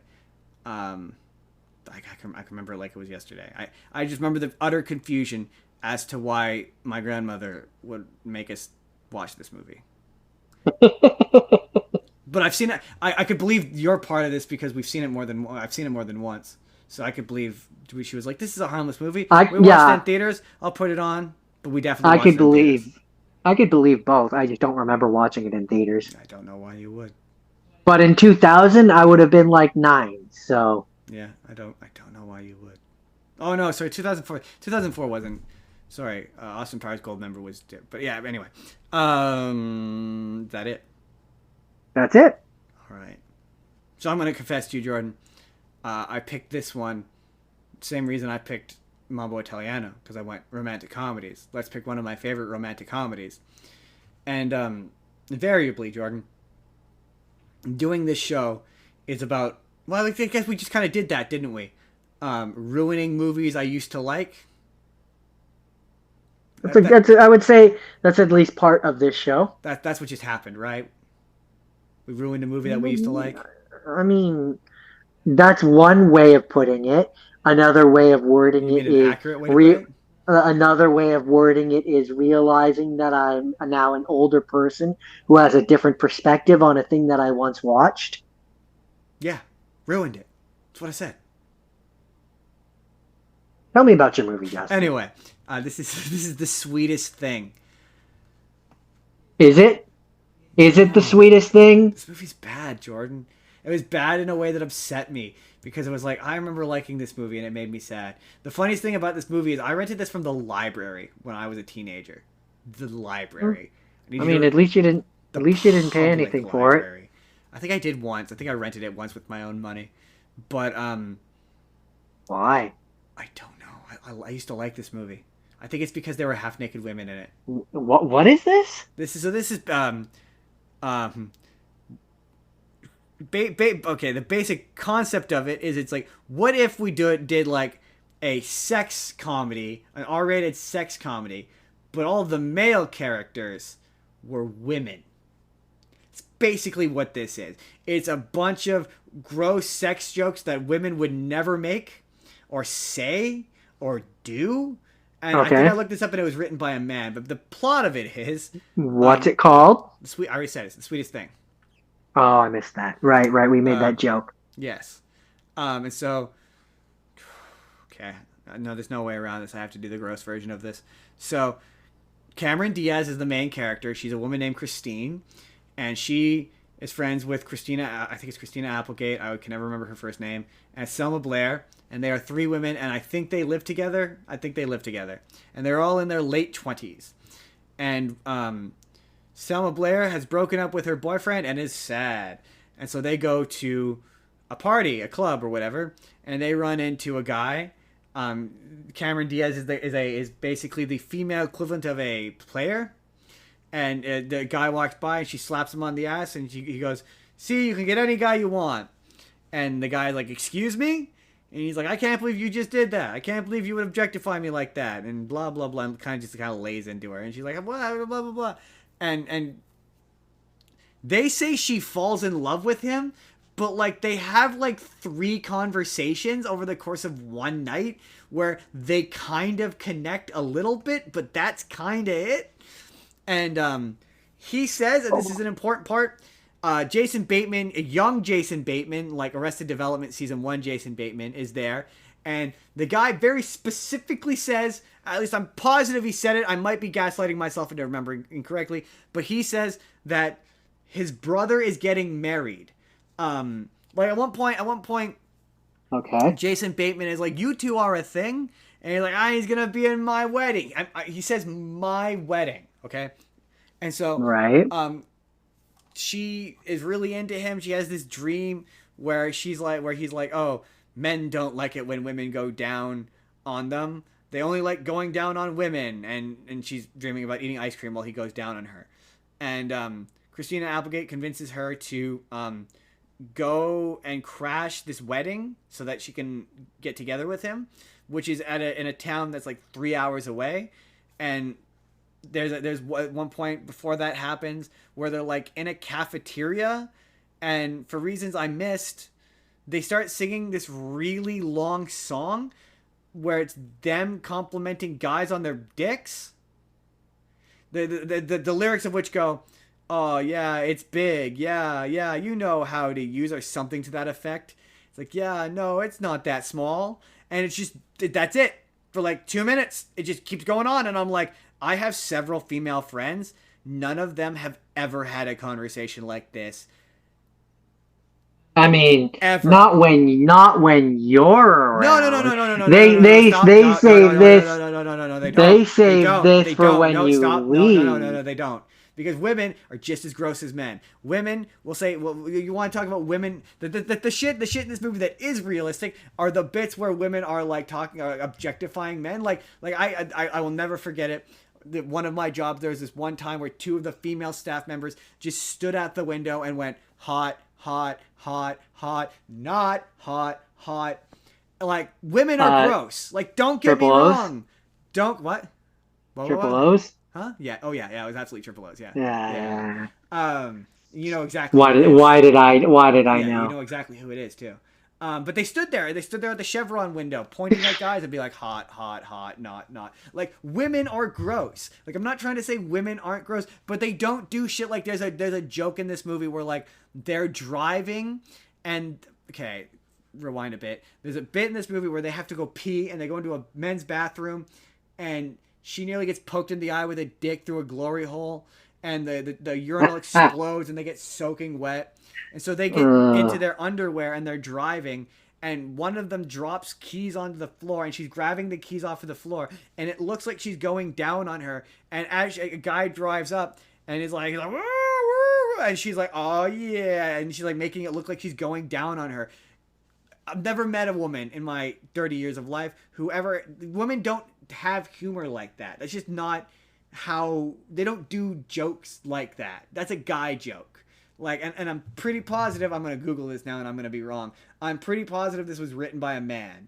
Because it was like, girls they're just not gross in that way. They're gross in their own way, don't get me wrong. But like, again, not gross in that way. Maybe they are when there's only girls around. I don't know. This was written by a woman. No, never mind. It's just. Then you're wrong. Well, no, it feels like a blatant attempt to. I don't think I'm wrong. I mean, I'm not wrong because I have female friends. I mean, that doesn't mean that you know what they're like when you're not female there. Friends are not gonna. No. I have female friends. They don't talk like. I mean, not all women are the same. So. Okay. Still, women. Your female friends didn't do that. That doesn't mean that there aren't that women. No, because these jokes are like weird and gross and misogynistic. They're guy jokes. Like, they're guy. This movie is an explicit attempt to be like, girls are gross. You know what it really reminds me of? It reminds me of Bridesmaids, where it's like, oh, women do gross poop jokes too, guys. Like, it feels like a deliberate attempt to be like, women are just like guys, and it's like, women are like women. Like, women are different. Like, let women be women when they want to be women. Like, when did this come out? 2003. It's like, yeah, exactly. It's in 2003 romantic comedy hell, where it's like, yeah, exactly. Women, like, you can absolutely write a female centric sex comedy that feels like I say, women. Not in 2003. You not can't. In 2003, you can't. No. So anyway, it gets to the end of the movie. They crash the wedding. They get to the wedding, and it turns out that the wedding is for the guy that she has a thing for. Even though the movie has never made it any clear. So she shows up, crashes the wedding. They find out that he's the one getting married. They sneak out. And then he just unprompted leaves the bride. like not unprompted, because there's a scene earlier where the bride and Cameron Diaz have have a conversation and they become friends. But like, yeah, they're about to get married. She has a rash. These two characters have otherwise not been in the movie for the last half an hour, have not had a conversation, have not spoken. They just kind of break up, and their families are all pissed off about it. But these characters have not been in this movie up until this point, and so they go back home, and there's a scene where. Now, to my knowledge, I don't think this is physical, but hey, maybe. But all of their neighbors are all outside their apartment, and the police and the firemen, and they're like, you don't want to go in there. It's nasty. And they go in there, and Selma Blair is. No, in the process of giving her new boyfriend. There's a lot of jokes in this movie where it's just Selma Blair is having sex with a guy. So like there's one joke where he shows up dressed in like a mascot costume, and then it just cuts to they're having sex in the closet, and that's the joke. The joke is he's wearing a silly costume, and that's the gag. So at the end of the movie, they come back, and yeah, she is in the midst of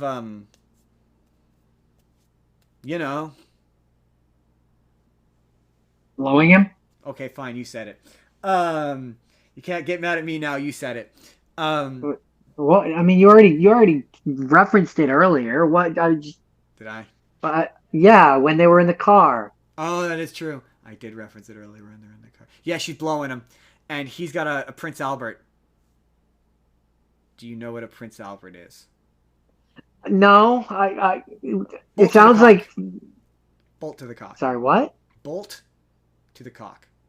No, never one of those. Never one of those. No. I should have said it like that. I should have found a better way to say that. That makes me uncomfortable. But his piercing is caught on her tonsils. And every time he tries to pull it out, it gets stuck. And she's like, "Argh!" And so... Yeah.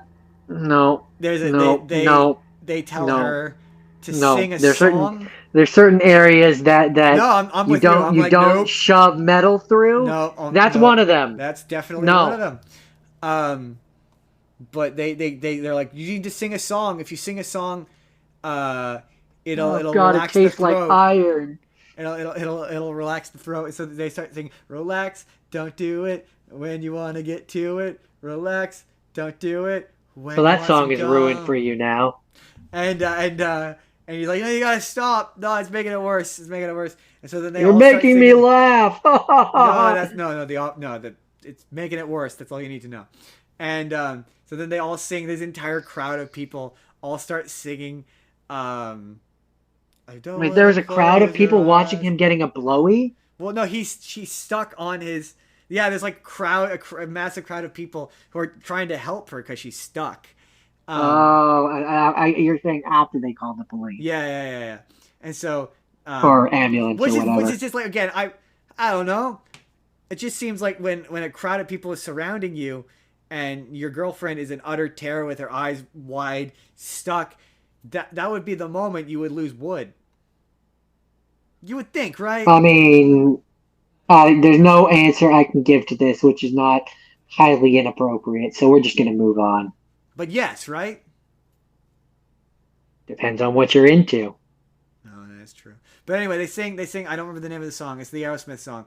Don't want to close my eyes, don't want to fall asleep because I miss you, babe. I don't want to miss a thing. That's the song. What I will say, Justin, is some people enjoy having an audience. Oh, not in this context. I don't think you would. But some people do. No, I don't think. But yeah, they sing the "I Don't Want to Miss a Thing" by Aerosmith, and then he loses wood, and then she gets off. She gets unattached, and it's a very weird, not exceptionally funny 2003 scene. Like, I'm kind of learning that 2003 R-rated comedies are all bad. They're all bad. This made me sad. And then then he shows up, and then they get together, but it doesn't do the middle bit where they break up because he's with another woman, and it's bad. This movie was very bad. It wasn't very funny. It made me sad because it's another one of those times where I felt sad because I used to like this movie. It happens way too much. I gotta stop watching movies I liked as a kid, because Fuck me, this was a drag. The only thing about this that made this not a drag was it was only an hour and 25 minutes. It was over before I even knew it. I was like, holy shit, is this over already? That sounds like a godsend. Right? It's a blessing. It's a blessing when the bad. Like, that's the word I'm looking for. It's an absolute blessing when the movies are mercifully short, Jordan. That's it. That's the sweet. Do you have any final thoughts? I don't. This movie was bad, Jordan. Okay. At least I didn't have to download it, though. At least it was on. I'm pretty sure it was on Amazon Prime. Now we move on to have not scenes, and I have not seen. So I am probably gonna catch shit for this opinion. But speaking of movies that we thought were bad, went on way too long, and I could not wait for it to end, and it did not pass the phone test, and I found it extremely boring. I watched Edward Scissorhands. Jordan, I didn't catch shit for saying this movie was bad. I don't think you will. I didn't catch shit for it. But then again, someone did threaten to hit you with the comically large-sized custard pie once, so... Yeah. Maybe the Edward Scissorhands fans are going to be passionate. Yes, they're gonna come for me with scissors. I'm probably, I don't know. We'll see. We'll see if this. I've got kind of a embarrassment of riches this week for video, so I don't know it's going to be a video this week. But in the event that it does become a video next week, we're gonna pause real quick and put in what I thought. Here. And we're back. Jordan, I don't remember what I said, even though I sent it to you yesterday. Oh yes, this movie is two things.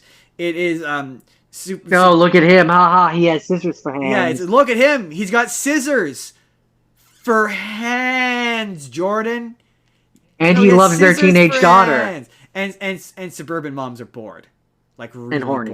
bored and horny. And horny. Bored and the being horny is kind of implied with the bored. It's kind of they go hand in hand. You're horny because you're bored. I think and he falls in love with the teenage daughter. He does. Yeah, that's the romantic part of this. And the relationship is weird. One moment I see. I don't. I mean, the entire movie is weird. What's really funny is I don't remember this. I watched this at the beginning when we very first did the show. This is several years ago at this point, or at least a year and a half ago at this point. But I did see the bit where I said the boyfriend shows up and is like, "You need to run away, Edward Scissorhands." And it's like, dude, he was invited. You're in their house. You leave. You leave, dick. Yeah, you leave, dick. This movie is like, hold on, I can tell you how long it is. Why do people keep handing him stuff? He clearly can't take it. He has scissors for hands. Stop handing him things. It's a really dick move. This movie is 105 minutes long. How long is 105? How long? That's like 2 hours and something. 105 minutes is just over an hour and a half. So it's just under. No, that can't be right because minutes. It felt like it was like 2 hours. Wait. Say the minutes again. It says 105 minutes running time. 105 minutes would be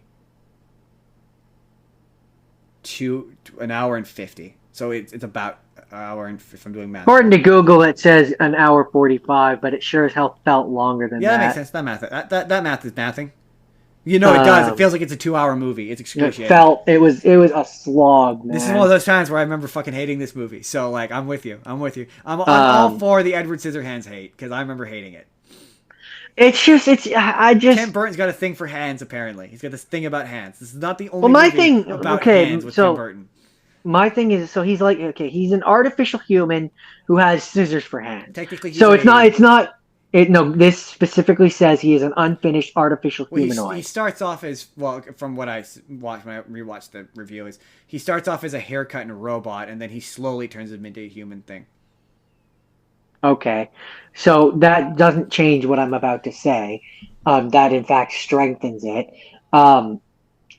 They can take off the scissors and give him prosthetic hands. I think the reason why that can't happen, though, is because the doctor who created him is dead.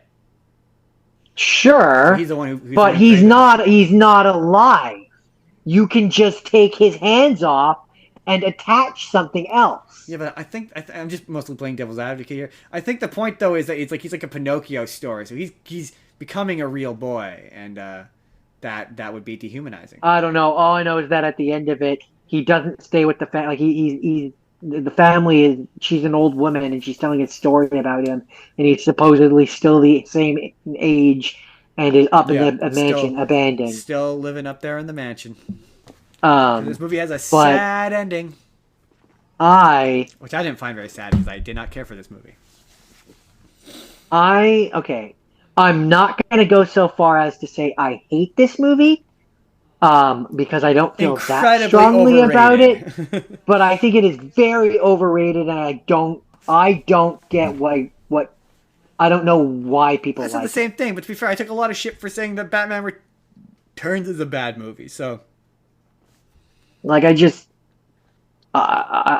think I hated it. I hesitate to say that. I might have to revisit. But I might be one I have to revisit. But I hesitate to say I hate it, but I didn't like it. No. I didn't have a good time with it. I don't think I think for me, Tim Burton, why did he make it a romance? Like, this movie should not have been this movie would have been stronger if, like, the first part when he's trying to pretend to be human, he starts to fall in love, and then he gets rejected and he goes psychotic and murders people. That would have made this. I said that somewhere in. Yes, and I agree with you. I said that somewhere in an alternate universe, this is a movie where he goes Freddy Krueger style and goes crazy and murders people. Absolutely. The ending of the movie implies that that's where it's going. The ending of the movie implies that he's like the people turn on him. Yeah, the people turn on him, and like, that's what it should have been. The movie already has a sad ending. Fuck it. Go for it. It should have been where, like, he goes on a murder spree. He murders like a couple of them. If you want to bring it back to the romantic part of it, then you can have it where the teenage daughter is the one who finally gets him to stop after he's already murdered like 4 people. Exactly. He definitely should have murdered the boyfriend. He did murder the boyfriend. That's the one intentional murder that he does. Oh, well, okay then. Never mind. They're up in the old abandoned house or whatever. He stabs him, and the boyfriend falls out the window. Right. So that is the one intentional murder. But no, there should have been more. Yeah. They should have leaned into he's not human, he has scissor hands, and he can easily murder people. They should have leaned into that. People. Like, I can see an alternate universe where there's a world where like there's a scene where one of the neighbor ladies he's snapped. And one of the neighbor ladies comes to him for her usual haircut, and he does the hair cutting on her head and, like, cuts her head off. That would be sick. That'd be sick. Like, there's an alternate universe where we have that, and that to me would be a better movie. That would be a better movie. That would be a much better movie. Ultimately, that's all I have to say about this movie.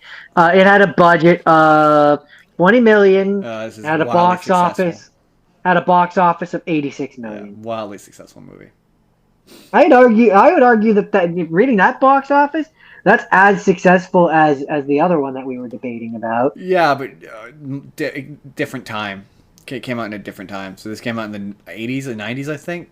1990. Yeah. It's as old as you are. So I don't know if that's right, because I watched it for the year I was born. Right. Because the whole reason why I did Tim Burton was because I needed to prove to myself that I liked Tim Burton movies, because I hated this movie. You did. I remember now. Yeah. No, I don't have anything else to say about this one, but I will say, to set up a teaser for my next one. Definitely not Batman, that's for sure.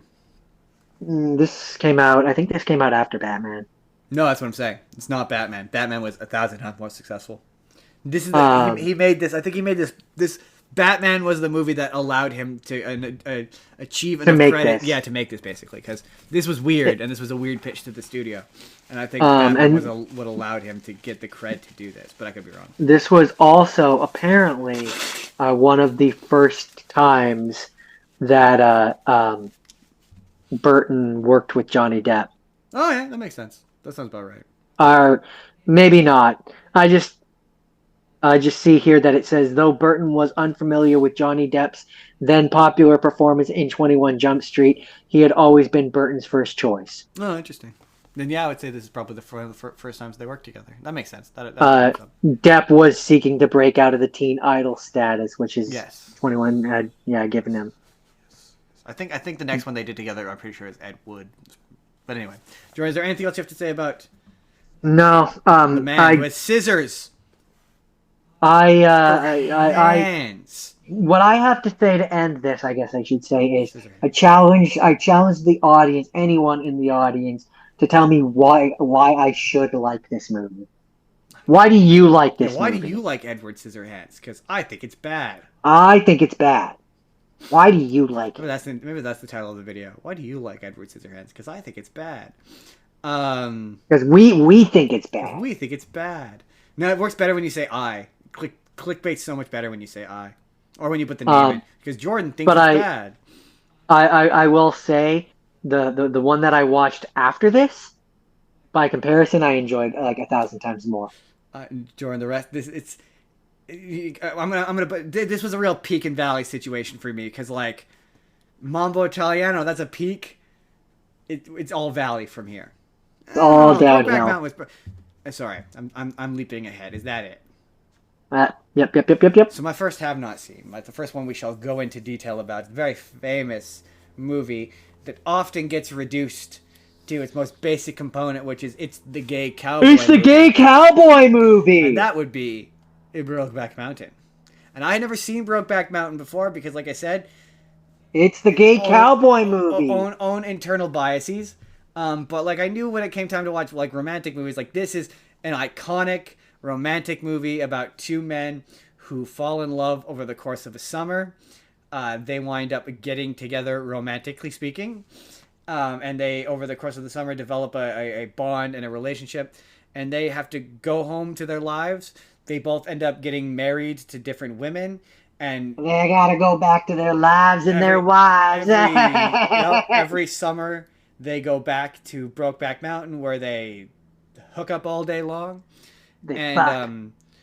It's one of those movies where they do an okay job of it, but it takes place over like several decades, and the actors don't really get older because it was filmed over the course of a couple of weeks or months. Not years. They do the one attempt they do to make it stars Jake Gyllenhaal and Heath Ledger, and the one attempt they do to make Jake Gyllenhaal look older is they give him a kind of a creepy mustache. They do okay. They give Heath Ledger some great temples, and the performance. I do think it's funny that Heath Ledger. I mean, to be fair, it was posthumously, and it was after he died. But I do think it was funny that he won the Oscar for the crazy clown role and not the gay cowboy role, because the gay cowboy role won all kinds of Oscars. I think he was not. Yeah, but he's really good in this. Though. Yeah, but the clown killed him. The clown did kill him. Well, some people say that's a myth. It didn't actually kill him, but depends on who you talk to, what you read. Some people say it was the clown. Some people, I think his family insists it wasn't the clown. But they're both good. I really do. If you've ever wanted to see if you've ever wanted to see Mysterio get it from the Joker, that happens in this. It's a thing. It's a thing. It's a little. It exists. It happens. It's kind of graphic. It makes this hard to recommend. There is a bit later on there's a lot of interesting stuff involved. It's only hard to recommend if the person that you're recommending it to is a homophobe. I mean, any graphic sex scene makes a movie hard to recommend. I just more meant it in that regard. You felt that was your own shit, man. Not because it was two dudes shtucking each other. I mean, there is going to be a group of people who will automatically write off because it's two dudes shtucking each other. That in a scene that goes on for a long time. Multiple scenes that go on for a long. I mean, I'm just going to be up front. I don't think it would be for me. No, I can't imagine it would be. But to be fair, you're not into romantic movies generally. Not really. So, they're kind of boring. You would find this is one of those times it's not going to be about the gay thing. It's going to be about. It's more just about the romantic. It's thing. Boring. Like it's kind of a dry. It's a lot of like. it's a mood movie. It's more about vibes than it is about dialogue or action. So there's a lot Yeah, of like characters like I looking off will. wistfully into the distance. Like I've decided. Do you know the? Do you know I the? will. I will say, in that way, I feel like I'm a pretty regular guy. Like the only romantic movie I can kind of do is a romantic Like comedy. it's a really powerful one, and their relationship is tragic and sad, and like I'm the big sure it the is. big thing with this is it takes place in the 1960s. So the one guy, he's terrified of coming out, and the other guy is not doing a great job of hiding it. And they okay, the movie and the people who Ooh made the boy, movie, that sounds and very familiar. It sounds like the other one you watched. yeah, kind of they do bear a lot of similarities, except for this one doesn't have a happy ending. Um, like, yeah, very much. I was like, dude, just go live with him, man. Like, even if it's in the closet, you still get to live with him. But it's sort of implied that like the Jake Gyllenhaal character was like sleeping around with guys all over the place. Like, there's a point at the end where he says that he's sleeping with the wife, but it's really clear that he's actually sleeping with the husband. And like, and the ending is kind of ambiguous. It big spoiler alert. They go through many, many decades of only seeing each other a couple of times a year. They go hunting, they hook up, whatever. They go fishing. Like there's a bit towards the end where he Heath Ledger is on the outs with his wife. His wife eventually leaves him and marries the manager of her job. And there's a point where he's been invited to dinner with them, and she's like, "Oh yeah, you go fishing with this guy every year." And like, I thought it would be cute if I tied a little note to it and been like, "Catch us a big fish" or whatever. And you came home and you said you caught like 5 of these fish. And I went to go check the fishing rod, and the note was still on the end of the rod, and the rod was dry as shit, basically.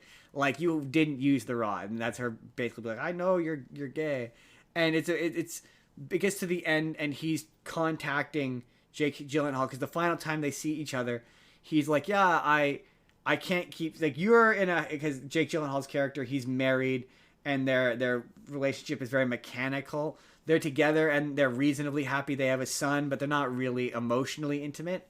And so he's like, "I can't. You're a successful rich guy selling shit and whatever, and I'm not. I'm poor.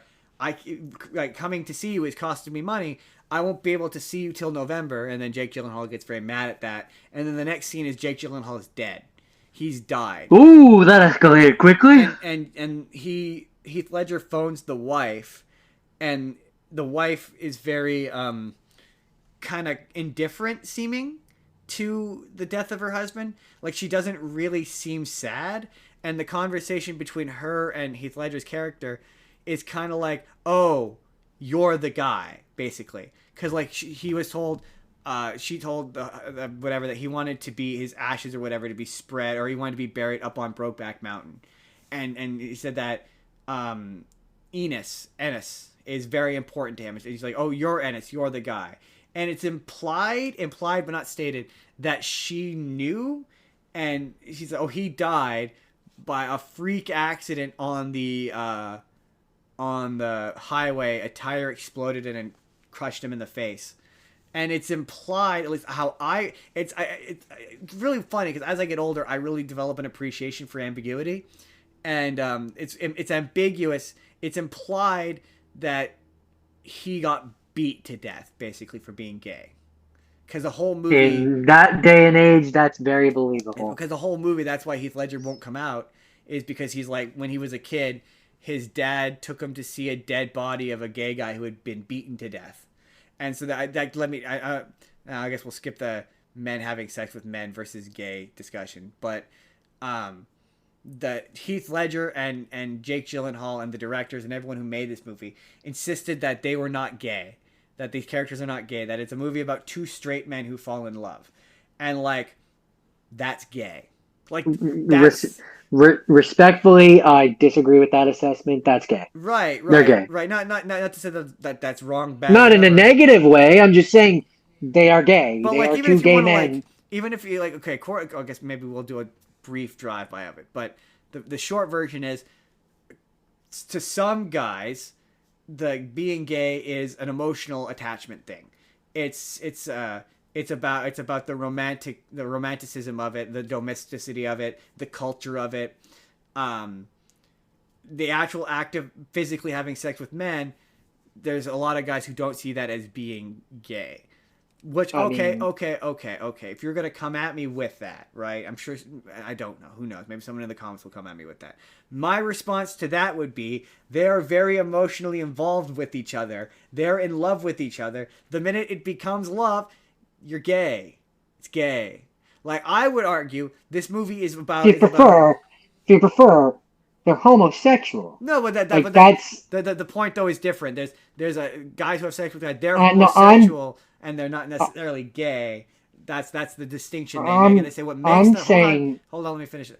The distinction is what makes them gay is the embracing of the culture of being gay, which I am with you. I don't necessarily agree with that, but I am not myself gay, so I will not argue that point. That's where I was going to say... all I was going to say is, as an outsider looking in, because that's all I am, right.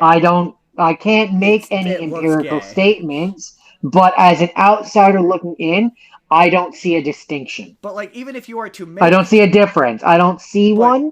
I don't recognize one. But even if you are to... look, if you tell me there's a distinction, then I will... Even if I don't see it, okay, there's now a distinction, right? You are the guys making... If they're gay. If it's a gay person that's coming and telling me that, sure. Is making that... and they did, and they did. If they have made this distinction, that's fine. Make the distinction. I will coalesce to your distinction, but are they real? Huh? Are they real? What? Men who have sex with men? The people in Brokeback Mountain. No. You said they. No, I mean they made the gay community. If the gay community have said as much that well, at least back in the day, I don't know if this is still a thing. To be fair. This was the men having sex with men thing was largely created to get to study AIDS and HIV. So like, I don't know if this is still a thing. I don't know if the gay community still bifurcates this identity. I don't know if they're all like, nah, dog, it's just all gay now. I don't know. But so far as I know, it was recognized as a thing by sociologists. So they're experts. They know what they're talking about. I'm going to treat this as though it's a thing. If we follow that distinction that you're trying to make, they're gay. Like, they're not straight. If the distinction is that a gay man is a man who... Or at least they're bi. Huh? I said, or at least they're bi, well, at the very least. If the distinction of what makes you gay is an emotional, romantic involvement, that's what these characters have. They're romantically involved. They're in love with each other. So they are gay. My interpretation of the material is that one of them is bisexual because he has no problem embracing his married life. Jake Gyllenhaal is bisexual, in my opinion, because he has no problems being straight, being part of a straight life. Whereas I think Heath Ledger is a closeted gay man who is having trouble reconciling his emotions and connection to his gay identity. I think he's having trouble accepting it, but he cannot be straight because he, as the movie goes on, he falls out of love with his wife, right? And so I think that he is I don't think he's bisexual. I don't think he's straight because there's a scene earlier on in the movie where he has sex with his wife, and it's the same way he has sex with Jake Gyllenhaal. So I think he is, but I could see I'm not gay, so I could see if you're gay and you want to make the argument, but they're not straight. I will never. I don't think they're straight. I will never be in a position to say one way or the other because I don't live in that world. It just feels like Jake Gyllenhaal says they're straight. Certainly, I don't think Jake Gyllenhaal is. But no, I should say Jake Gyllenhaal's character, Jack. I was gonna say whatever his name is. I don't think his character is straight. Like, I don't know how you could say that. And the only reason why you would say that is to distance yourself from what you had to do in that movie. Because a big thing with this movie is they obviously had trouble casting it. Like, there's a long list of people who were supposed to be in this movie, who I won't bore you with. But it's quite a substantially long list. And a lot of them said no because they were uncomfortable with the subject matter. And, like, apart from the one scene, which I don't know is strictly speaking necessary, but I'm in the camp of I don't know that any sex scene is necessary. Depends on the movie. No, I'm a flat full stop. I don't think sex scenes add anything, other than It's where we're going to agree to disagree because I think it depends on the movie. Yeah, no, I'm never. And I also think it depends on how it's shot. Yeah, I don't know. But I generally speaking, like you could cut out that sex scene, and it could just be they kiss, and then it achieves. I'll describe to you the sex scene off air in not graphic detail, but I'll tell you roughly what happens. That makes it kind of. That makes me go. They could have kissed a bunch. It could have gotten to the point of it, and then cut away. Like but I feel largely the same way about sexual assault scenes. I don't think any movie should ever have a rape scene in it ever. I agree with that.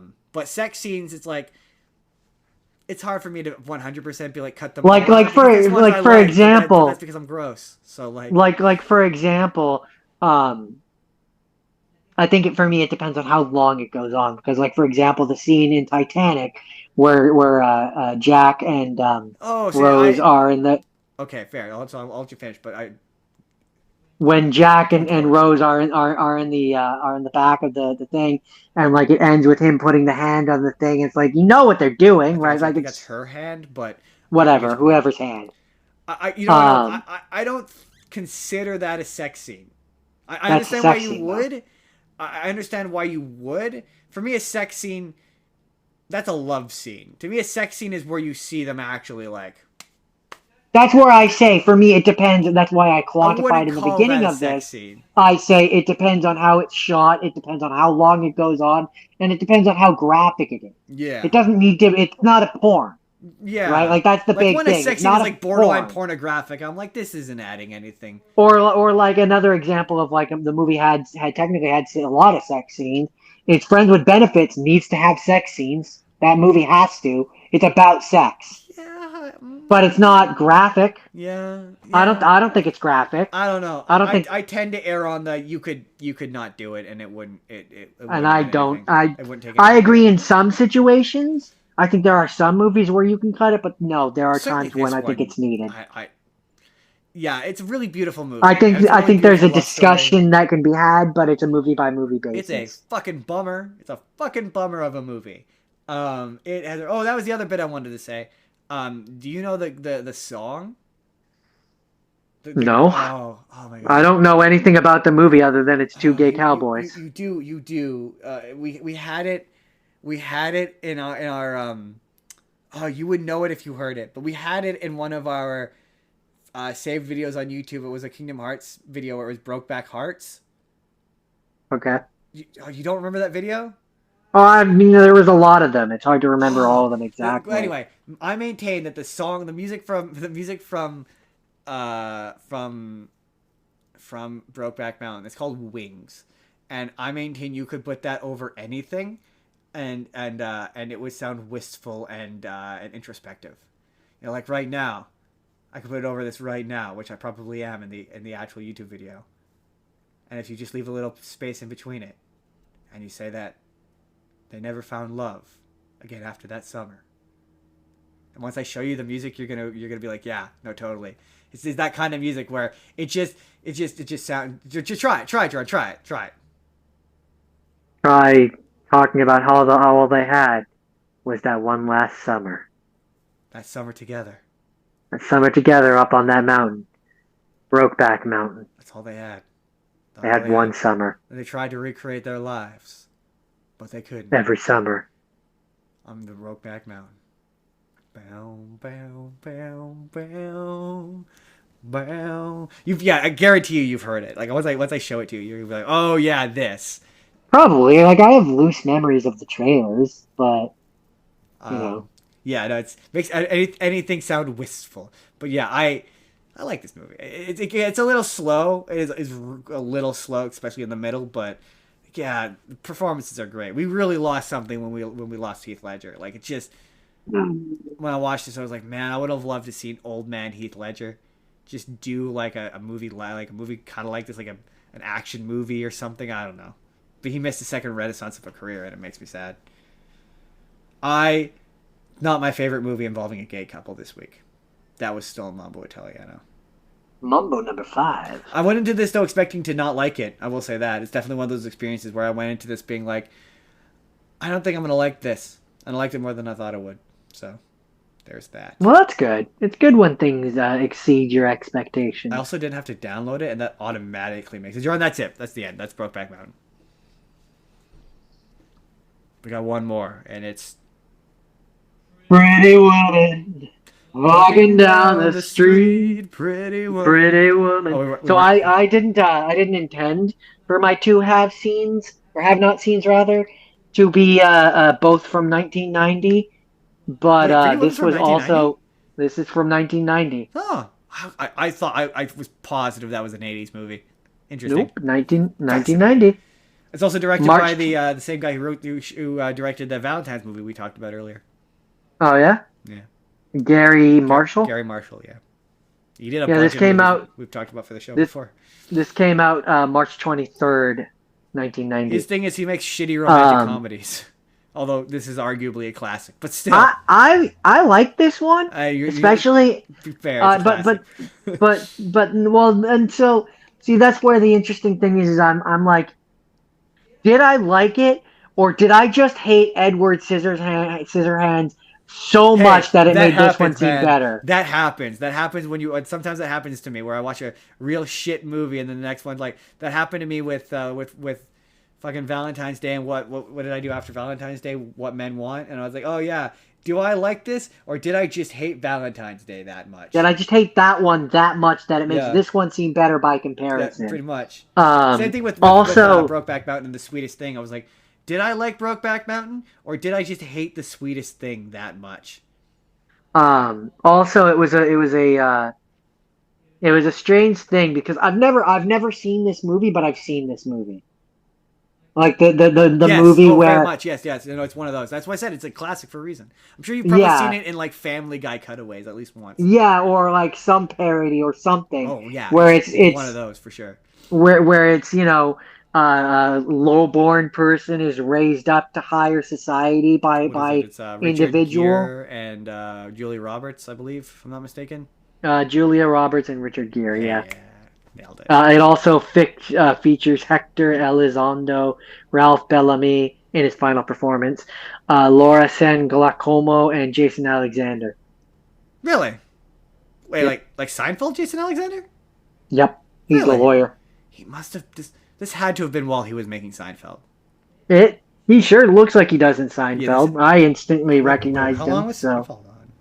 See, the thing is, and this might be my most common. I don't like Seinfeld, so. But he was a bad person in this. I mean, he was a bad person on Seinfeld. Fair. Apparently, the original screenplay was titled 3000. Oh yeah, no, he very much was on Seinfeld. Seinfeld aired from. Wow, that's a long time.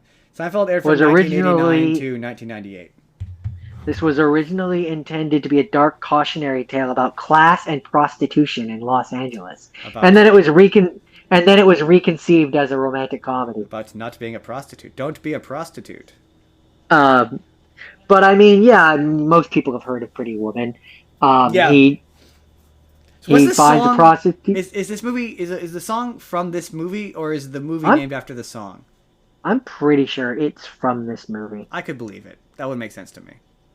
I actually don't know. That's a Barry Manilow song, right? I'm pretty sure. I think so. Let's find out if it says anywhere in here. It should. Casting, filming. I could believe that the song. There was a period of time. Fun fact, kids. Back in the day, they used to write songs specifically for movies, and this could definitely be one of those situations. I could believe it. Oh, so according to the music section here, "Oh Pretty Woman" by Roy Orbison inspired the title of this movie. Oh, okay. So the movie is based on the song. Wait, well, it's based on the title of the song. song. Interesting. That makes sense. For some reason, I thought it was a Barry Manilow song. Wow, that tells me that Pretty Woman, that song is much older than I realized. Apparently, on July 20th, 2018, there is now a musical adaptation. Yes, there is. Of this. I wonder if Pretty Woman is one of the songs they sing in it. That's a good question. But no, yeah, I liked it. I thought the characters were fun. Fun and fun. I thought Julia Roberts was hot. There she was. And I mean, what else is there to say about it? Pretty Women. Had a budget of 14 million. Oh boy! All right, this will be fun. With that reaction, it had a 100 budget of million. four. It had a budget of 14 million. Your guess is for a box office is legitimately 100 100 million. million. 463.4 million. Oh, a big hit. Big hit. Big hit. Definitely made its budget back. Big hit. Um, and that's 19. I mean, I'm assuming that's not including remakes. But not remakes. You wouldn't include remakes. You would include not remakes, re-releases. Yeah, I was gonna say you wouldn't include remakes. You would include re-releases, which there might have been. There might have been some re-releases. The film grossed 463.4 million worldwide, and at the time of its release, was the 5th highest grossing film of all time worldwide. Wow, people really like the idea of a daytime prostitute becoming acceptable in society. Behind only E.T., Star Wars, Indiana Jones and the Last Crusade, and Jaws. Oh, well, all right then. It was eventually surpassed by Terminator 2: Judgment Day. Terminator 2: Judgment Day. Jordan, is that it? It was released by that explains why it was on Disney Plus. This remained the highest grossing R-rated film released by Walt Disney Studios. Really? Holding the record for 34 years until Deadpool and Wolverine beat it. Huh. Pretty Woman. Is that it? That's it. Pretty Woman. Okay, Jordan. This is the final movie of the week, Jordan. Jordan, this is probably the worst movie I watched this week. I cannot think of a worse movie. I hated this. I hated every second of this. This was on Disney Plus, Jordan. This was on Disney Plus? This was on Disney Plus. I watched this on Disney Plus. Jordan dared me to do this. He dared me to do this with his challenge of being like, you should do 50 Shades of Grey. I never thought you actually would. And then I went, fuck it. Let's do it. It'll be funny. It was not funny. This is 50 Shades of Grey. So before you get into all the dirty details of this, I hate myself. Because I feel obligated to ask this. What did you hate more?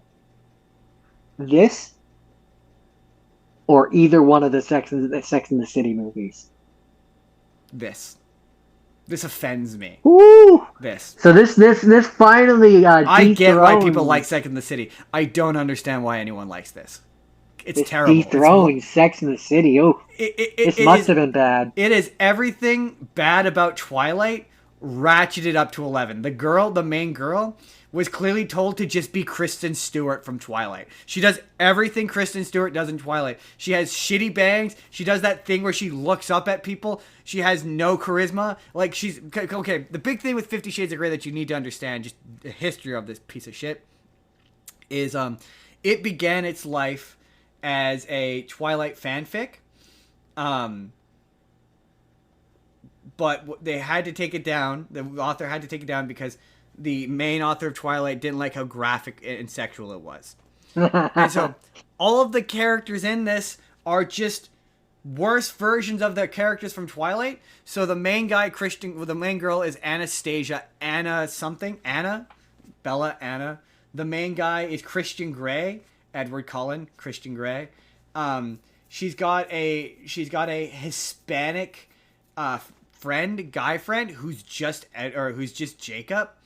The only difference between are they vampires? No, they're real people. They're not vampires. So that's what makes a lot of this shitty. So okay, the whole thing with this is the inciting incident is, as it were, Christian Grey is a CEO, a rich CEO for a company, and Anastasia Anna has gone there on behalf of her friend who was supposed to do the interview but could not because she has the flu. So now Anna is doing it. And Anna assumes that the interview has gone badly. And in the first of many fucking red flags that this woman chooses to ignore for some reason. Willfully thank you. Ignores. That was the word I was looking for. Willfully ignores. He shows up she works at a hardware store, and he shows up and buys zip ties, masking tape, And red flag. Red flag. Gets a red flag here. And she's like, oh yeah, this is a great serial killer, Kit. And then still goes to coffee with him. And they go for coffee. And he is already creepy and possessive. Like, he keeps trying to tell her what to do.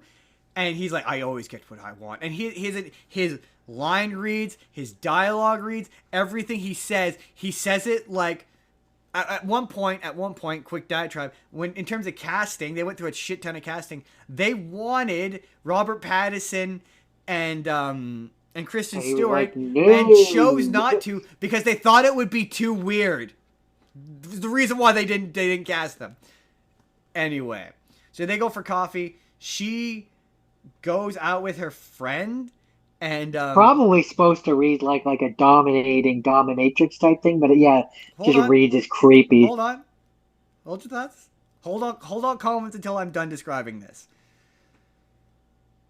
Okay, so she goes out to party with her friend, and she gets way too drunk. And even though I don't recall them ever exchanging numbers, they have exchanged numbers now. And she phones Christian Grey, and Christian Grey is like, "You're too drunk. You have to stop drinking now.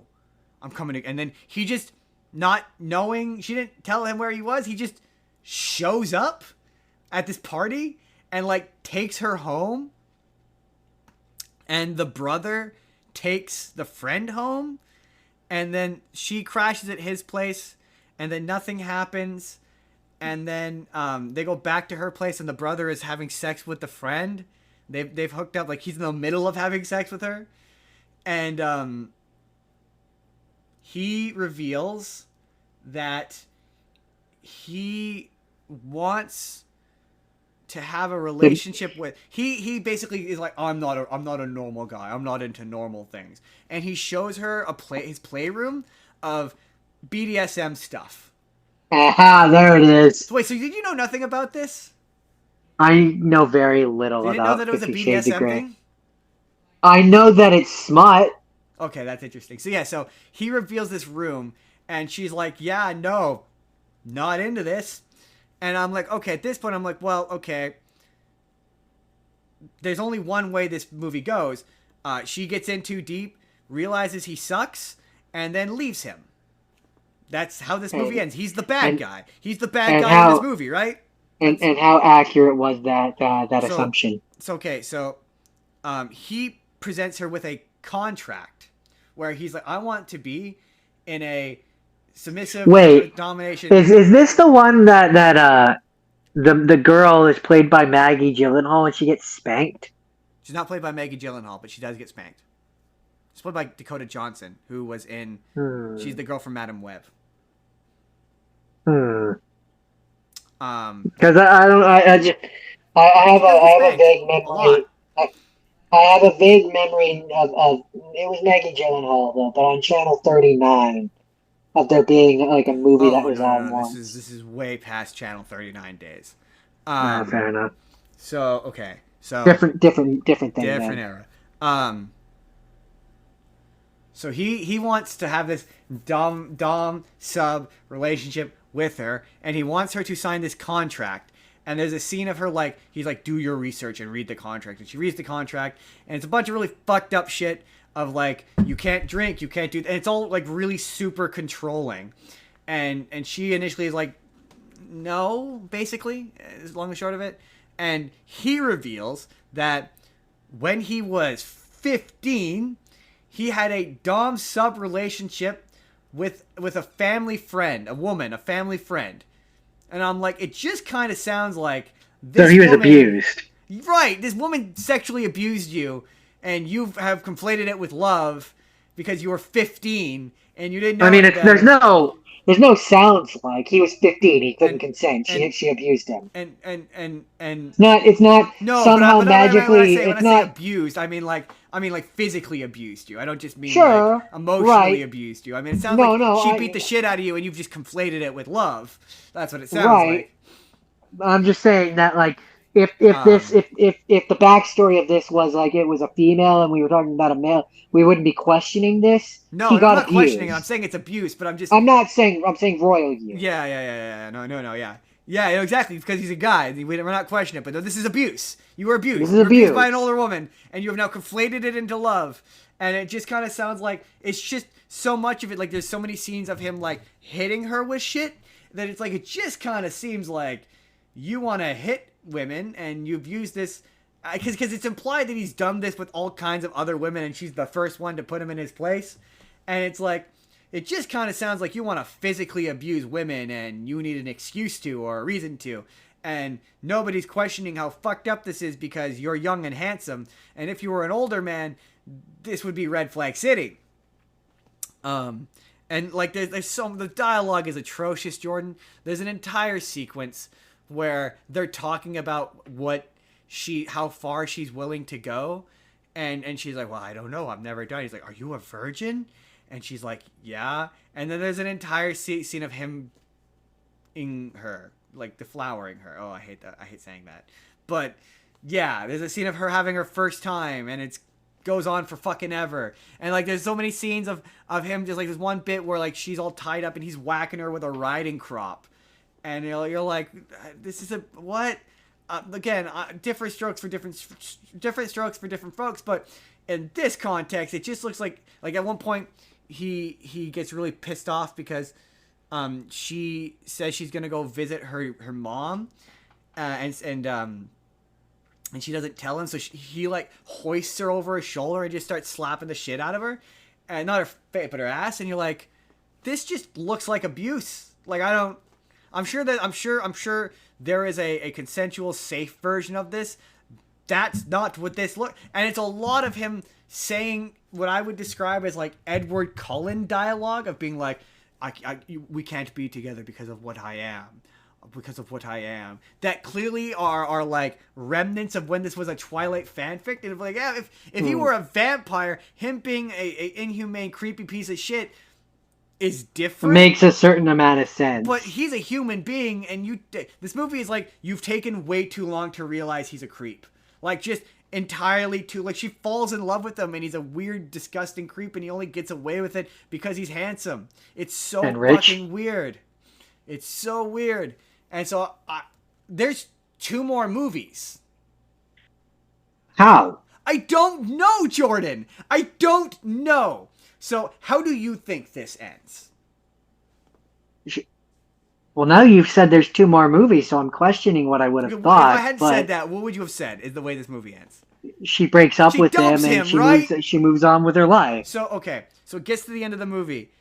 But now I'm thinking that's not right. Well, she finally is on the verge of agreeing to sign the contract, and she's done a bunch of the BDSM shit. And she seems to be into it. And it gets to a point where she's like, she's still conflicted. She's like, what's the worst punishment you can do? And so she naked, ties her up, and just like belts her with his belt and like makes her count it. And then she's like, yeah, no, never doing that again. Absolutely fucking not. And then walks out and the movie ends. How's there a sequel? I don't know, Jordan! Are we following? No! In the sequel, are we following her or are we following him? Like, my best guess is the second one is about him trying to win her back. But then I'm like, but then how is there a third one? And surely by one of these, the character that's basically just Jacob gets interjected and it becomes a love triangle. But I'm like, okay, maybe a second one, Jordan. Maybe a second one. How is there a third one? Jordan, I'm going to end up watching it. I was just going to say, so what I'm hearing is I have to send my best investigative reporter into this.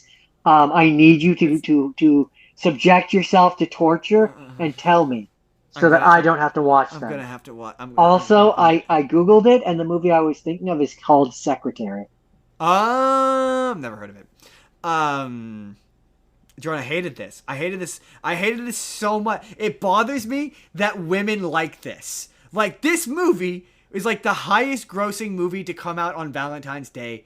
I I just remember that. Like when this came out, it was infamous for being popular with middle-aged women. Yeah, with that's what Wikipedia said, the exact same thing. Middle-aged wine moms and white women. Yeah, aptly into this, which I don't get why. He sucks. Like, the only thing he has going for him is that he's handsome. He treats her like dog shit. Like I don't like Twilight, but he doesn't. At least he treats her like halfway decently. Yeah, and there's also at least like halfway decent of a It story there. like he's looking for an excuse to hit women and have an excuse to do so. Like he's just such a vile piece of shit. When did this come out? I'm gonna have to Google this, but I want to say 2000, 2009, 2011. No, way after that. The movie or the book? Both. Both? Okay, the movie. And yeah, just the dialogue is bad. It's all bad. All of the sex scenes go on for an eternity. It's basically the book came out in 2011. It's softcore porn, Jordan. It's the shit that would be on Channel 39 or I'm just trying to City TV on a Friday night at 2 a.m. I'm just trying to put my mind of like where was 2015. Oh, that was the other thing. You'll never guess who does the fucking music for this. Because I'm just trying to put my mind in the like where was the world at this point? Yeah, this because like where the world is in 2000 is a decidedly different place than where the world is in 2016. Well, I mean, 2011. I mean, we're just coming off of Twilight kind of being a thing. It's not really a massive thing at the time, but the movie came out in 2015. A budget of $40 million. It made $569 million. Big hit. Like I say, I don't know if it still is, but for the longest time, it was the highest grossing movie to come out on Valentine's Day. That's upsetting. I just look. Oh man, I feel like I've done a lot of like saying borderline sexist shit this week, but like it happens. It's on the holiday I hate the fucking most. I don't understand how women can say they like this and then act surprised when men abuse them. That sounds bad. That sounds bad. I don't mean it that way. Oh god, I take that back immediately. But like, he's an abusive piece of shit, and all of the women fawned over this. Like, women love this book, but I'm like, but he's a monstrous asshole. I think. Well, I mean, Justin, the key is being rich and handsome. No, I was gonna say you said you don't understand. It sets a dangerous precedent for what women think that men will think will be okay. The key is that they don't think that men will watch this. Oh, that's valid. Or read it. That's also valid. Or read it. Yeah, no, that's valid. That's a valid point. Like I say, he hits her at one point, like screams at her and treats her like utter dog shit, and then flies her in a helicopter or in a plane, and she makes a dumb face like, wee, and she's like into it. Also, like, bro, he just hit you. What are you doing? Also, and I will put this in. I will put this out there as a thing to make note of.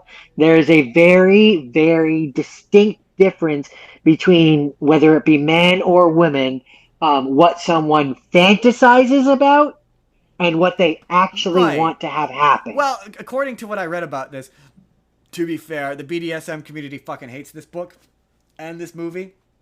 For a reason. For a reason, because they say, and yes, absolutely, it absolutely misrepresents that community to a absurd degree, which it does. Knowing what little I know about it, it absolutely does. What they say that it's using that community as a scapegoat for him to abuse her, and that's what it is. Like a lot of the conditions what you're describing, that's what it sounds like. Nothing to do with like it's just a lot of like you can't dress a certain way, you can't drink a certain way, you can't act a certain controlling. It's just control.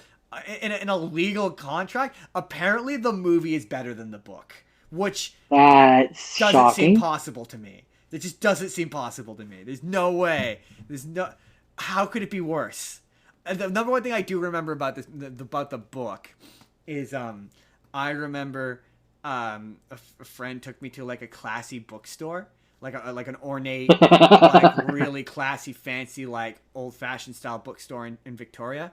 And I remember walking in, and front and center was 50 Shades of Grey. And I remember opening it up to like whoa, that is smut. That is some smutty smut. Oh, it's the smuttiest of smut. Smuttiest of smut. Yeah, I need. I would love maybe by the time I do like, I would love to get a person who likes this movie and this To book come on and and these defend movies. it. I would love to get them on, and I would love for you to explain to me why you like this. In the comments, tell me if you like this movie and why. And I need you to give me details. Or book. Or book. Or book. Either. And if you're like, I like it because it's smut, I'm going to be like, yeah, but surely there's less destructive smut out there. Like, surely there's better smut than where the guy isn't a complete monster. Like, Valley of literature and lingerie. You're a book person. Maybe you know. That's a good point. She's a book person. Maybe she can tell us. Maybe you know why this was so popular. Maybe that's it. Maybe we'll reach out and see if maybe she wants to come on and do another book Defend. episode. I'm sure she's probably seen, because this is definitely going to be a YouTube video. It's going to happen. It's going to happen. Yeah, it kind of has to be. I'm going to have to find a way. I feel like we've talked about this long enough that there's some times where I go to look at my footage afterwards and I'm like, holy shit, we talked about that for 20 minutes. It felt like we only talked about it for 10. like last week when we talked about Ultimate Muscle, that turned into a 28-minute video. That felt like we talked about it for like 10 minutes at best. It was very strange. So, yeah, maybe she'll see this and she'll comment and she'll tell me why people like this book, because I don't get it. And like there's times where I'm like I don't like this, but I'm not the target demographic, and I can at least see who would and why they would. The audience this is for. I can see it. I understand it. I don't understand why this was so successful. As like a niche thing that like not many people know about and is not crazy popular, but like this made a shit ton of money. A lot of people watch this movie, and I need to understand why. Somebody has to explain this to me, because it was awful. It was an awful 2 hours. I wanted to bash my brains in. Like I hated this more than Sex and the City. I did, but it's close. It is close. It's certainly like the most hatred I felt for a movie in a while. I didn't quite feel. I think it's the worst thing I watched this week. I just hate it on a conceptual level. I hate its existence. If I could go back in time and like go up to E.L. James and like knock the pencil out of her hand or the typewriter or smash her laptop or anything in between, I would do it. If I could go back in time, walk up to her, typing up the manuscript of this, if I could burn the manuscript of 50 Shades of Grey so I never had to watch this movie, I would do it. I don't see any negative way in which me going back in time and destroying the manuscript for 50 Shades of Grey would impact the world in a negative way. Any negative consequences. No, I really can't. I really can't think of a way that would create any negative consequences for anything. And that sounds the negative like I'm joking, but I'm not. The negative consequence, Justin, would be that instead of there being a bad, smutty version of Twilight, it would be like, I don't know, Harry Potter or something I can't else. believe there isn't like a wizard movie that's Harry Potter smut. Like I can't believe that doesn't exist. Like that shocks me. Yeah, being honest with you. Maybe with this new version of the show, you're gonna be like, but out, they're teenagers, Justin. Yeah, so is it'll inspire someone. Age those wizards up, make them adults. Oh no, they're instead of them being at young people boarding school, now they're at like college. Yeah, they're in wizard college. Exactly. Yeah, they're in wizard college, and it becomes boom, problem solved. But yeah, oh my god, like it's crazy though. Like when you're watching it, you're like, holy shit, this is just Twilight. All of the dialogue, it's like he's saying that I'm a vampire Twilight dialogue, but he's not a vampire, so it's inexcusable. Like, there's a lot of that in this. Like, yeah, at least Edward Cullen didn't get molested when he was 15. Like, that we know of. What the fuck kind of like he says I was 15 and it lasted for 6 years. So like it just kind of I'm guessing she must come back. It must have been an age thing. He must have aged out. But like, yeah, she's a pedophile, man. You just described a pedophile. Weird. Fucking hate that. Anyway, I need to stop this now. It's just going to turn to me ranting more about how much I hate this movie. The only reason why this rant is so long is because I knew it had to be the last thing I watched. Otherwise, it definitely had the effect of, it made me like Brokeback Mountain more. It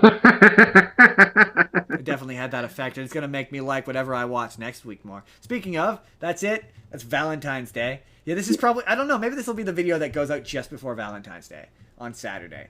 Maybe. I'm thinking that. Because that feels like a good lead into Valentine's Day. A terrible fucking movie. Okay, before we do next week, Jordan, what's one of the you can only pick one. One of your movies people have to watch for Valentine's Day, and for bonus points if you can guess mine. Have to watch? Yeah, you're like, this is a must see Valentine's television. Like you know you're there with your wife or husband or girlfriend or whatever, boyfriend, and you're like, this is the movie we got to put on as a couple and watch. I mean, it's hard. It's hard for me not to say Bruce Almighty because that's like one of my favorite movies. But I just don't know that that's It doesn't necessarily feel a suitably Valentine's-y Valentine's enough. one. I'm not vetoing. I'm just saying it doesn't feel suitably Valentine's-y enough. If I'm having to go for one that's like Valentine's-y, like coupley, it's hard for me not to say Pretty Women. Oh, that's a classic. That's a solid choice. I respect that choice. It's a classic and it's like it's. But if I had to pick a backup, it would maybe be the Michael J. Fox one. Oh, interesting. Pretty Woman's a solid choice. That is peak Valentine's Day couple romantic comedy. Yeah, it just really feels like that would be the one that a couple would pick to put on. Yeah, I could see that. Which one do you think I'm going to pick? Oddly enough, I feel like you're going to say Brokeback Mountain. Ooh, that's interesting. That's an interesting choice. You're close. You're close. But you're probably going to go with the other one, the one that you really like. Mambo Italiano. Yeah, absolutely. Everyone should watch Mambo Italiano. It's not overly sexual. I watched it when I was a teenager, and it didn't scar me. I love it. It's a great movie that not enough people have heard of. You've all heard of Brokeback Mountain. I mean, if you want a tragic love story about two cowboys, sure, why not Brokeback Mountain? But like Mambo Italiano is a bit more subdued than that. It's not quite. There isn't any not weird, but there isn't any graphic sex in it. There's a blowjob joke that goes on a hair too long, but that's pretty much it. But I mean, if I had to pick a not gay one, not homosexual one. Are we allowed to say gay? Have we taken that word? Have the gay community taken that word back? Is that still like a derogatory thing? No, like, I don't think it is. Back when I was a kid, like you'd see Brokeback Mountain, you'd be like, oh, I can't watch that. That's so gay. Oh, I think it probably depends on the context. When we say it's gay, we mean that it involves two gay men. It has two men who are gay. Yeah.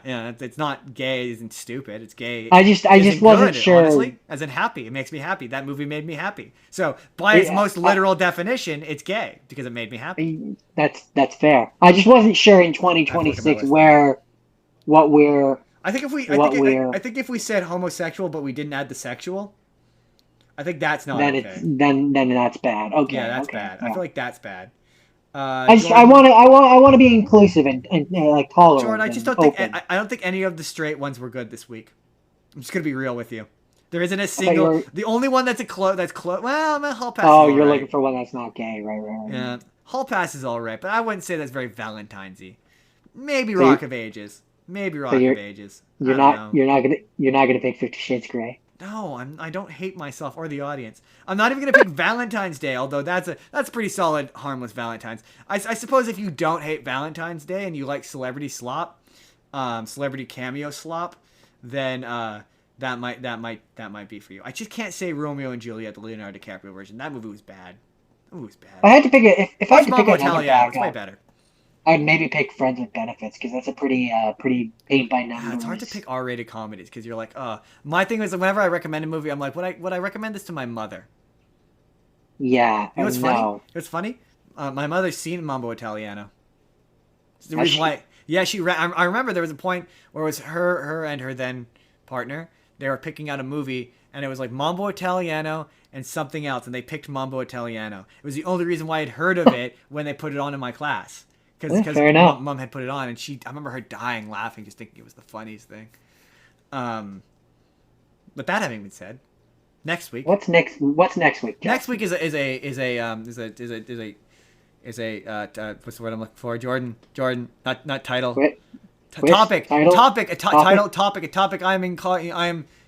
am entitling Dawn of the Millennium. So I will be taking movies from the year 2000. And you'll be taking movies from the year 2001. Normally I'd give you a choice, but I want to do the year 2000. In the year 2000. So I have to watch movies that are all from 2001? All from 2001. Okay, interesting. I looked this up. There's some fun choices. I already have some ideas that I'm gonna do. It's gonna be fun. Looks like it's gonna be different stuff next week. Interesting. Yeah. I wanted to do the year 2000, and then I didn't want to share the year. So then I was like, oh, we'll make Jordan do 2001. I considered making you do 1999, but I like 2001. Yeah, we haven't done that. We've done the 90s, we've done the 80s, we've done the 70s. We have not done the 2000s really. I'm gonna have to look at see what movies are available to me. And then I feel like movies and/or shows. It'd be interesting to see, like, the 90s and 80s are very funny because it's always like you're like 80s and then you go to the 90s and it's like Back to the Future 3 and you're like, well, I can't do it without Back to the Future 2 or 1. So what am I? So the 2000s didn't really have that phenomenon of like a year later the sequel's already out. That really seemed to happen back then. So, but I'm excited. I've got some fun ideas for next week. With that, Jordan, it's time to end this very long podcast that went on for forever. Because I was like, I had a guest last week and I went quick, and this week I really wanted to elongate it just to torture you all. You poor people who listen on Spotify who listen to the whole show at once. If you exist. Jordan, where can people find you? I do Minecraft Monday on Twitch, Zscore187, and when I'm not doing that, I'm doing this. I do this 7 days a week, pretty much, when I'm not on the air. I'm on TikTok, Justin Spurr. This is on TikTok. We just recently hit over 100 followers on TikTok. We were at 101, which is exciting for us because we take forever to get followers. So that's pretty cool. As I said earlier, we are at 79. We were at 380 and then we dropped one, but that's okay. And we are inching ever closer to 400, where we will eat something on the air at the end of the show. Eat something, do something. Who knows? Probably eat something because it's just the easiest thing to do. And if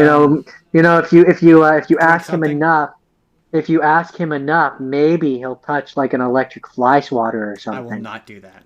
He might do it. I will not do that. He just might do it. If you won't do that. If you hound him enough, he might do it. Absolutely not. There's no amount you could possibly hound me that would make me do that. If you want to have us sell your stuff, Jordan, sell a thing. Buy this hat. That's too much. It's too much. No, don't show him the hat, Jordan. You can't show him the hat. We don't know the rights to the hat. We can't show them the hat. Well, we're showing them just enough of the hat that they can get an idea of what it is, but the green screen is conveniently blocking out. But if you would like us to sell your hats, it's justinsbusiness@gmail.com. If you want to be on the show, it's justinsbusiness@gmail.com. If you want to be on our other show, it's justinsbusiness@gmail.com. You can join the Discord. You can. I assume that Patreon is still up. I got an email that they were shutting it down, but maybe it's still up. Other things, other places, it's all down there. Arte Media. Go follow Wild Education. Help them out. Think of the animals. If you want to see last week's episode, which was Jake was here. It was professional wrestling. It was wrestling. Click the box on the left. There we go. My right, your left. And if you would like to see a random video that YouTube thinks you're going to enjoy, click the box on the right. Hit subscribe if you haven't already. Jordan, how many videos a week do we put out? One every day. There's new content every single day of the week. It's very exciting. And leave a like if you can't. Liking the video. I'm just going to be straight with you guys. Liking a video helps more than watching it. I mean, watch it for 30 seconds. That also helps. It pumps up the views.